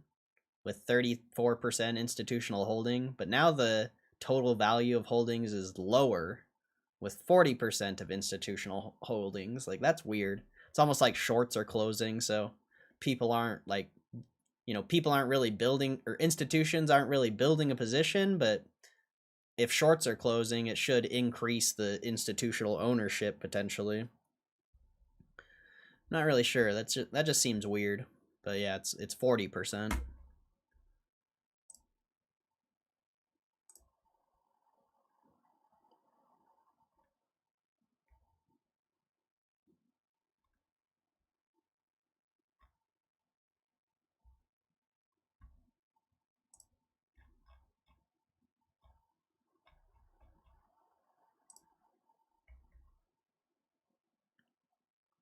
Borderlands 4 review. I don't know if I want to read this or not.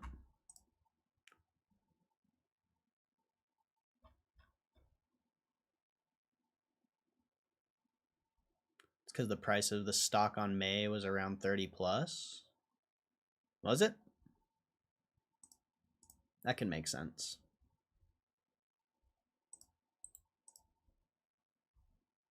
That could make sense. Oh yeah, you're right. You're right. Well, no. I mean, it was around the same price it's at right now. Maybe a little bit higher. But I guess, 447 million shares, a dollar or two does make a big difference. So yeah, good point. Good point.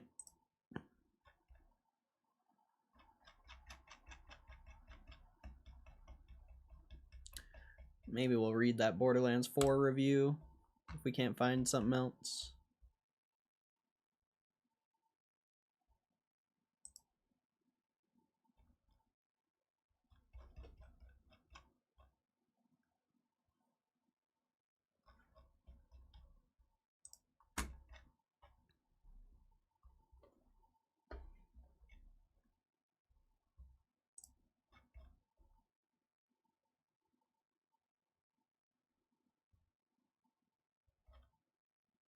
I really hope this supposed Leon Kennedy leak in Resident Evil Requiem's fake. Wait, what? Leon Kennedy leak?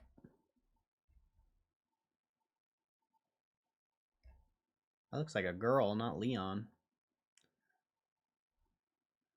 Supposed leak image originally posted on 4chan and then reposted to Reddit shows a new look for one of franchise's most popular characters. One who's pivotal to the series' legacy in many ways. Leon S. Kennedy is likely to be in Resident Evil Requiem. Leakers are saying so, and it would only be right for him to return as a send-off in the final chapter of Umbrella Story. Well, what's the leak?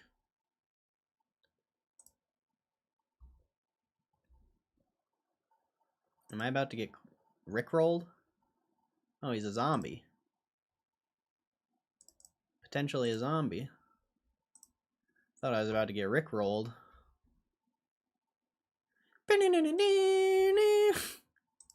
We're no stranger to love.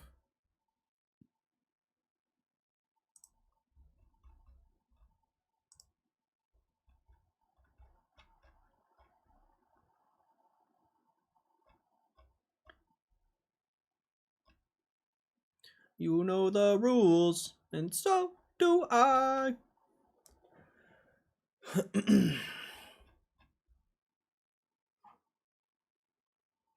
The adaptation you've been waiting for since 1996. Bop It is now a video game? What? The Bop It video game, bro? Bop It, the video game, and it's on Steam. No way.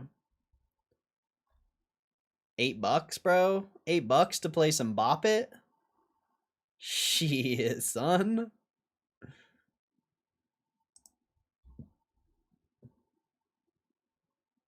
Electronic Bop It.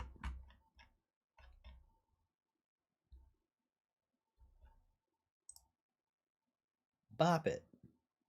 Twist it. Pull it. Spin it.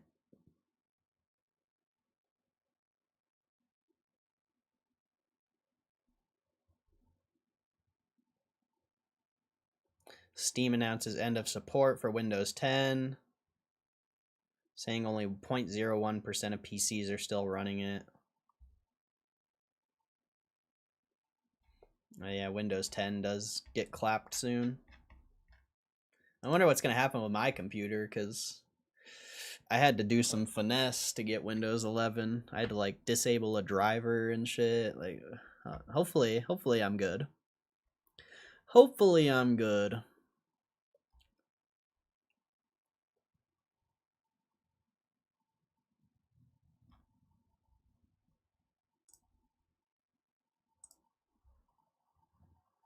Yeah. It's been quiet from GameStop since the earnings. Been very quiet. Alright. It's been 6 years since the last main Borderland game. Tiny Tina's Wonderlands doesn't count. A lot has changed in the last 6 years, both in the land of video games and in the real world. Players expect a lot more co-op shooters, and the people in charge are power-hungry losers. Borderlands 4 tries to change with the times, with mixed results. While it's a damn fine shooter, the best Gearbox is made, and one which lets the franchise now stand comfortably next to a genre titans like Destiny. Its attempts to address life living under a fascist regime don't work out well, but you'll probably be busy talking and joking with your friends to notice. Borderlands 4 in a lot of ways feels like a soft reboot of the series. The past games still happened and are referenced in big and small ways throughout the story, but the sequel set in a new planet of Kairos and features new villains, allies, and things to kill. And unlike Borderlands 3's story, which revolved around saving the universe and hopping across the galaxy, Borderlands 4 is a smaller, more contained yarn mostly focused on what happens when powerful people take control and never let go. While I won't spoil any specific details in this review, I'll let you know ahead of time that if you are coming to Borderlands 4 to enjoy a satisfying tale of people rising up under fascism to defeat evil, you'll get that right up until the end of the main campaign, then it kind of falls apart. Twist in the game's finale turns its main villain, the Timekeeper, into a far less compelling character. But before that, I really enjoyed the amount of time Gearbox devoted to showing how evil the Timekeeper and his cronies are, and how characters deal with questions of how much they're willing to sacrifice for freedom, and what happens when they go too far or not far enough. Don't expect Andor-like depth in writing about genocidal leaders here. Still, I was pleasantly surprised by how often I cared about what was happening to both new and returning characters alike. Gearbox's writers do a fantastic job of really making you hate the Timekeeper and his various underlings. Don't get too attached to anyone in this story. Of course, if you play Borderlands 4 with a group of rowdy, silly friends, a lot of its writing will get buried under your pals screaming about loot drops or laughing about inside jokes. If you care at all about the tale Gearbox is telling here, do a run through the story by yourself. Take your time to interact with characters and listen to audio logs. Regardless of whether you play alone or with others, to defeat the Timekeeper and break his iron claw over Kairos, suffering populace, you'll need to kill thousands of troopers, aliens, monsters, and robots using some of the billions of guns available to loot in Borderlands 4. What's going to keep me coming back for Borderlands 4 for years is the gunplay and movement. I've never outright hated the combat in past Borderlands games, but this is the first one where I think Gearbox has truly nailed it, and not just because they tossed in more guns than ever. Borderlands 4 lets players double jump, glide, grapple, and wall climb around the open world of Kairos. This, combined with guns that overall feel more distinct and punchier, really helps elevate Borderlands 4 into the upper echelon of first-person shooters. Further elevating combat in Borderlands 4 are the shooters, 4 distinct and new playable Vault Hunters. Each one shakes up how combat encounters play out thanks to their different powers and abilities. Playing alongside a powerful Rafah, a cyber soldier, will lead to combat encounters that feel very different than when you play alone or next to other hunters. Really, you get like 12 characters because each hunter has 3 skill trees that each feature mini skill trees inside. Perhaps you and a pal both play Vex and the new Siren character. Well, you'll likely be very different versions of Vex by the time you both reach level 50, thanks to all the different skills and abilities available. As I leveled up, found great guns I liked, and got more comfortable with the new movement options, I would often get into flow states where I'd lost track of time. I'd end up losing 10 minutes to random encounters on the way to a big quest, simply because I just love shooting shit in the game so much. I did find, though, that Borderlands 4 has a nasty habit of throwing a few too many waves of enemies at you during a lot of encounters. I'd wipe out the 4th or 5th wave of angry psychos or space buffalo, and then another wave would arrive, and then another. It often felt like too much and made some missions and activities drag on. Still, I wasn't too mad because I'd wipe every enemy out. I was left with piles of loot.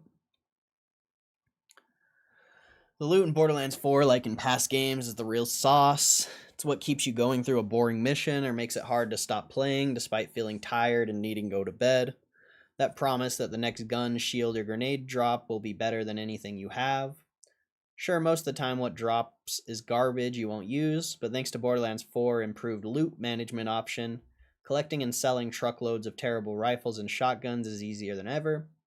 And when that amazing piece of loot does pop out of a dead enemy or chest with a distinct ping noise, it's one of the best feelings ever. If I could bottle it and sell it, I'd be a very rich man. Feels even better in Borderlands 4 because some of the best loot, legendary guns, are much rarer than in the last game. And because everything you do around the open world of Kairos rewards you with loot, it can be hard not to just keep playing for hours and hours. Kairos is a big map, chock-a-block with small activities to complete, like activating a radio tower and defending it from baddies, as well as a bigger or sillier side quest, world bosses, collectibles to hunt down, secrets to find, and random events to complete. As a result, the open world of Borderlands 4 is more active and alive than any previous entry in the franchise, and all this content rewards you with more loot. Thank God you can junk most of it in seconds, otherwise I'd have drowned in all the green pistols that the game dumped on me over my 60 hours or so playing. Loot also becomes a currency among friends. Get a cool sniper, but you don't snipe, drop it for your friend, and then if they find a badass shield that suits your character, build better, they'll share it with you. Or you can at least guilt trip them into giving it over. And because guns can spawn with all sorts of wild extra parts that turn SMGs into rocket snipers or whatever, hunting for loot and sharing it with pals is more exciting than ever. Assuming you can see the guns you have, a nasty bug affected one of my friends and made all his guns invisible, which leads to my biggest disappointment with Borderlands 4, technical problems. PlayStation 5 Pro, I routinely had to restart the game due to the performance taking after the few hours of play. I also encountered a few bug quests that required restarts too. Over on PC, many players and I have experienced optimization and performance problems. Even on my RTX 5080, which can run everything I throw at it, Borderlands 4 demands I turn on DLSS and frame gen, while also turning down visual settings. And despite getting the game to run at mostly stable 124 FPS, I still encounter micro stutters. On both platforms, I've also found empty vending machines, seen characters hovering off the ground, animations break, events not start, and encountered audio lines cutting out randomly. None of this has completely ruined my enjoyment for Borderlands 4, and I've had some sessions in which it all worked out pretty flawlessly, minus some hitches or stutters, but it'd be irresponsible not to mention these technical flaws and annoyances in a review of Borderlands 4, as they're as much part of the game as the loot, combat, and story. Hopefully Gearbox can patch the game over the next few weeks and months to create a better experience, and this part of my review will then become a weird artifact from the past. Still, despite some annoying bugs and performance problems, Borderlands 4 in many ways is the best game Gearbox has ever made. It takes what the studio's learned about creating loot shooters and builds upon it in a way that feels like a big moment for the franchise, a large leap forward in both gameplay and narrative. I joked with colleagues that critics and players would suggest this is where the series finally grew up, but really that's what it feels like. Story isn't as cringeworthy, with far fewer memes, more character-driven jokes, and a sense that you might not get out of this adventure with all your friends in one piece. The combat and movement are more refined and expanded, no longer feeling like an afterthought, as was the case in the past games. And the world of Kairos is visually varied and packed with good reasons to explore it alone or with friends. Bugs, performance problems, a less than memorable villain, and a grindy endgame are disappointing for sure, but what Gearbox has put together is still a mostly fun, action-packed, and handcrafted looter shooter that proves once again that this studio is still the best at making these kind of over-the-top FPS RPGs. Exciting. When you become a billionaire, can I work for you? $10,000 a month? Probably not. I'll be old and probably won't want anyone working for me. We'll see. Probably not.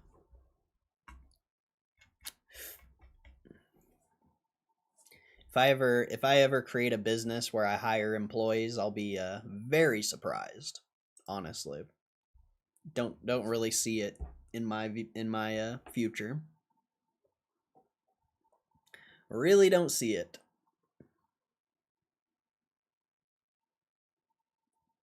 You know, maybe if the YouTube channel blows up, I'll hire an editor or something, but that's about it. That's about it.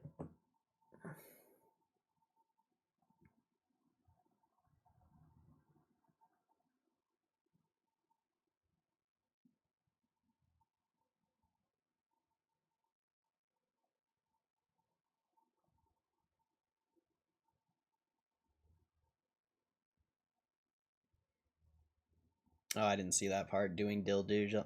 Yeah, I wouldn't. I wouldn't. I can do my own due diligence. I can make my own investment decisions. I don't need some random person doing it for me. Especially when personally, I don't think people are very good stock pickers in general, so you'd have to show your work.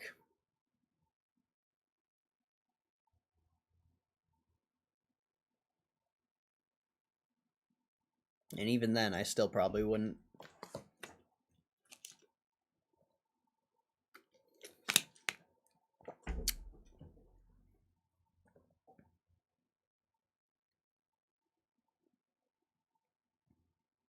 If I become a billionaire, it's going to be because of my investments and because of the things I thought were good.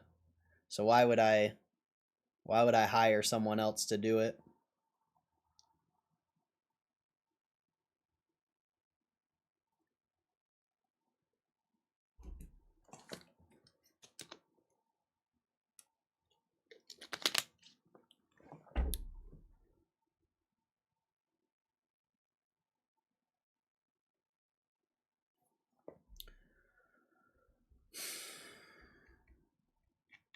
Not even 12.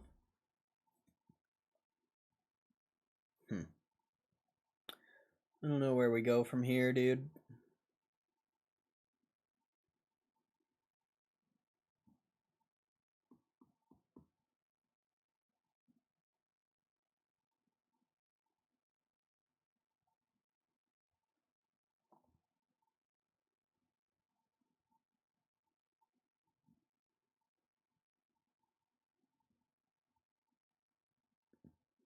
There's no news about GameStop, I don't know.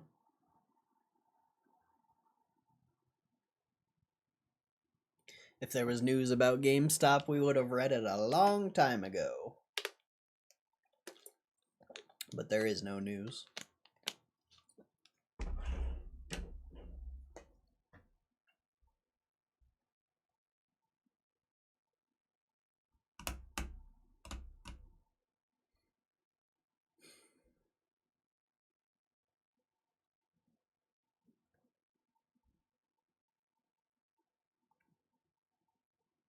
By doing due diligence for us? I'm not doing anything for you.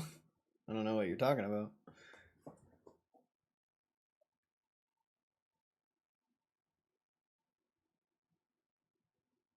I'm just here.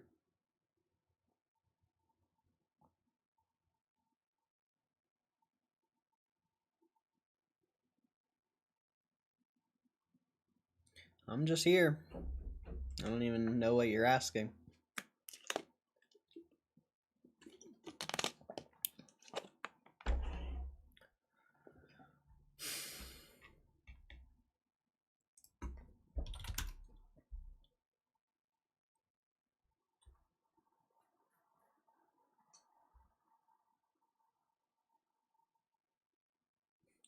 Told you this was marketing. When you think of Mark Zuckerberg, I bet you're not thinking of his top-tier showmanship. And I think that is a crime. He is so slept on when it comes to his talent as a performer.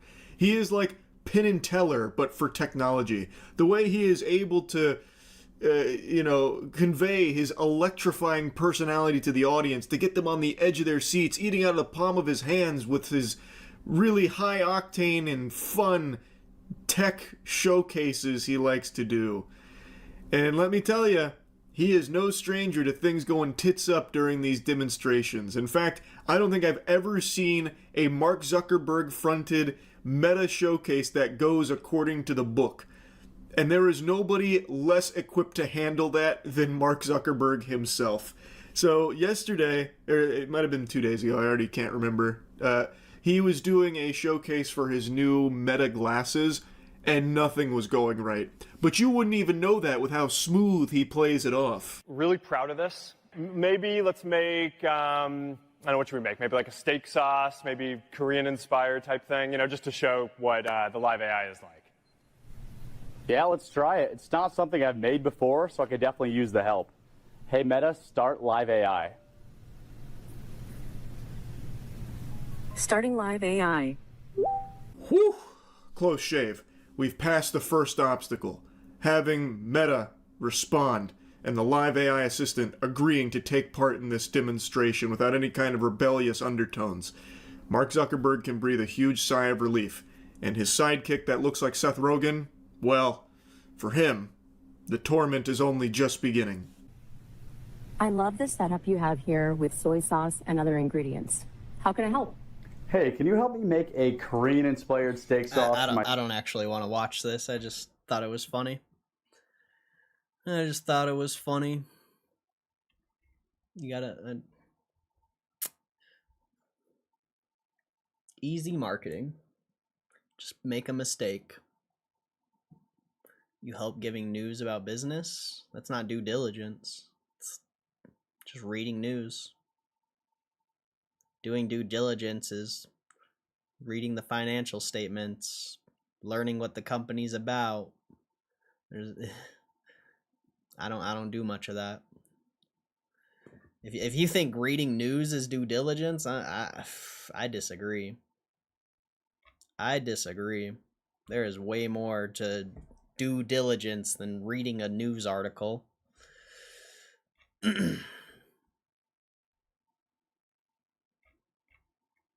I haven't done any due diligence on this stream because I've never invested in anything else besides GameStop. What I would consider due diligence doesn't really exist on this stream.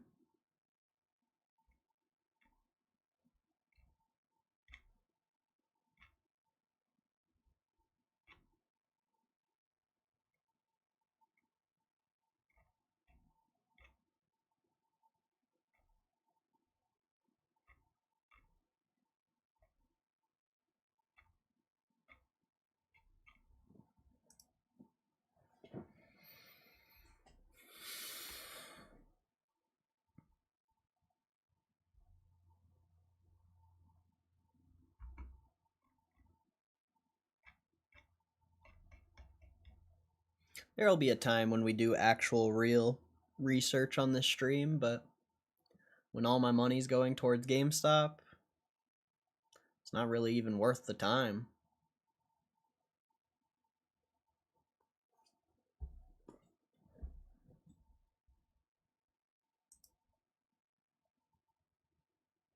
There's too many companies to research. And I'll just forget all the research anyway. Because every time I research anything, it always just comes back to GameStop. Really.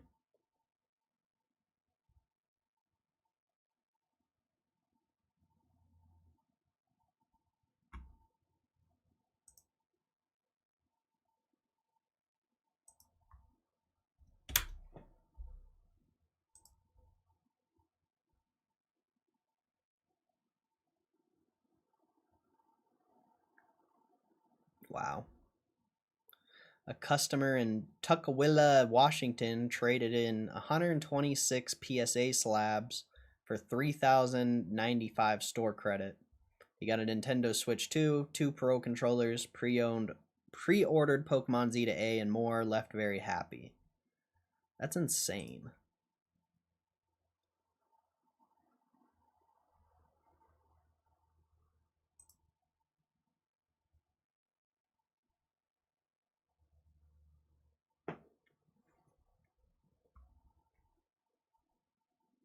That's crazy, dude.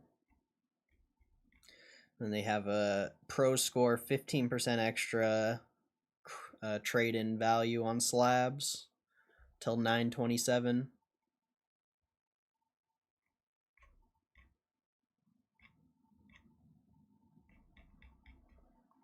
This comment, show us the slabs, we know you robbed him. Jeez.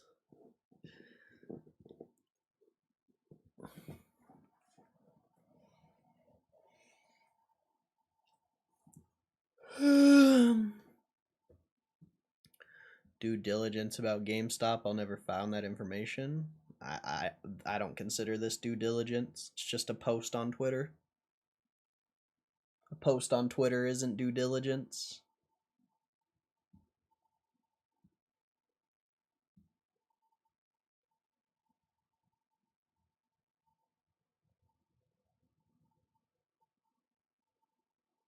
It's just a post.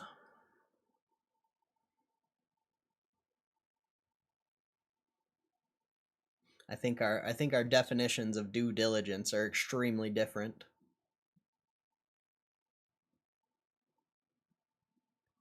Information combined about a company's due diligence for me. Let's see, I don't agree. If it has nothing to do with the internals of the company and the financials, the corporate structure, so many other things.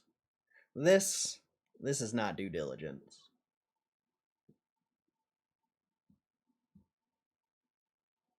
This is just a post on Twitter.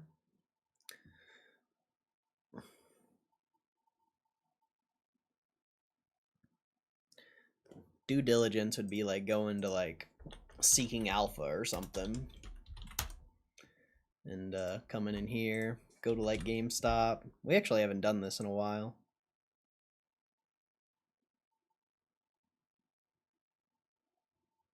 Why is this happening? You think I'm a robot? What? I actually haven't done this in quite some time. You come to like GameStop analysis. We actually haven't read one of these. I don't even remember the last one we read.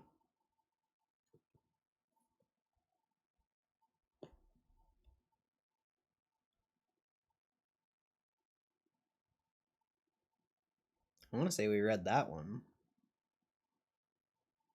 Needs to be aggressive and coherent crypto business model.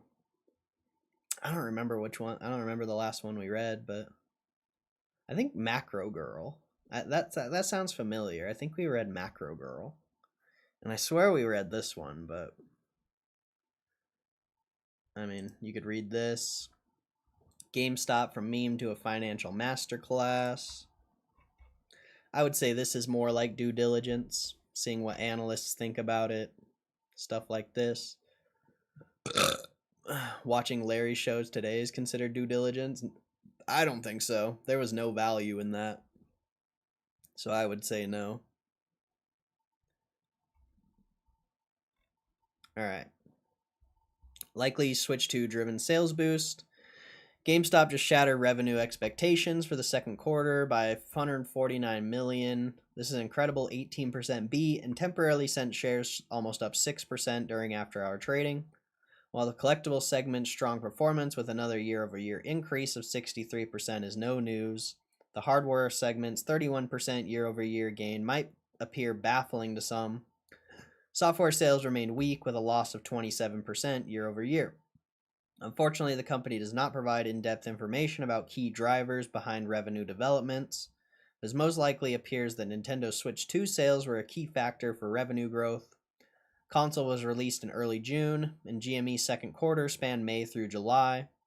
Let us simplify and assume the $149 million beat was attributable to Switch 2 sales, which are priced at around $450 a piece. That would equate to 330,000 consoles sold, or roughly 100 consoles per store. For reference, Nintendo reports having sold almost 6 million consoles at the end of June already. With that, it appears plausible that Switch 2 contributed to the revenue beat. The reduced gross margin of 29% versus 35% in Q1, or 31% during the prior year Q2, also hints at increased console sales.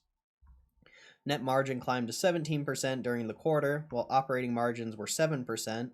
The difference is attributable to $80 million in interest income and $29 million in unrealized Bitcoin gains. 83% of market cap is cash and Bitcoin. The diluted share count of 546.5 million again increased 10% quarter over quarter and continued to widen the gap with the basic share count of 447.4 million due to the issuance of convertible bonds. These activities brought GameStop's cash and equivalents up 8.7 billion from 6.4 billion a quarter ago. Add to that GameStop's 529 million in Bitcoin for a total of 9.2 billion. That is 83% of the company's after-hours market cap of roughly 11 billion and continues to support GameStop's market value. Due to the issuance of debt, GameStop's debt to equity has increased and WACC has come down a bit. allowing for an increased target EV/FCF multiple below. Furthermore, TTM FCF increased to 482 million, up from 434 million in the last article. Net cash, including convertible notes fully counted as debt, is up only slightly to now 4.8 billion. Altogether leads me to an estimated equity value of 11.9 billion in the 0% growth scenario. The 10% terminal shrinkage scenario appears less appropriate in case the collectible segment continues to perform. Hardware sales, however, are unlikely to sustain their growth over extended periods. As convertible notes were fully counted as debt, I divided by the basic share count to arrive at per share estimate between 17 and 27 for the two scenarios. With that, GameStop does not appear substantially overvalued anymore, thanks to opportunistic management moves that leverage irrational market movements to collect cash. Last time's upgrade has proven correct. The next financial engineering move. And GameStop is not running out of ideas to push sentiment for its stock and open doors to potentially collect more cash. Shareholders holding GME as of October 3rd, 2025 will receive 1 warrant for every 10 shares. Convertible bond holders will also receive warrants on an as converted basis. Up to around 59 million warrants are expected to be given to investors. They'll be tradable afterwards and allow holders to buy GME stock for $32 until October 30th, 2026, when the warrants expire. If all warrants were exercised, GME would almost collect another 1.9 billion. With that, GME signals optimism for a share price that exceeds $32 over the next 14 months and does not immediately dilute its shares. Takeaway, at this point, it remains completely unclear where GME is strategically headed with its ever-increasing cash pile. So far, only 6% of that is invested in Bitcoin. Operationally, the hardware surge was likely a Switch 2 one-off, which might continue over the next quarters. Collectibles, on the other hand, continue to remain the company's only potentially sustainable growth segment. My conclusion remains that the combination of partly improving operational fundamentals, the company's cash pile, and the possibilities it opens justifies the share price. Each of these three on their own, however, remain speculative. And there you go. See, that's due diligence right there. That's due diligence. And it's only going to let me read one, I think. Yeah. We'll have to read the other ones next week or something.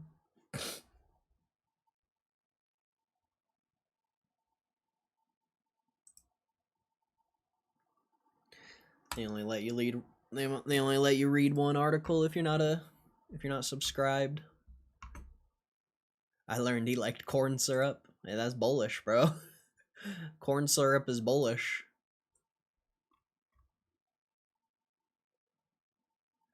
Person in command of the company is important, I guess. But there is still no value from that stream.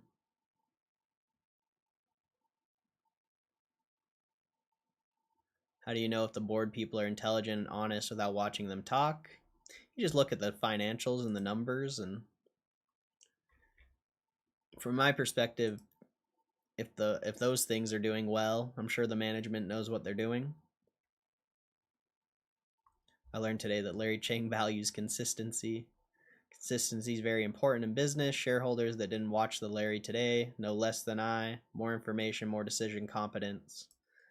That's fair, but would you make your investment decision because Larry Chang said he likes consistency? Like, would that make you buy more shares? Probably not. Probably not. So I don't know. I just don't know if that's due diligence. I really don't. I get what you're saying, but personally, that wouldn't make me any more or less bullish. My investment thesis on GameStop is strictly because of the financials.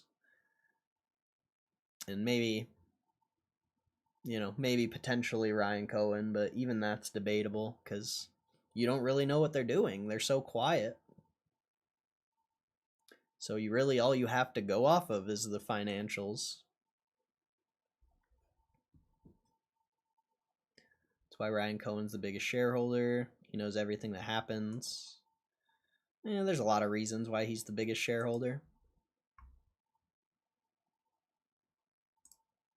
I think he just sees the same future a lot of us see.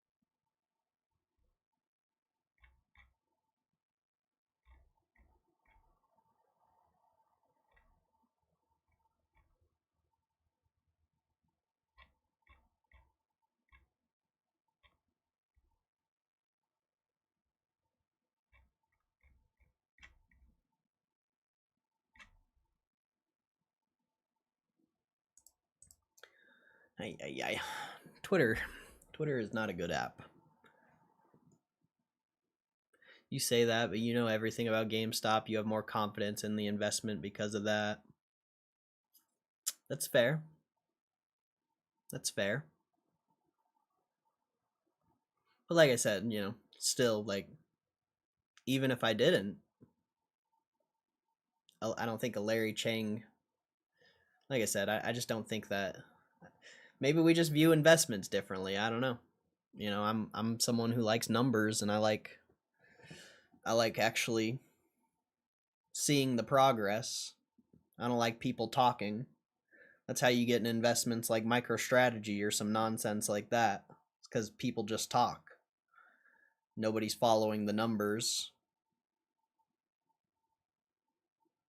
Like Michael Saylor seems like he's a pretty smart, well-spoken guy, but you go look at their business, it's kind of shit. It's kind of shit. The only way it's not good is if you're bullish on, or the only way it's good is if you're bullish on Bitcoin, you know. I think the what do they call it? The tongue of a snake or something like that. The snake's tongue, the deceitful tongue. Like that's not really, it's not really what you want to be investing in. You want to see the proof. You know, it's good to know the person, but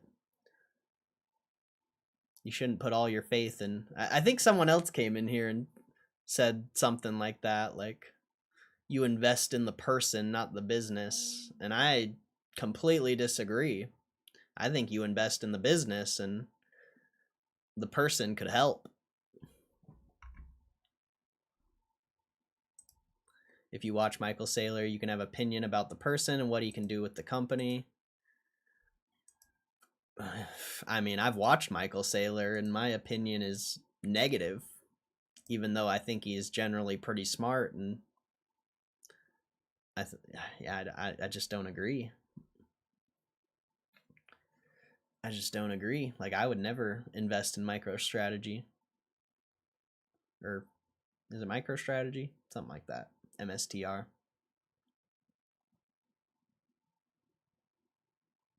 Like, if all you did was listen to Michael Saylor and you didn't know the business, I could see why you would invest in it.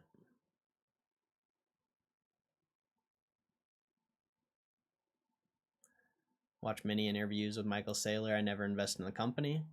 Yeah, because you've probably looked at the numbers and you probably know the business is shit and it's fully reliant on Bitcoin going up. If you didn't know the numbers, you probably would potentially invest in it. JP Morgan was all about character of the man.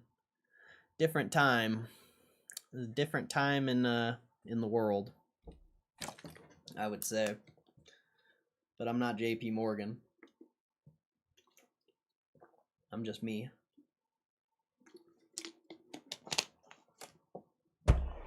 JP Morgan also owns the biggest bank in the world and probably doesn't need to invest in anything.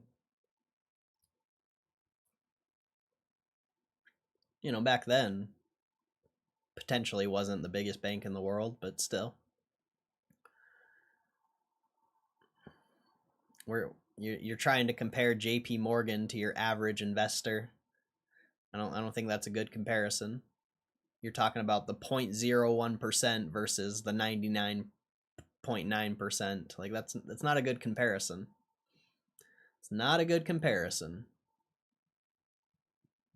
And I don't know, a lot of people do that. A lot of people for some reason think they can compare the 0.01% to themselves, but I don't think you can. What the 0.01% of people do is pretty irrelevant to you. Cordell would have spit in JP Morgan's eye and called him a peasant.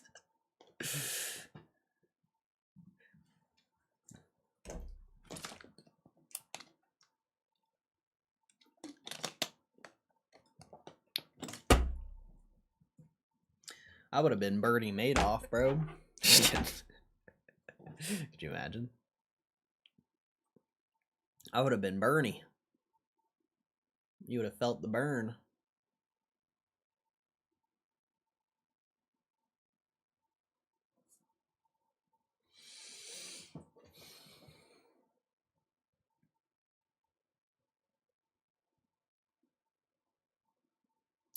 What to do now? I've tried to kill time. It's not easy. I wish we could read more Seeking Alpha articles. It sucks they only let you read one. That'd be a good way to kill some time, because there's a couple more.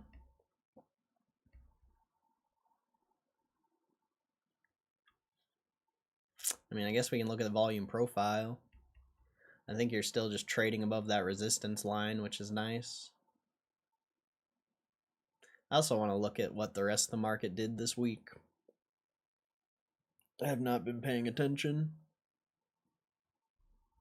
I'm golfing in a best ball tournament tomorrow. Can't wait. A scramble, bro? You hitting a scramble? I wish I was there.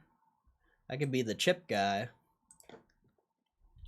I could be the chipping guy.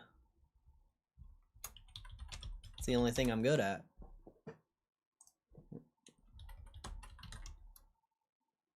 A booze fest? Well, maybe I could even win then. That sounds like opportunity. If everyone else is drunk.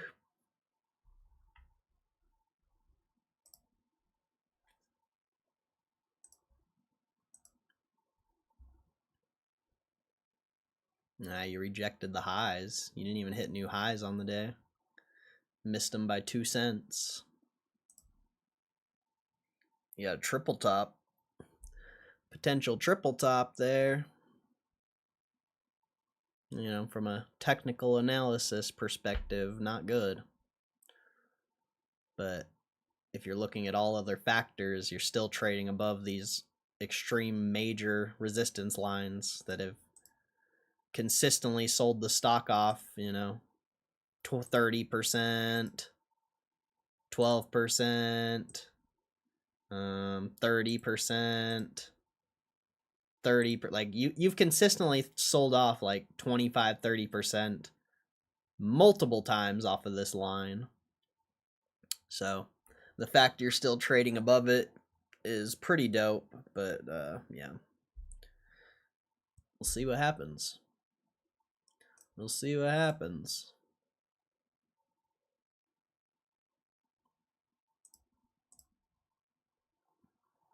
But you're trading nice consistent volume.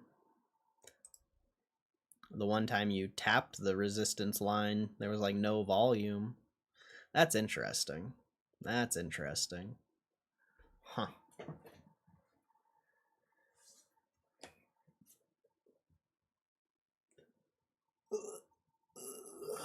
Hit a hole in one. Have you ever hit a hole in one? I've never got one. I've gotten close. I've gotten close to a hole in one a couple times, but no hole in one. Never hit one.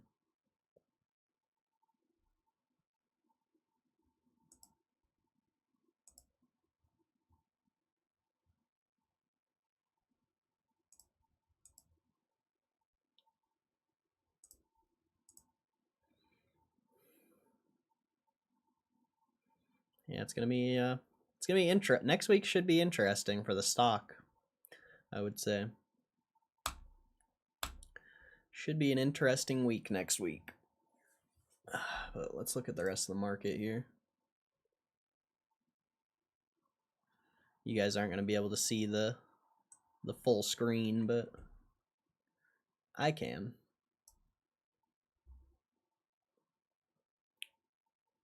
Wow. Brand new highs on the RTY. Gold. The dollar looks like it potentially bottomed out. Bond yields, potential breakout retrace there. Apple trying to push highs. Meta's at highs. Tesla's absolutely ripping. Banks are flat but consistently going up. Airlines rejecting the highs potentially, but might break out. Amazon's flat on the highs. Google is ripping, bro. Google is absolutely fucking crushing. Crazy. Your XL.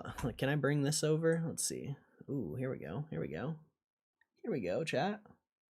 There we go. Now we can look at this. Look at that. You got XLK all-time highs. Bro, everything is crushing.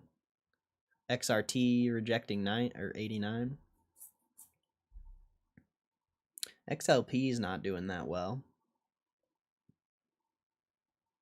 There's some things that aren't at highs, but pretty much everything's crushing. Kind of interesting.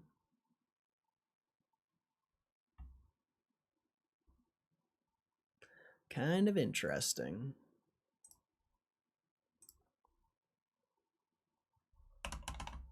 What's Chewy at? I know we shouldn't look at Chewy, but, you know, I always have to disappoint myself. Back at 38. What a bounce. Still holding that consistent uptrend. Beautiful. Now you're kind of neutral. See where it goes from there.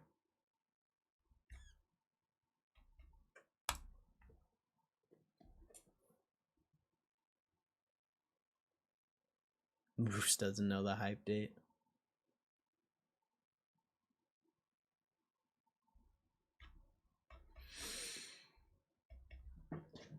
Oh, shit.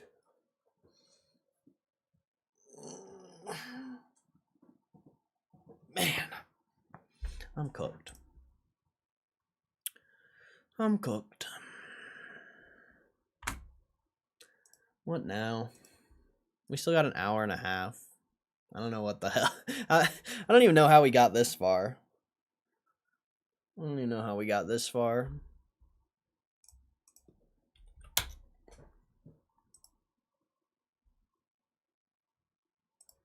Oh shit, Rosh updating us with the steak, bro. Oh, he's watching the stream. Damn, he's watching the stream, eating up some gas right now. That looks so good, bro. Look at that. That looks fire. That looks so fire, bro. Damn.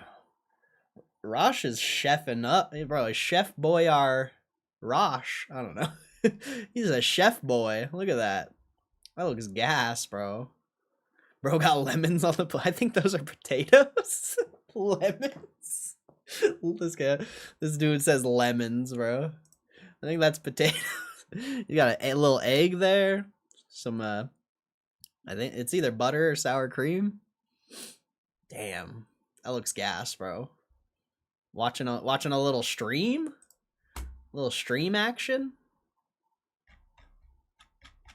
That's funny.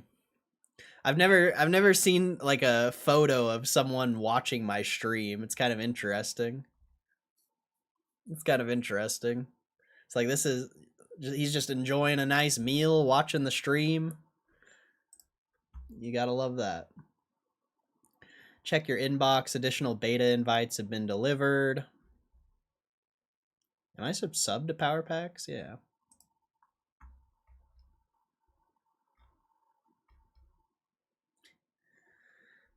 Check your inbox if you haven't been invited to Power Packs yet. Maybe you'll get one. Maybe you'll get an invite.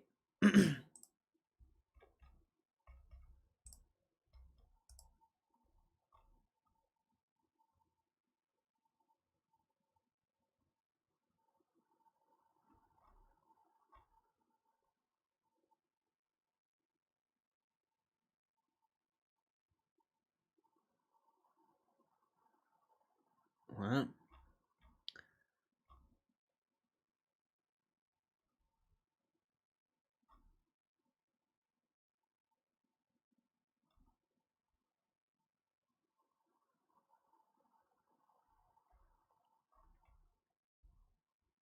Weird. This guy got an invite.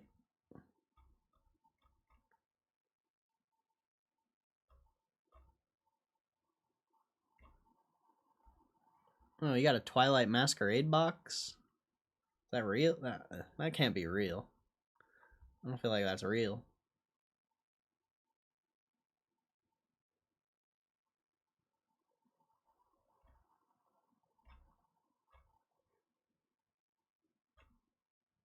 I wish Twitter had better things to read. I wish. Oh, that's cool. Retro packaging for these accessories for only $10. Oh, that is pretty cool packaging. I'll give them that. That is really cool packaging.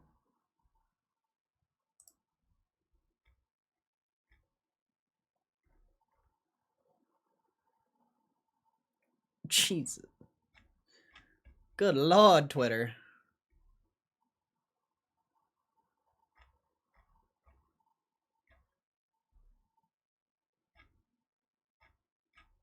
Well, we got one good post on Twitter, and is a memory card. That's all you get. You just get this. It's the only good post you get. That's it. That's it. 1 out of 1,000 posts are good. That Liv Morgan? I don't think that's Liv Morgan. Oh wait, that's what's her face? Asuka, I think.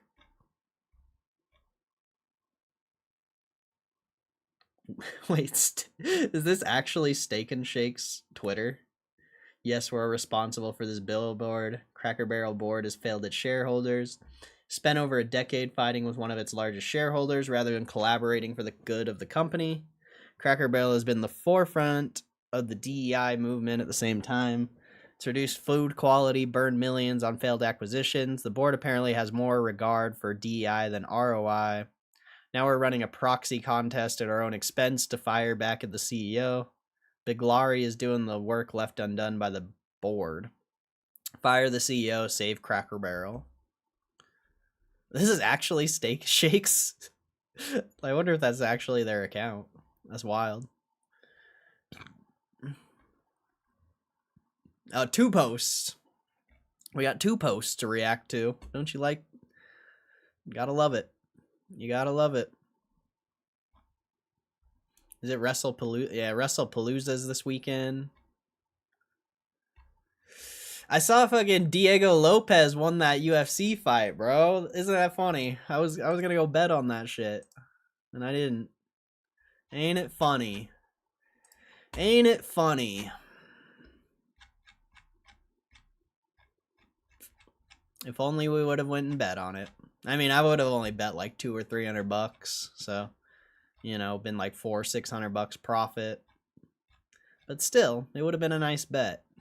It's very rare, you know, especially lately, that I've actually seen bets worthwhile. But he actually won. I lost my spot. There we go. Oh. Okay. Fine then. Fine then. Bro, it's only 12:30? Come on. Come on, chat. How do we kill an hour and 30 minutes? I don't even know.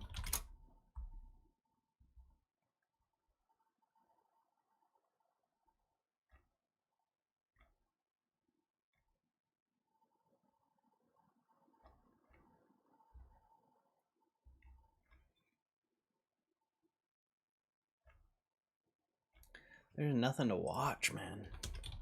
We already watched all the Penguins videos, didn't we? Or parts of them.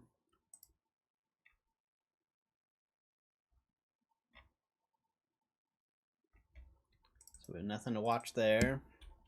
Pretty sure we watched all the Ordinary Gamer videos. Hello, guys. I guess we could do dark web drama. I'm just worried he's gonna show us. I don't like. I'm worried to watch the dark web videos on stream. We could do this one though. Ad blockers are hurting YouTube. Even though I've already watched this one. Or I haven't watched this one. I've watched about this topic before. Is Demigorgon dip out? I have no clue. I don't even know when that's supposed to get released. Stranger Things Doritos. If it is out, it's probably sold out.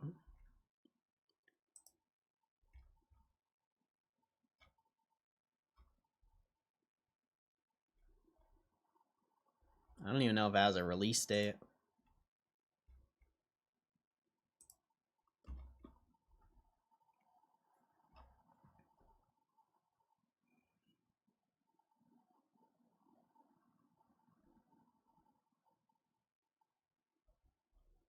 Yeah, I don't even know if it has a... it must be already dropped.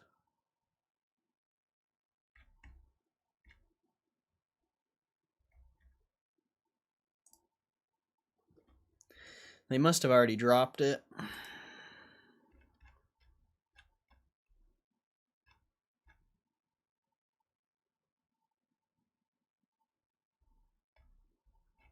Yeah, I don't know. And those ad blockers are killing YouTube, ladies and gentlemen. You know, this is not a title that should really shock you. Ad blocks are not allowed by YouTube. Now, if you ask me, I really don't care if you use ad block on my videos, but it turns out for a lot of my friends, my peers on this platform, YouTube is changing. People's views have been dropping.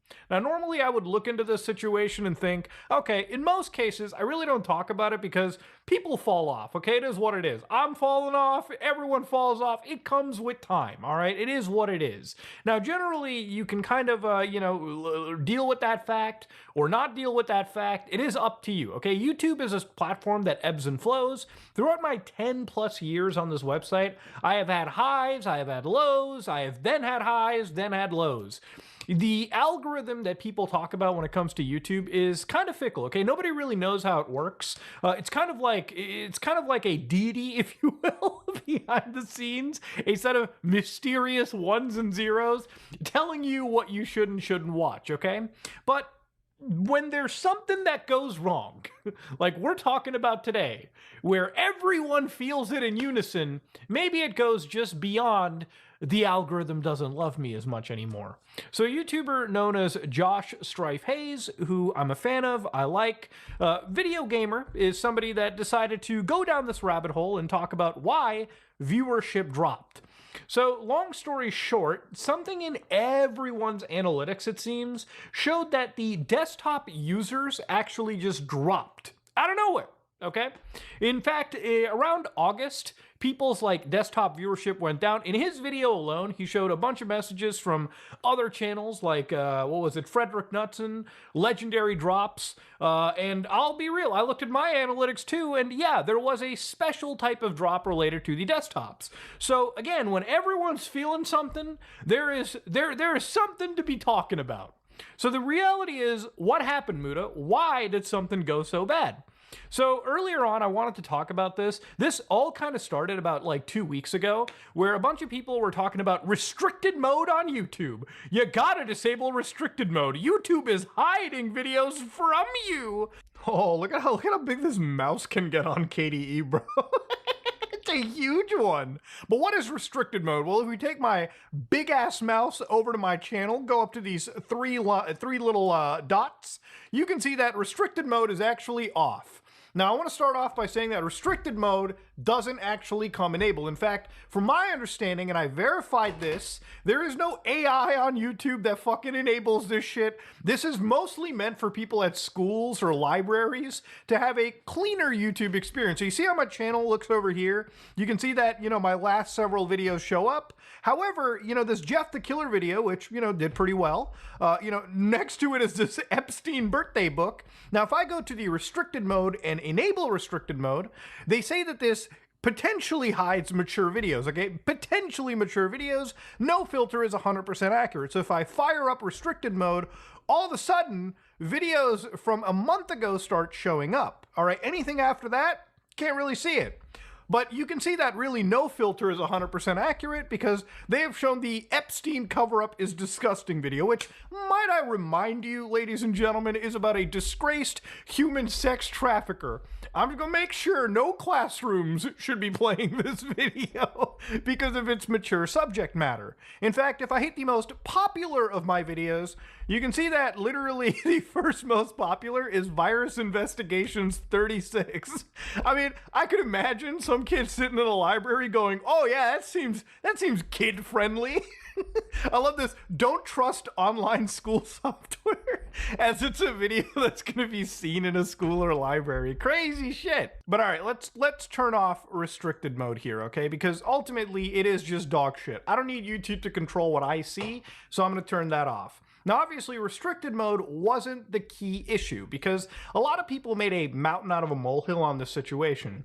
So really, as of right now, nobody really knows anything. I actually decided to contact my YouTube partner rep. I had a whole call with them about this, and during that call, they were shocked and wilded out that something like this was even happening.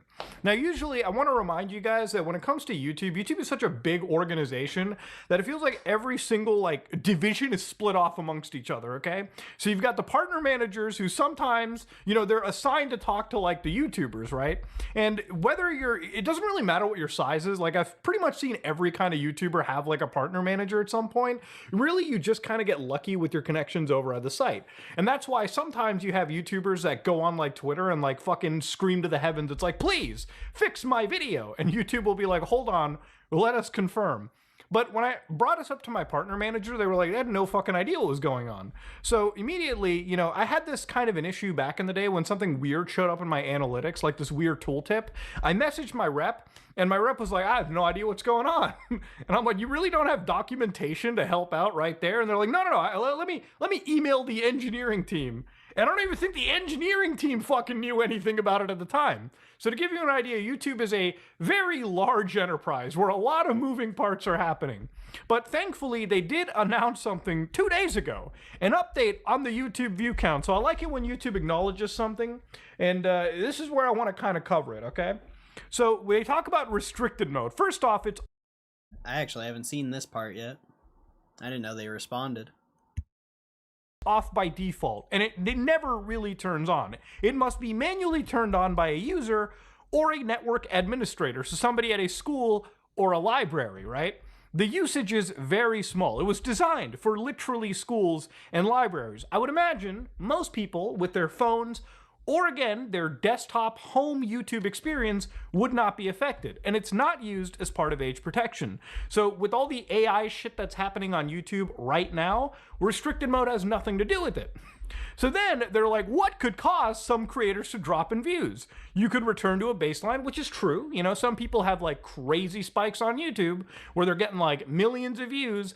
And then, that spike sort of tapers off, which is something that everyone who's ever seen that spike experiences, right? You've got seasonal viewing habits where, again, if summer is happening, people are usually outside, enjoying life instead of coming home and watching YouTube videos. So things can affect you, all right? It's not always the same everywhere. Viewers using ad block and other content blocking tools. Now this is what I was interested in. Ad blockers and other extensions can impact the accuracy of reported view counts. Channels whose audiences include a higher proportion of users utilizing such tools may see more fluctuations in traffic related to update to these tools. So YouTube hasn't really changed anything, but what they've kind of like put the crosshairs on are the developers for these ad blocking like tools. So for instance, tools like uBlock Origin, whether you get that light or whatever, you probably heard me talk about ad blockers. YouTube has been on a warpath for the last, I would say, couple years. Now, YouTube, alongside including crazy amounts of AI, has had a massive influx in YouTube advertising. You know, there was a video I was watching, and usually the videos I watch now are like these 4-hour-long retrospective videos I put on the second monitor while I'm doing something on my main system, whether it be like some programming, some gaming, some YouTubing, and, you know, I just have a video on the side. Now, the thing that really fucks with me a lot is I don't watch YouTube with an ad blocker. I usually whitelist the whole website underneath Brave, because again, using an ad block on YouTube is against TOS, and I really don't want to get like a channel strike or something. That's the thing that I worry about, like getting caught in a dragnet of moderation because YouTube enforces some rule like fucking 2 years down the road, and then, you know, I just like to be ahead of the curve, okay? I like to be Nostradamus when it comes to that shit. But I've noticed that turning off any form of ad blocker usually has me assaulted with advertisements like every 10 minutes. Like, I swear to God, YouTube is worse than fucking television was back. I honestly didn't know it was a violation of the TOS. Whoops. Whoopsies. Back in its heyday. You know, the amount of ads that I'm getting is insane. Like, it was the only time that I turned off this guy's video because I'm pretty sure even he didn't put in that many ads into his Final Fantasy VII retrospective, but YouTube clearly wanted to at least earn $100,000 per viewer on that video, it seemed. So it was just stuffed and peppered with advertisements throughout and through. And I just couldn't get through the whole video because really I was doing something and then I would always get like an ad and then I would just like scroll over, skip the ad, if I could skip the ad. And even the quality of the ads on YouTube have dropped pretty dramatically. Like at this point, getting a scam ad on YouTube used to be like a shiny Pokemon that I would be able to gather and make a video on down the road laughing at it. But now it's like almost every single ad is like an AI generated slop fest thrown at you. Sometimes you just find ads that are literally there pimping out something that obviously would violate terms of services if I had just made a general video on it. It's just gotten that bad over on the website. And I've talked about the ad quality before, and you know, it's not something that's shocking. YouTube's advertisements have gotten not only more infestive, that's not even a word. YouTube's ads have not only become so invasive, I would say, like so peppered throughout, but the quality has dropped to the point where I genuinely feel that some ads are putting viewers at risk. So that's why I've always said, I don't care if you use the ads on my video, okay? I have my money outside this platform. That's not a luxury every, obviously, person has, but, you know, for the content creators that are the most affected by it, it's a pretty serious thing, right? Like, if your viewership drops, you know, not only are you worried about your advertising, you know, revenue dropping, and for a lot of YouTubers, ad revenue isn't the only source of revenue they have. For a lot of these people, getting a sponsor is important. Now, if you know anything of the sponsor game on YouTube, you have to hit like minimum view counts. And usually when you can hit those minimum view counts, you get paid out whatever your advertising deal is.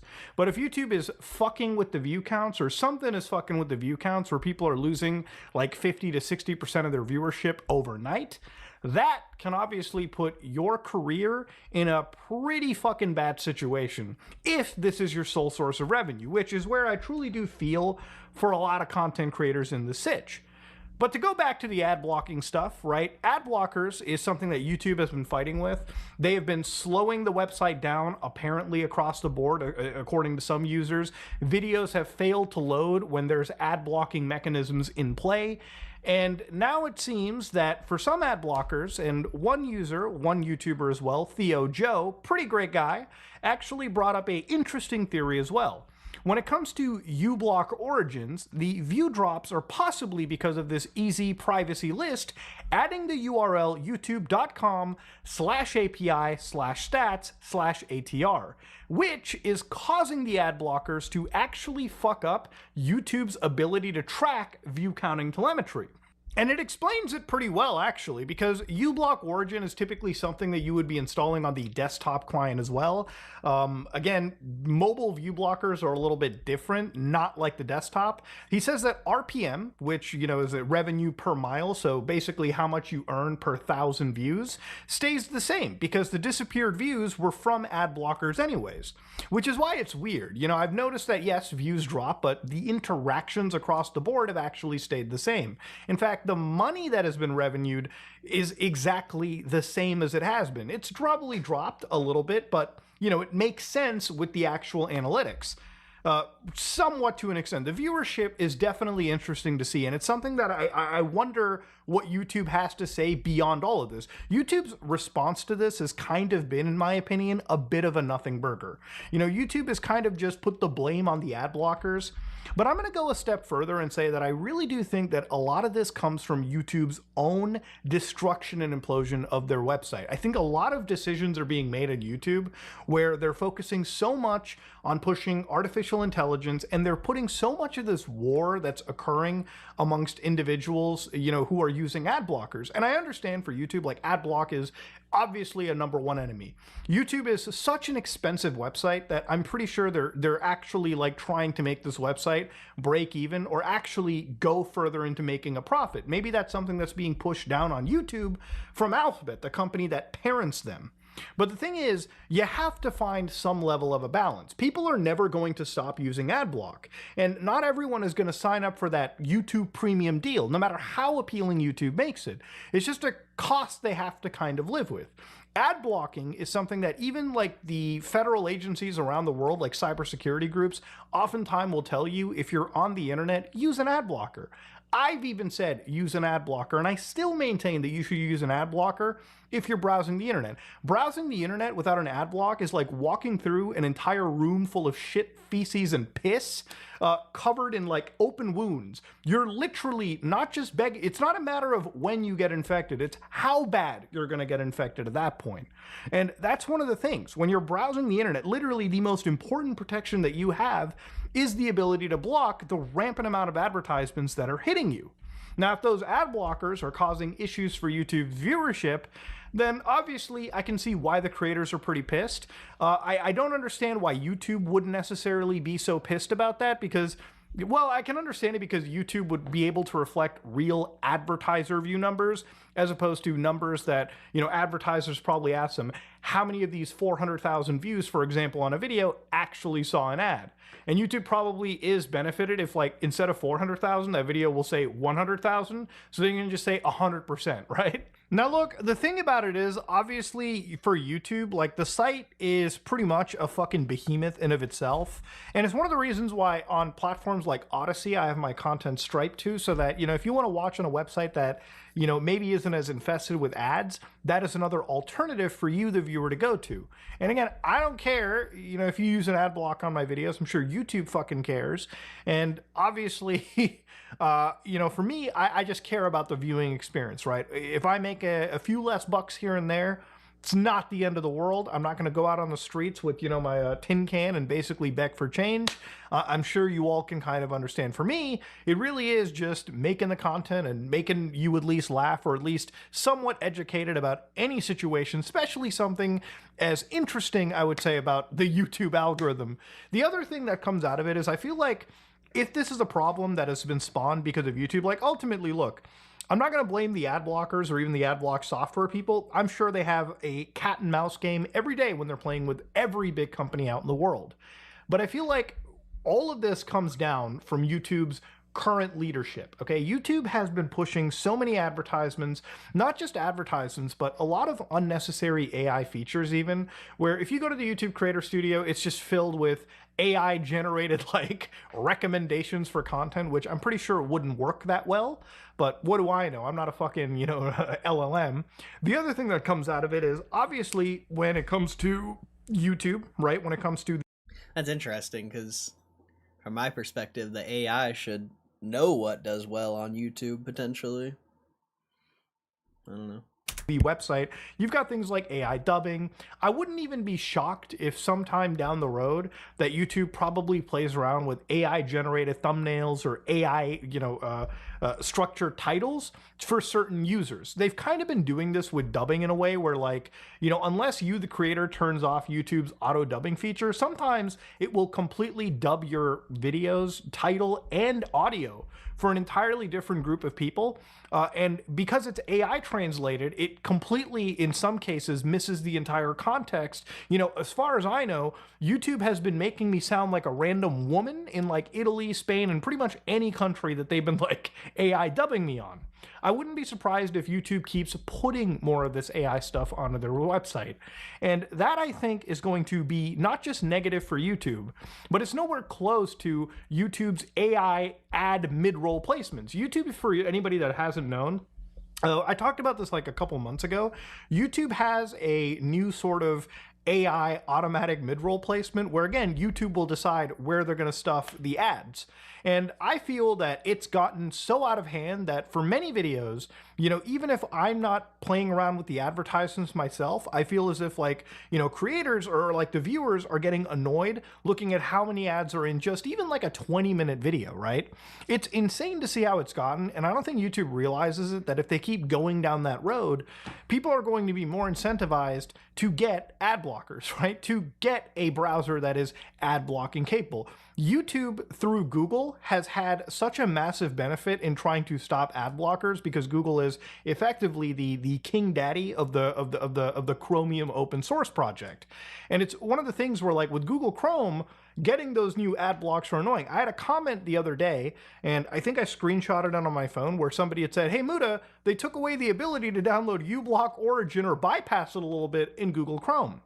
And to be honest with you, the only solution to that is getting a browser like Brave, which is personally what I use because I do use Chrome. I do want to have strong privacy and ad blocking built right into my browser. If you're somebody that likes Firefox, for instance, check out Waterfox, which is its own Firefox-based browser that is also private and security focused. And I'm pretty sure most ad blockers work out of the box underneath this through Firefox's extension system. So look, ad blocking is absolutely hurting YouTube. There is no shadow of a doubt there. It's not inaccurate to say. But that harm to YouTube is now being passed on to the creator in a much more direct sense. Viewership numbers are important, especially if you're a creator that has a lot of sponsors out there, right? You know, it makes negotiating deals a lot more difficult down the road when YouTube fails to count viewers. Because even if somebody is using ad block, right, having an ad baked into a video kind of negates and bypasses that. But if that viewer metric isn't being counted, it makes reflecting that a lot more difficult onto the end user. Again, analytics are everything for YouTubers, right? Especially for people who do this as a day-to-day job. It's literally how they can mathematically figure out how to course correct if they need to. But if YouTube is fucking that up somehow, and even if it's not YouTube's fault entirely, because I'm not putting the blame entirely on them, if it's through the ad blockers, ultimately the reason those ad blockers are so used and so prevalent is because YouTube has created a platform and has made their platform so annoying that people, in order to experience some usage out of it, need the ad blockers. And you might be like, just get YouTube Premium. And I'm sure some people can. If you can afford Premium, go for it. But obviously there's probably people that are watching that don't have that money for Premium every month. And I'm not gonna hold it against them. But I am gonna just criticize at least how the website is kind of run. And I think many YouTubers have said the same sentiments that I have. And ultimately, I think YouTube probably will have to do some level of course correcting on their behavior if they want more longevity to their site. Because, again, look, it's easy to say, man, YouTube is the single big behemoth in the room. But hey, you know, one day we used to say MySpace could never be toppled, and fuck, look at what happened there. Ladies and gentlemen, if you like what you saw, please like, comment, and subscribe. Dislike if you dislike it. I am out. I don't think people made money on MySpace, though. How much is YouTube Premium anyway?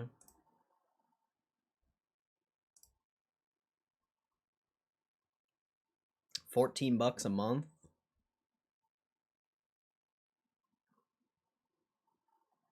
It's quite a bit. It's quite a bit.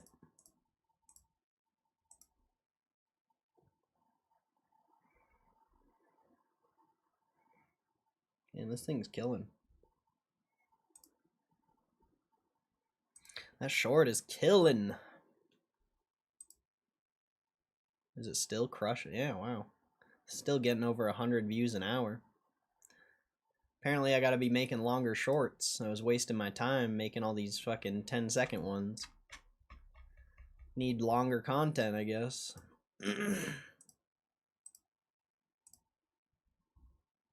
That's crazy.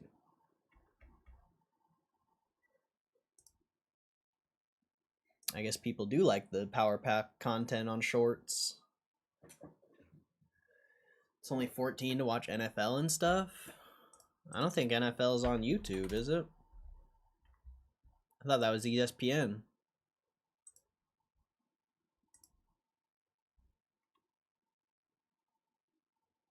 Well, they have YouTube TV, if that's what you're talking about.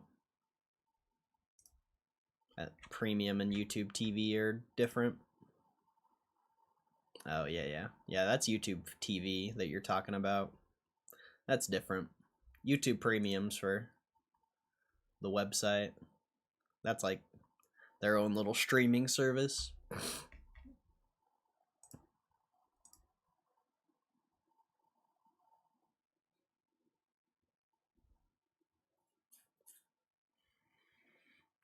I didn't know NFL was on YouTube. I figured any sports thing would be on ESPN. Premium keeps me ad free. I mean, I haven't even been running ads.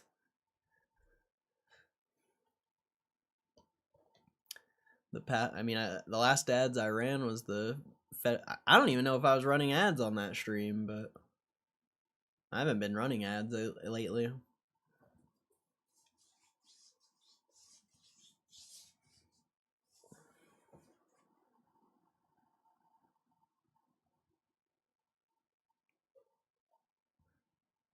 Seems like I should, but how I watch footballs on YouTube, gotta log in for my uncle. Yeah, that's YouTube TV though. It's a different thing. Like the YouTube app. I think there's a full-on different app for YouTube TV. Like if you go into the App Store, I'm pretty sure there's the YouTube app and then YouTube TV. Yeah. Yeah, YouTube TV is its own like separate app.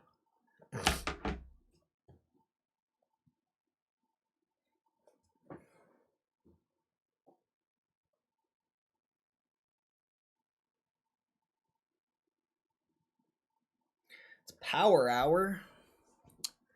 Power Hour.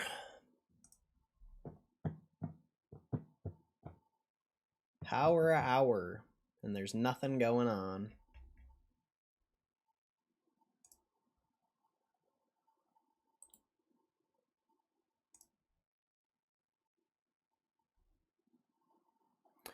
Elon Musk, XAI, raising $10 billion at $200 billion valuation. Is it going public? No, it's just from investors.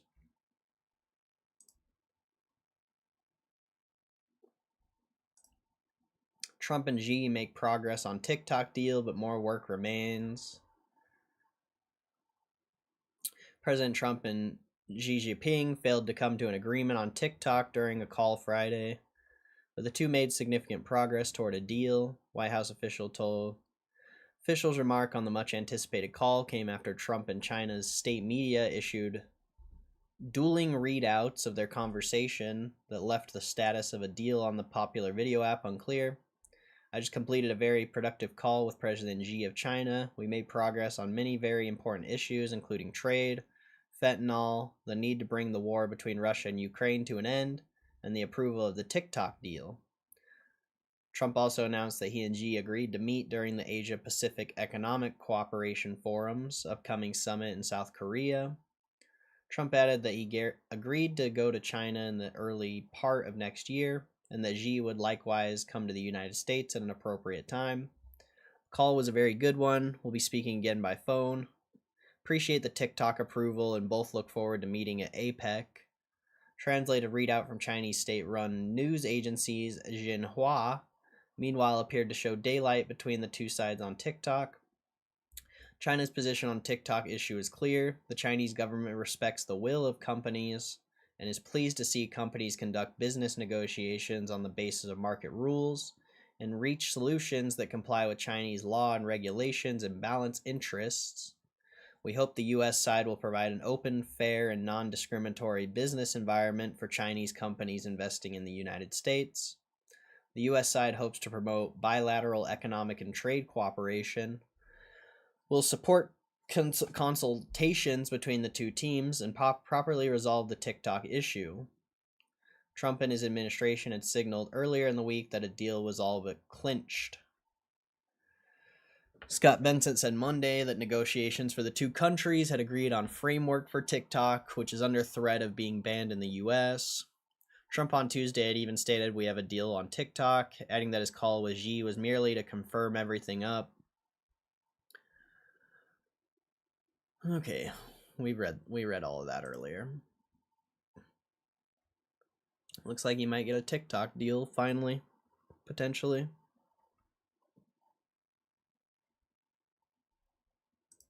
Potentially you get a TikTok deal. It's about time.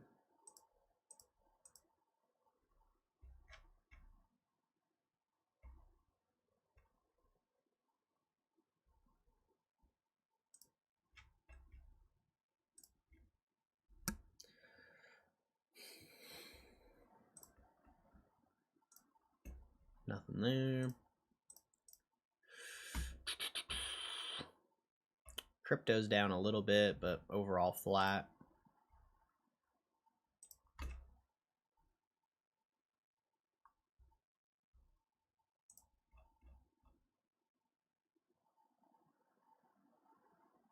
World's first Grand Theft Auto college history class launches in 2026. What?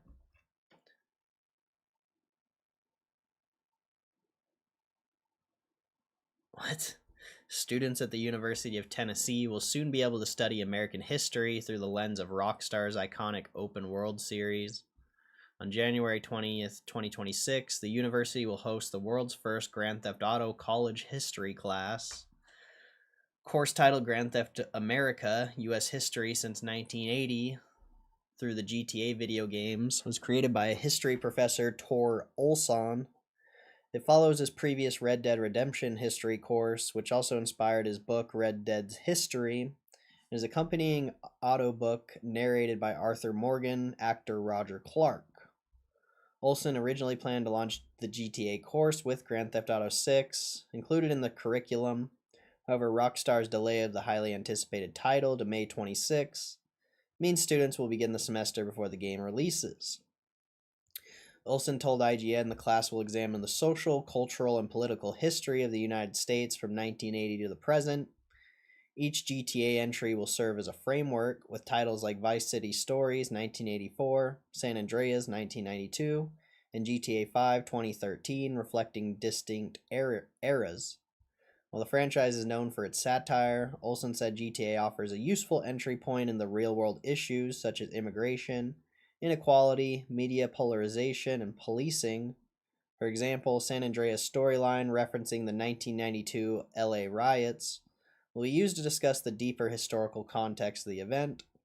Students will not be required to buy or play the game, but class sessions will include gameplay footage and screenshots.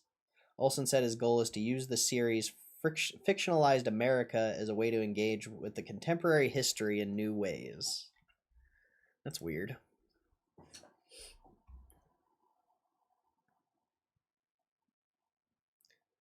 %, sure I stumbled across Hugh G's Reddit. Yeah, I know Hugh G's Reddit.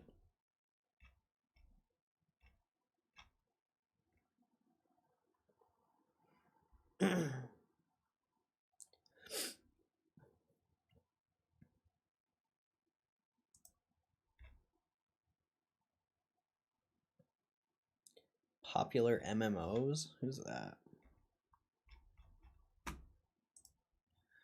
Reddit's like the Fox Bro or some shit like that.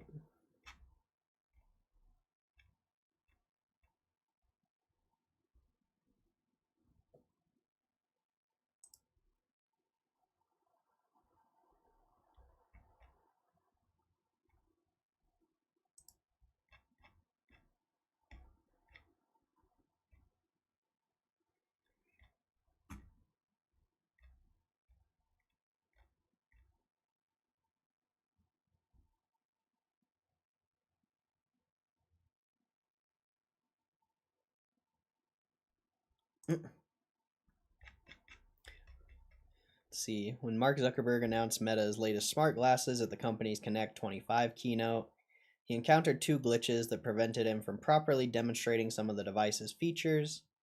Now, Meta's chief technology officer, Andrew Bosworth, said in an AMA on Instagram that they were demo failures and not actual product failures.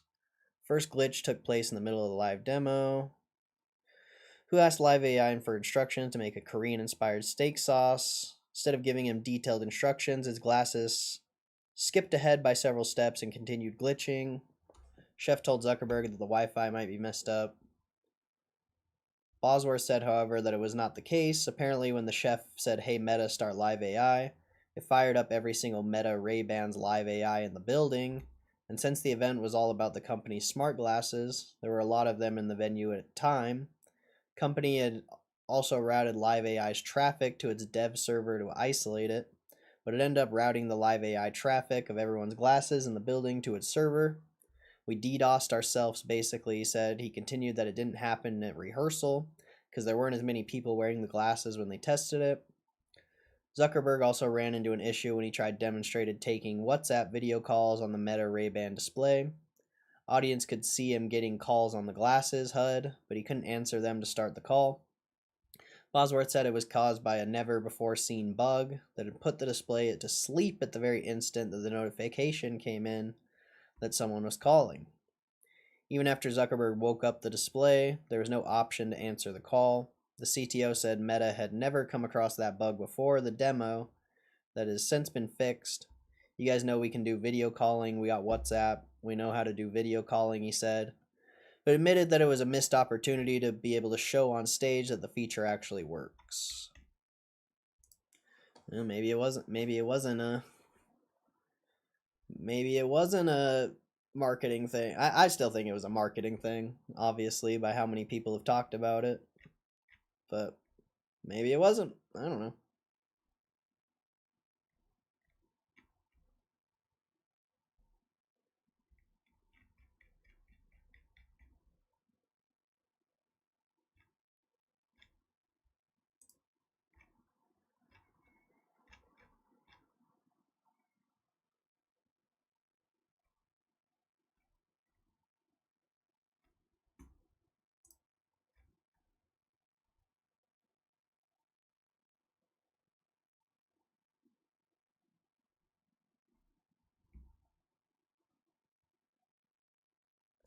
Jensen Huang says Intel and NVIDIA have been discussing and architecting solutions now for coming up to a year. Kept it really quiet.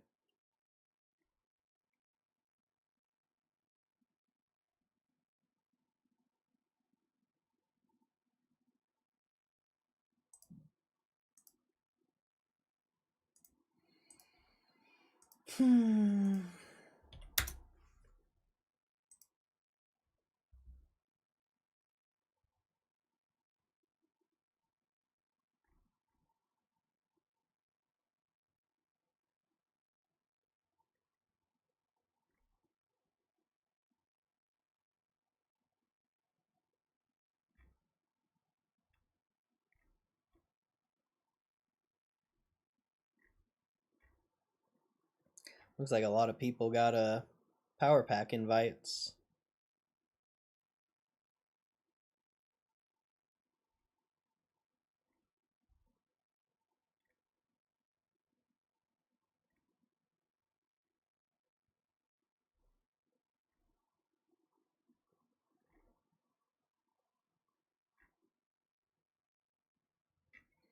Good lord. If only there was like any like good posts about GameStop on Twitter or Reddit. That'd be nice.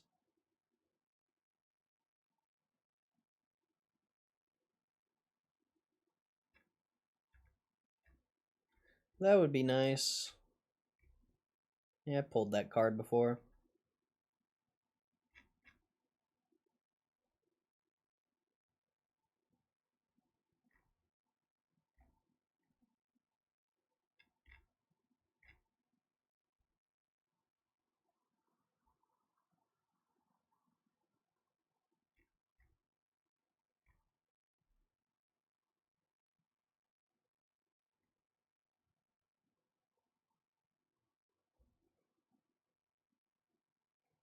Ice-T was a character in Borderlands 3? I didn't know that.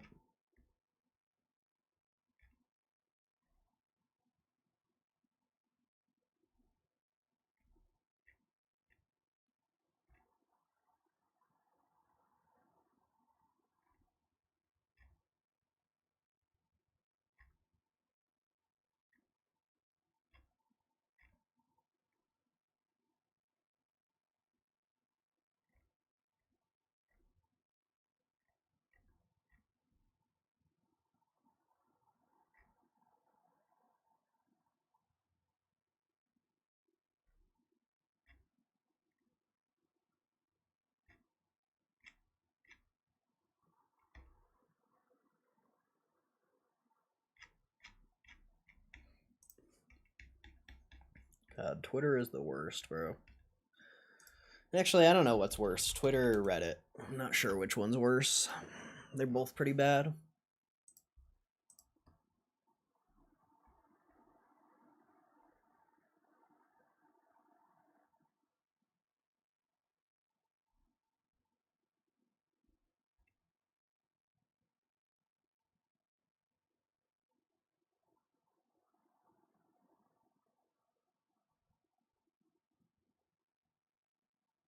Yep, there he is. He's obsessed with that card.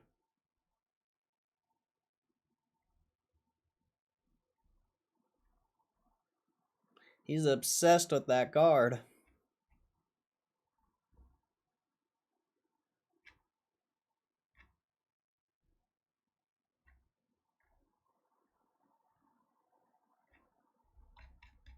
Yeah, there's nothing.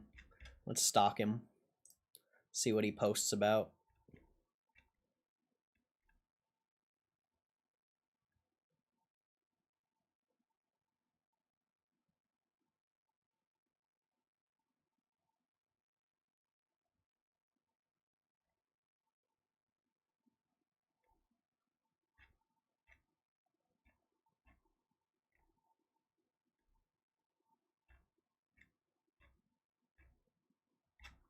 Exciting. Exciting stuff.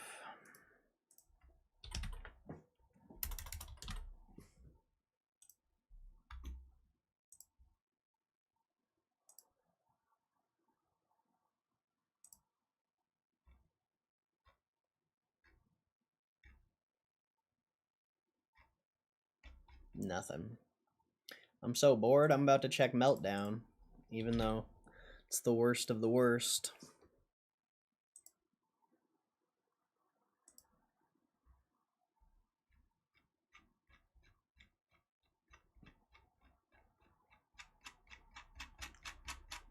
It's literally just shitpost central.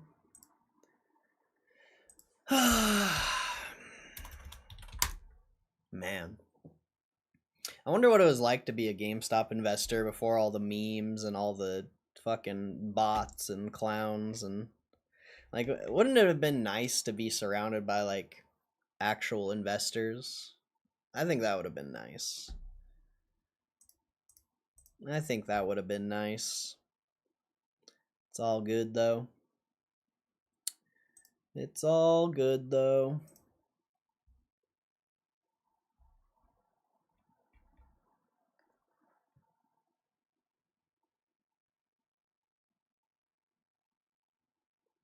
I would love to take Jimmy Kimmel's job, but I would get canceled too.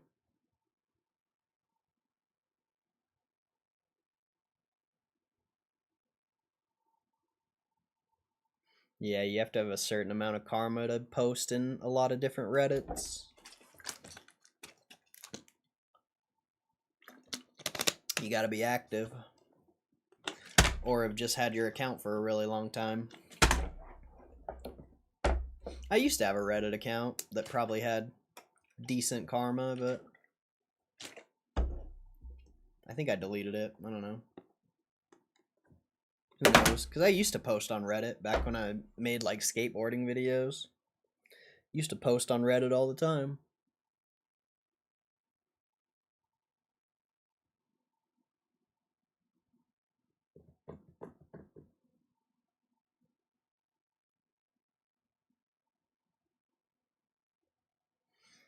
Man. 45 more minutes. And Ted Cruz? My account's 8 years old. It has 10 karma. Maybe it was like maybe it's a newer update then.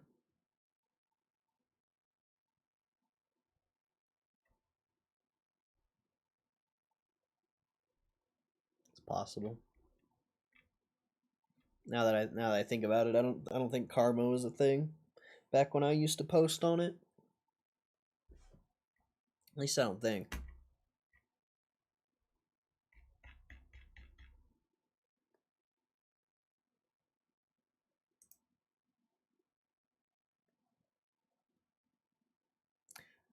How you get caught up.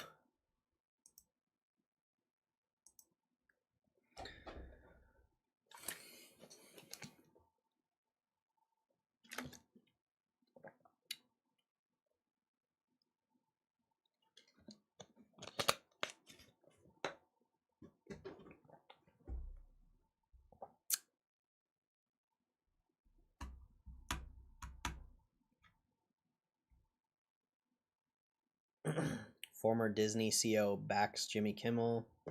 Blast FCC intimidation of ABC.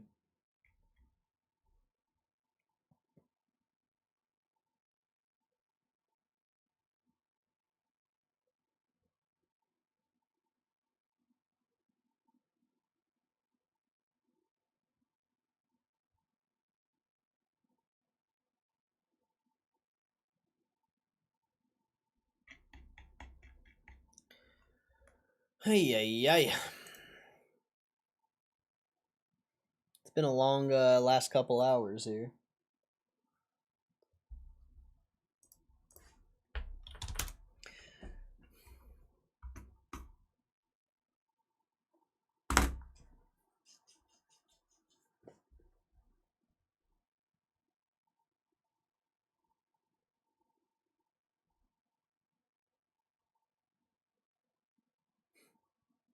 This video is kind of funny if you've never seen it. There is this guy's like doing repacking or like resealing with his kid. He's like, "Oh, we got caught."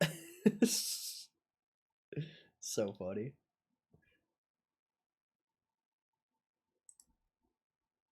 Now, if this doesn't work, these packs have to be refilled. Excuse me? The little kid literally snitches on him. So funny. Get off screen to scam. You had already scammed before ever going live. All right. Now, if this doesn't work, these packs have to be refilled. Excuse me? Pokey. All right. Yeah. Hope for. These packs have to be resealed. All right, Pokey. I mean, if you actually feel that way, I mean, that's fine. I mean.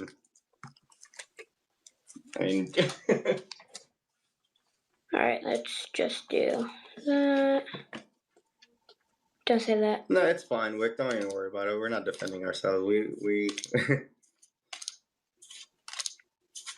I mean, yeah, we don't do that stuff. I mean, we could stop the stream right now. Honestly, we don't do that. But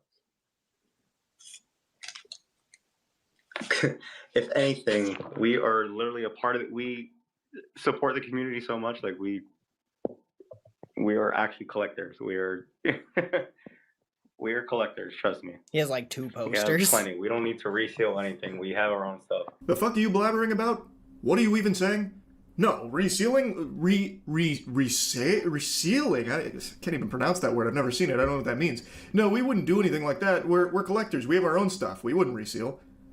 The fuck does that even mean? You're collectors. You have your own stuff. You don't need to... I think we watched this on stream already, though. I can't remember. Reseal. It has nothing to do with anything. This unskippable cutscene here is just the worst fucking dialogue, this mumbo jumbo that has nothing to do with the scam that he's performing. And he couldn't sound more guilty if he tried. This actually... Storm, dude. Don't worry about that. Not too quick, not too quick.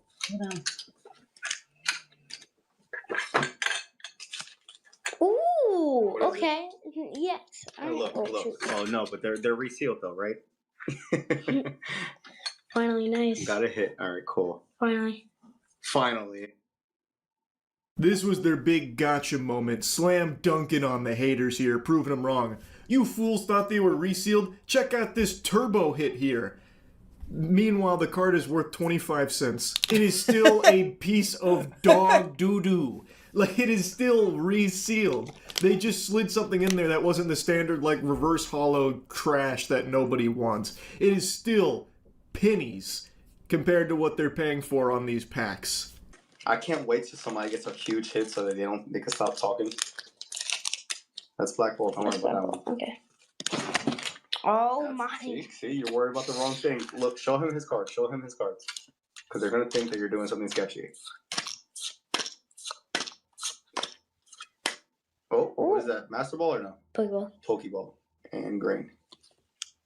Grass. Oh, wait. Another Pokeball. They messed up the repack. All right, put it in the pack.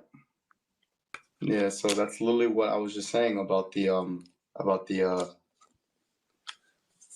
yeah, we gotta stop, dude. We gotta stop. We got caught right there. We got a Pokeball right behind the energy. Yeah. That was cooked. That was pretty cooked. This guy is a complete failure in... Imagine you just messed up the order of the cards, bro. We got caught, he says. Am I doing anything over the weekend? I don't think so. It's gonna be a boring weekend. Typical weekend for me. I'd love to stream during the weekend, but just nobody comes through. How does the scam work? You just take terrible cards or instead of having like I don't really know how to explain it, but you just repack the cards back into the pack and then reseal it. And then you go on Whatnot, you get $10 for a pack that's worthless. You reopen it, and then you make $10 on a worthless pack, or you make your money back, I guess, on a worthless pack. Maybe like a couple dollars profit, depending how much you got it for. And then you just rinse and repeat. Some pretty shady shit.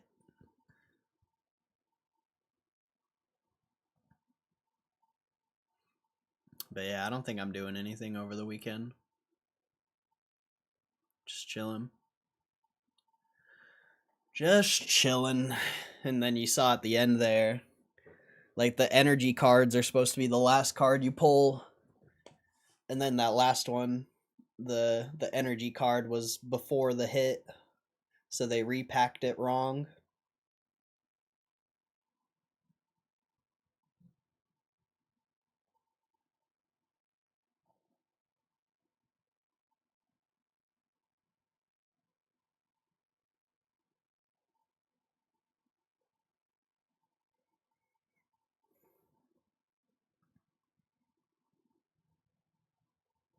Tons of way to scams in Pokemon, which is why it's easy to make money. If you just legit and treat people with what they deserve, if that makes sense. Yeah. It's just most people try to make money scamming. Because it's easy, It's really easy. Takes no skill to scam someone. Really.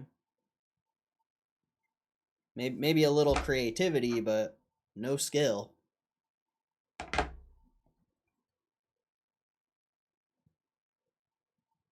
Especially on like Whatnot, where you see like a potential good deal, you just bid on it. You don't really think about it, especially if you're like not tapped in, which I would say there's a lot of new people in the space. I imagine most people aren't very intelligent Pokemon enthusiasts. Even I'm not, like, I'm not really that big into Pokemon, but yeah. Easy to get scammed if you're completely clueless.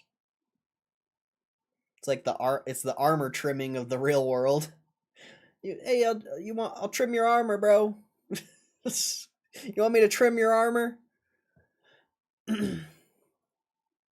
Hey, yo, I'll double your money, bro. It's a trust trade. I'll double it.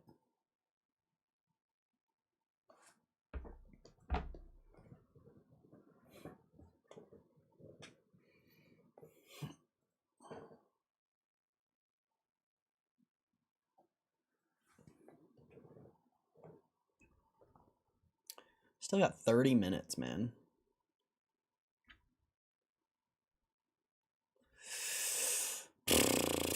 I might just end the stream early, honestly. I don't know what we're gonna do for 30 minutes. So, yeah. I think I'm just gonna end the stream early. But either way, I hope you guys have a good rest of your weekend. Or rest of your weekend. I hope you guys have a good weekend. Hopefully you do something fun. God bless you guys. Thanks for always supporting the stream. And I'll see you guys on Monday for another exciting week of streaming. So, yeah. God bless you guys. I'll catch you later. Have a good weekend. Peace!